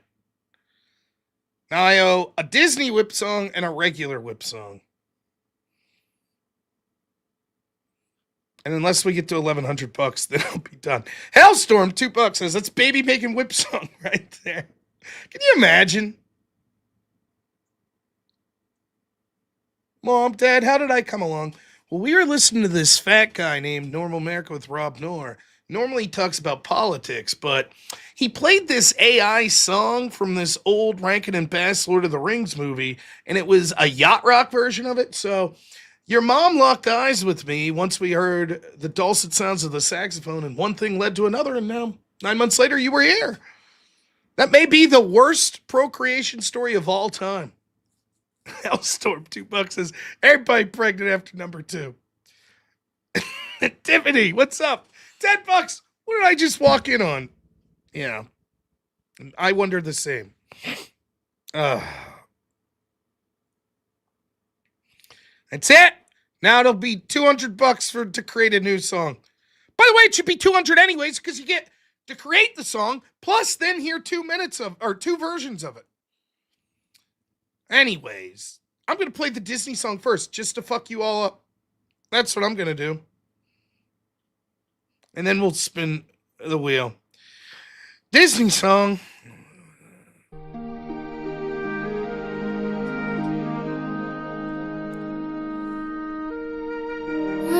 The best! I disagree. Dance with me, Rob! Like this. There's a way. We Like- don't wanna go to war today. 'Cause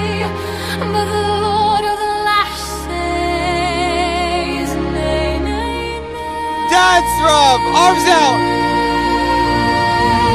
Like this! March all day, all day, all day. Where there's a wind, Yes!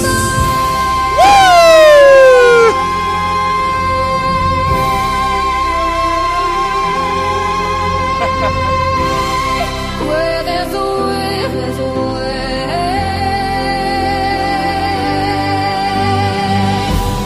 Where there's a wind, there's a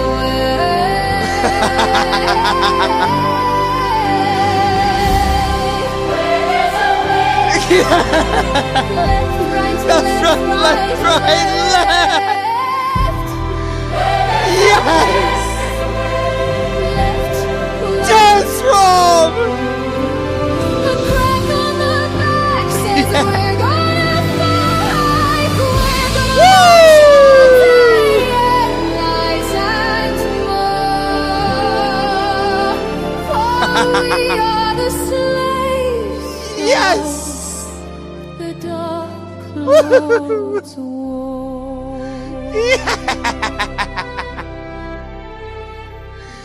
Yeah! Amazing! All right, and that fucking song. Oh my gosh. All right, what do I do here? How do I bring this up? No, this. Horrible! It's not Avarice's fault. It's just the song is horrible. All right.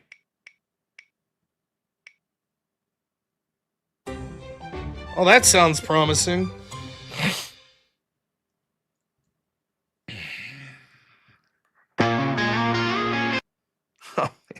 I 3.5 minutes.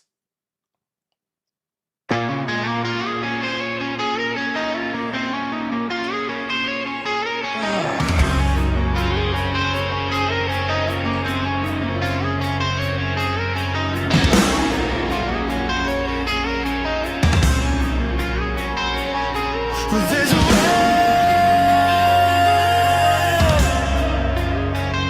There's a way.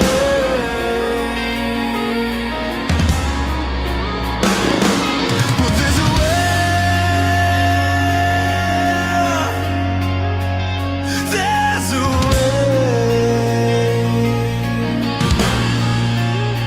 We don't want to go to war today, but the Lord of the Last says nay, nay, nay.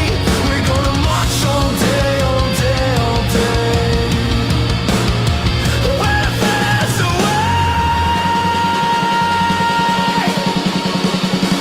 Where there's a way.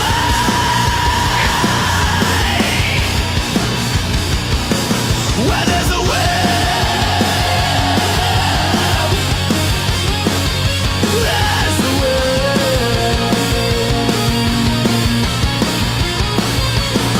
Where there's a way. There's a way. Left, right, left, right, left. Where there's a way. There's a way. Left, right.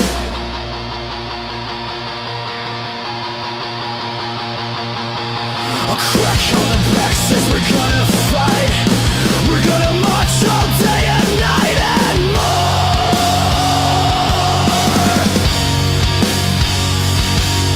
For we are the slaves of the dark Lord's war.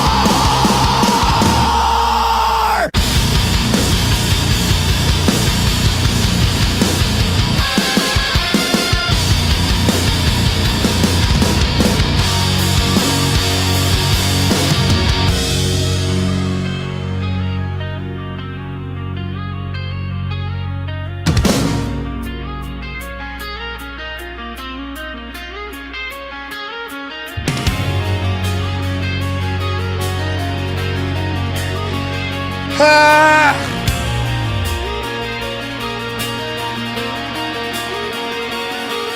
There's a way.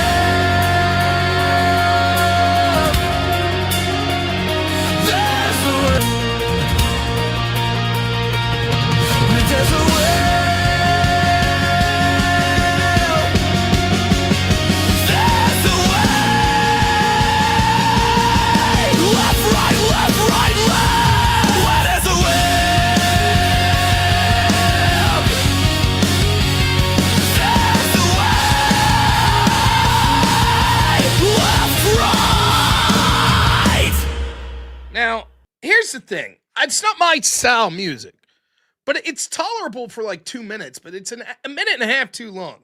Mr. B, $150 for a specific whip song. We could deal with that. 100 songs, 100 spins the wheel.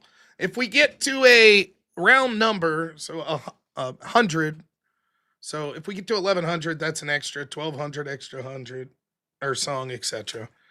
And then you can say 200 to make a new one because you got to play 2. Well, yeah, you could do, All right, Tiffany says, $10. This is more family friendly. Look at Avarice and all his happiness. Sure.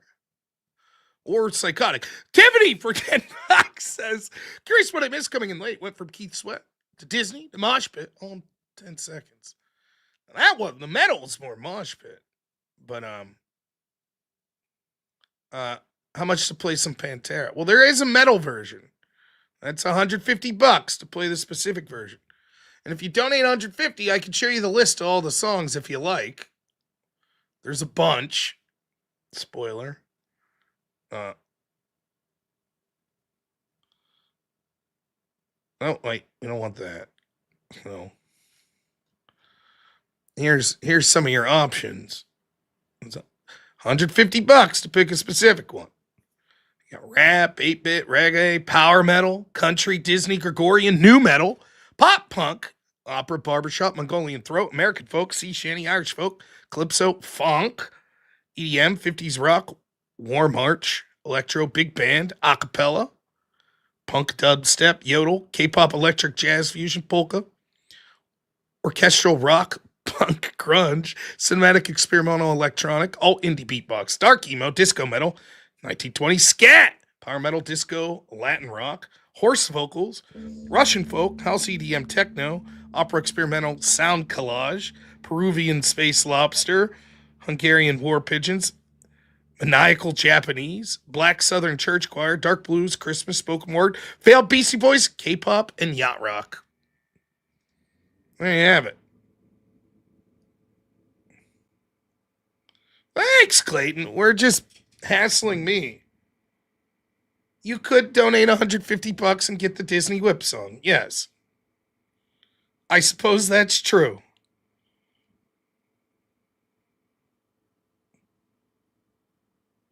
The Reap What You Sow songs. Yeah, I forgot about those. Those aren't whip songs, but they're somewhere.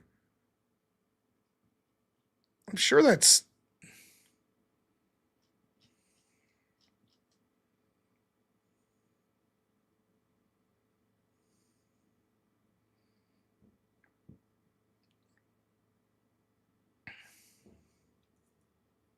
Forgot about that.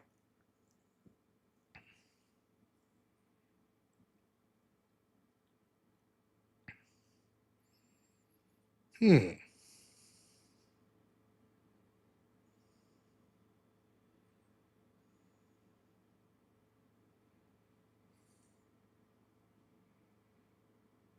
used to have songs making fun of Austin Hall. Those are good times.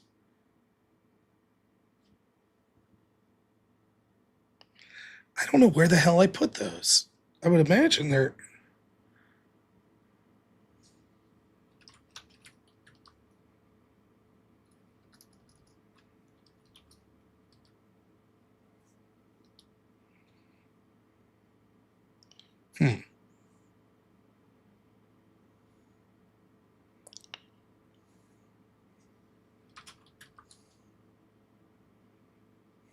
Okay.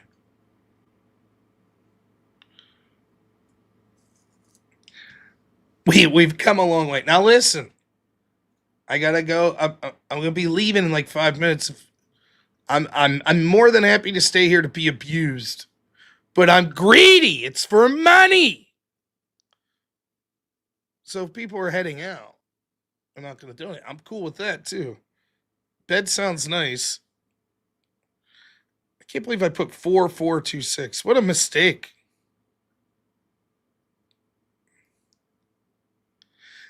Chop, $5. This Rob's our place to upload the whip where we can pay a membership fee like how the Crucible does. I'll get to that eventually, perhaps. Believe it or not, there's potential issues, believe it or not, with the stupid ass thing, but I will. Like the website, I've read about people having problems if you monetize just the song, like membership for them, that they're like, you can't do that. So, no, don't worry about it, Caleb. Now we're only $60 away from a random Whip Wheel song at the top of every 100. Dan Vicious over in Rumble, $2 says, that's gay, do nothing more. I agree.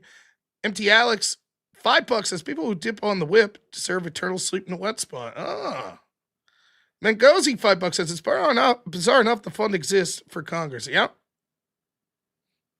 Thank you.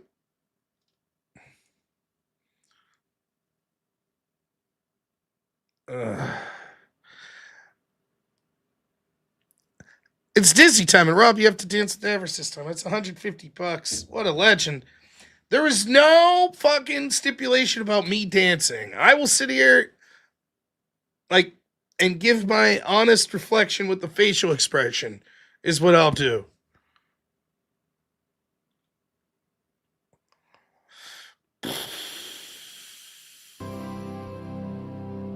Oh, look, I didn't leave the last one end.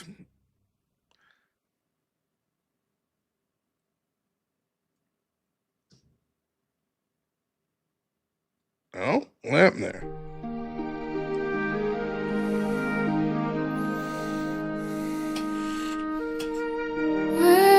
We got a free one. Yes, dance, Rob. Right like this.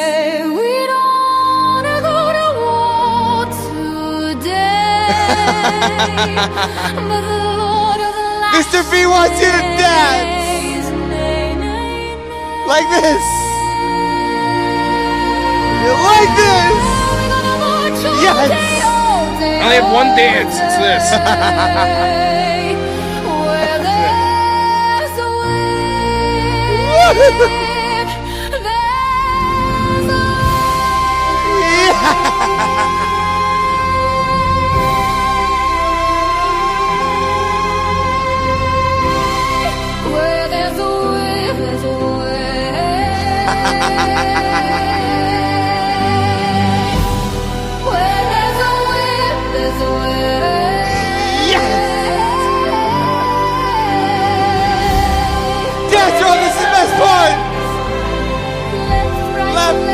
Left, right, left. Dance.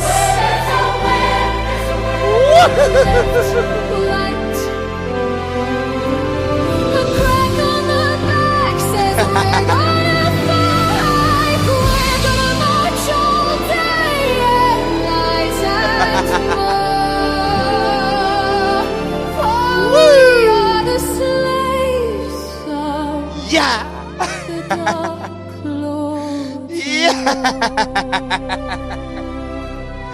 Yeah.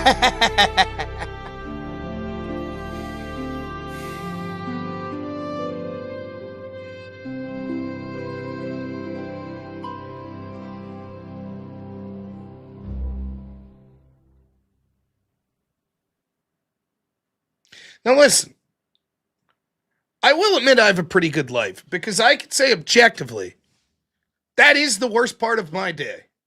So it could be way worse, I guess. And listen, I completely appreciate the donations from the bottom of my heart. I do. But I legitimately hate that fucking song. For real. There are versions of this that I don't hear all the time that I'm like, all right. But that one I hate. For real. Now, unfortunately, oh, fudge. Achilles gives $7. Thank you. Baxter Boy gives $6. Thank you both. But listen, it's actually worse for me because the $150 also took us over a 100 mark. So we went over 1,100, which I owe for that. And now I owe for going over 1,200. So I owe 2.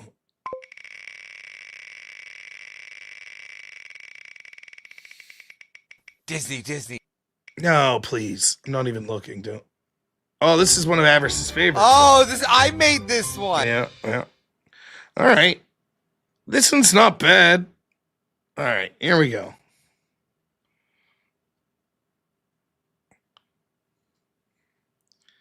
Enjoy.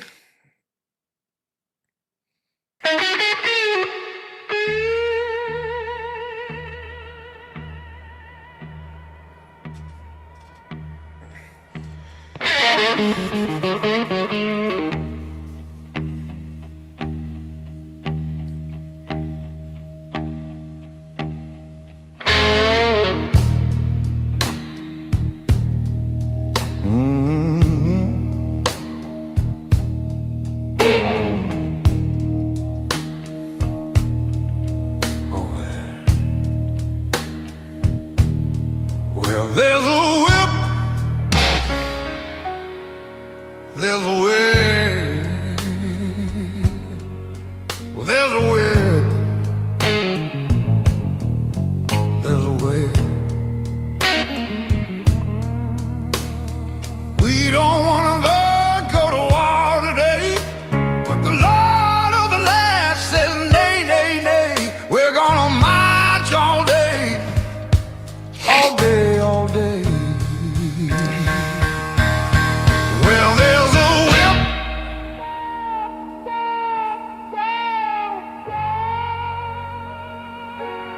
Well, there's a whip. There's a way.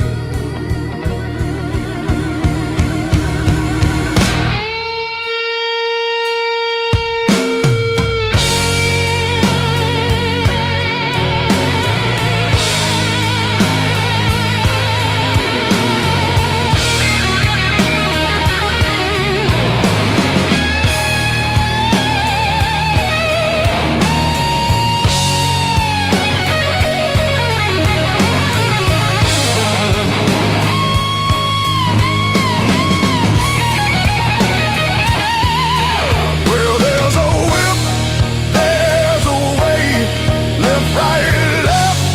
There's a way, left, right, left. There's a way, left, right. A crack on the back says we're gonna fight. We're gonna march all day and night and more, for we are the slaves of the dark Lord's war.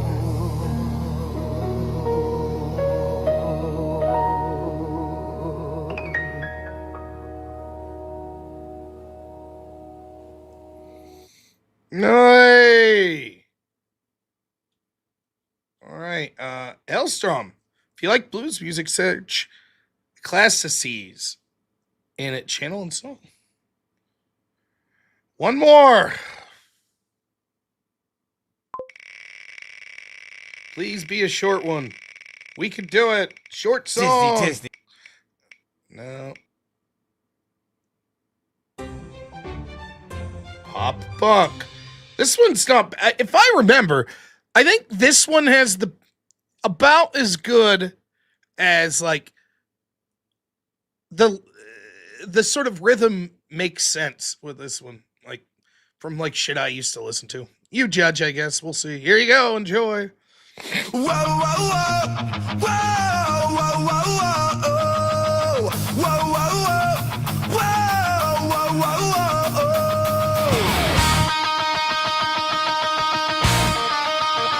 Quiet.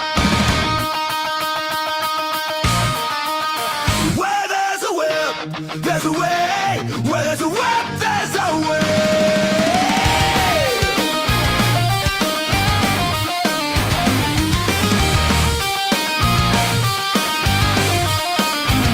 We don't wanna go to war today, but the Lord of the land says nay, nay, nay, nay. We're gonna march all day, all day, all day. Where there's a whip, there's a way.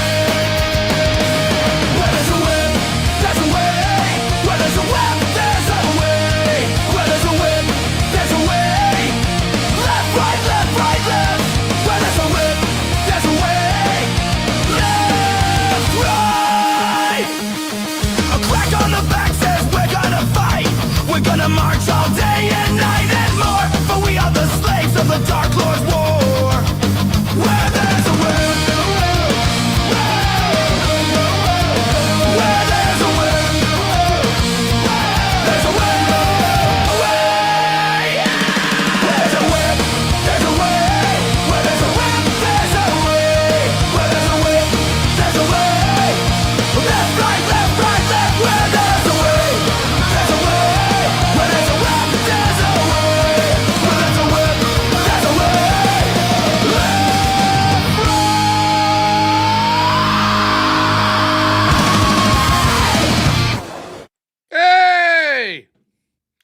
But no, the lyrics just match up with that one, right?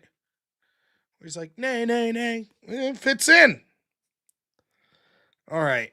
That's it. Unless we are $88 away from having to play another whip song, so I don't think anyone else is gung ho to donate a whip shirt. We'll see. We may get there. By the way, have you got your Normal America merchandise over at robnoerr.shop? Let's check it out. Whoa. Look at that. There it is. robnoerr.shop. There's me. You can check out this live video that's going on right now. You can shop now. Look at that. There's all the merch. Wow. How about that? About me page. Wow. Different episodes you could watch. Amazing. Check it out. Check it out.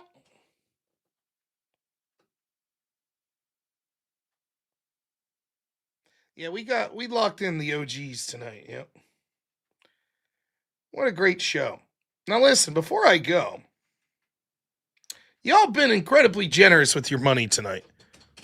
But can I implore you to do one thing? This is free, though. If you missed the early portion of the show, the first hour and a half, I interviewed this guy, Buzby the Grim, who I'm a big fan of. He does reviews of horror anthologies, etc. I think he's a fantastic content creator. So just give him a sub. Totally free. And check it out. If you like his videos, I particularly like these. Or I'm sorry, like if you go to the playlist, like the Tales from the Crypt playlist, there's 2 hours,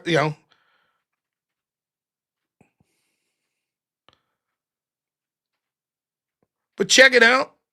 If you like one of his videos, give him a thumbs up. Comment, say, from Normal America Show, liked your video. And if you're really feeling froggy, you can go over to his Patreon page, which maybe I shouldn't show that since I'm a member now, but his Patreon.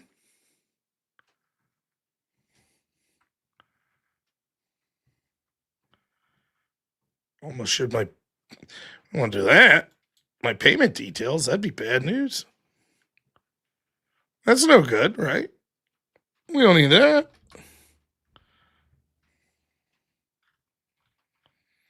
But he's got a link there on his YouTube where you can support him on Patreon. $2, $4, $10, How much to play the Disney version 3 times? Well, that'd be $450. $450, $150 a piece. But if you want to throw $450 out to play the Disney song 3 times, I bet I could power through it.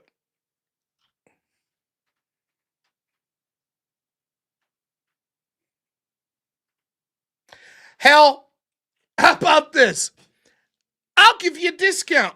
$400 and I'll play that stupid shit song 3 times. That saves you $50 for a single $400 donation. There you go.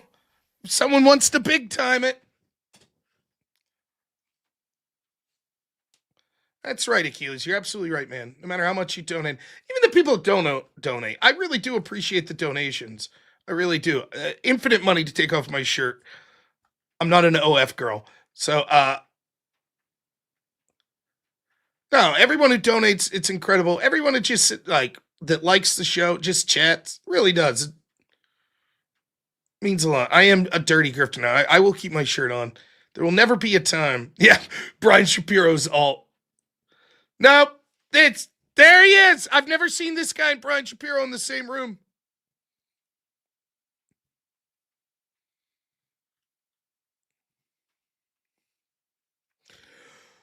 All right. Is someone ponying up the $400, or am I safe to go to bed? Show me your peanuts. It's been a pleasure, chat. It's Rob, been good. have a good night. Yes. I'm off. Unless we see the $400, then I'll come and do a U-turn. But everybody, have a great night. Thank you, Normal Avarice, America. Davarice. Have a great night. Appreciate it. What's this? Oh, cool.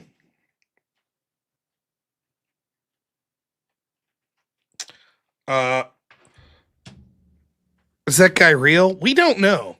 He may be a sophisticated AI model. Like, I think he's real, but I've also never been in... Oh, that's not true. I have been in the same room. But he could be a sophisticated AI model put in a silicon android or something. Avarice will not be taking off shirts. That's Jess Gerald. The Jess Gerald. Oh. That's right. He has the coat to prove it. All right. What a good night. Disney whip songs aside. We're going to be raiding over to Speakeasy, I believe. Now I got a frog in my throat. I got to get a drink.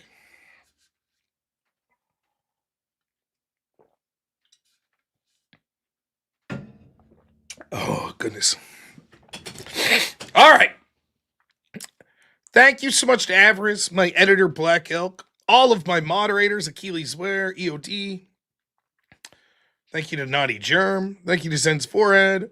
Thank you to Are We Not Men? Everyone who donated tonight, there's a lot of you. Thank you so much. I appreciate all of you. And if you didn't donate, I appreciate you as well. Thanks for sticking with me. And special thanks to the people that stick out till the end of the show for this stupid shit. You guys are the best. You know it. I know it. We don't tell the rest of the audience, but you're the best. Tomorrow, sometime between 8 and 10 p.m., I'll be streaming. Maybe we'll talk about Epstein or Iran. Woohoo!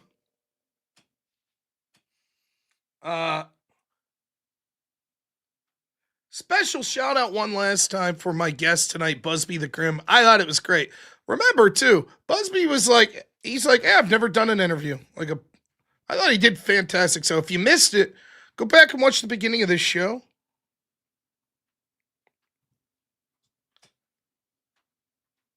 Check it out. Give his channel a sub. Check out his Patreon. $2, $4, $10 a month. You can help him keep making content. I think it's fantastic, but I know it's a little different. It wasn't just politics, but that's the stuff I like to watch. So, oh, look at that. Are We Not Men did beat me. So, yeah. So, thanks, Buzby, for coming on. Take a moment. We talk about all these crazy political stories and think about putting skin in the game and all of that stuff. Someone like Charlie Kirk, who's out there moving the needle, college campuses around the country, building a network of people to help drive this country in a good direction, regardless if you completely agreed with them. And for that, he was killed. And so many people on the left celebrated that. And never forget, is all of the complaints, and I have many, and I have been making them the past couple days, of people I have in this administration, Republicans in Congress, don't forget what we're up against. They'll kill you, they'll mock your wife, they'll make fun of you. So take a moment to say a prayer for Charlie and say a prayer for his family. And don't forget those stakes. Don't get black-pilled. But just understand that there are high stakes. So thank you so much, everyone. I appreciate it. Enjoy the raid of Speakeasy. We'll see you all tomorrow. As always, have a good one. Only in America is it possible to say, you know what, I don't like the way the country is going, and to do something about it. Take that risk. Take that leap of faith. Stay involved. Trust God and act obediently. Romans 12:2 verse. That God will use all things for good for those who love him. It's bigger than you. I want you to remember that. It is bigger than you. It's bigger than me. You are here to make somebody else's life better, the pursuit of liberty and freedom. You know what gives me strength? hundreds of thousands of you that say, Charlie, keep going. 1 Corinthians 5 and 15. So that's all pretty amazing evidence, not just intra-biblical evidence, but extra-biblical evidence that Jesus Christ was a real person. He lived a perfect life. He was crucified, died, and rose on the third day, and he is Lord and God of all.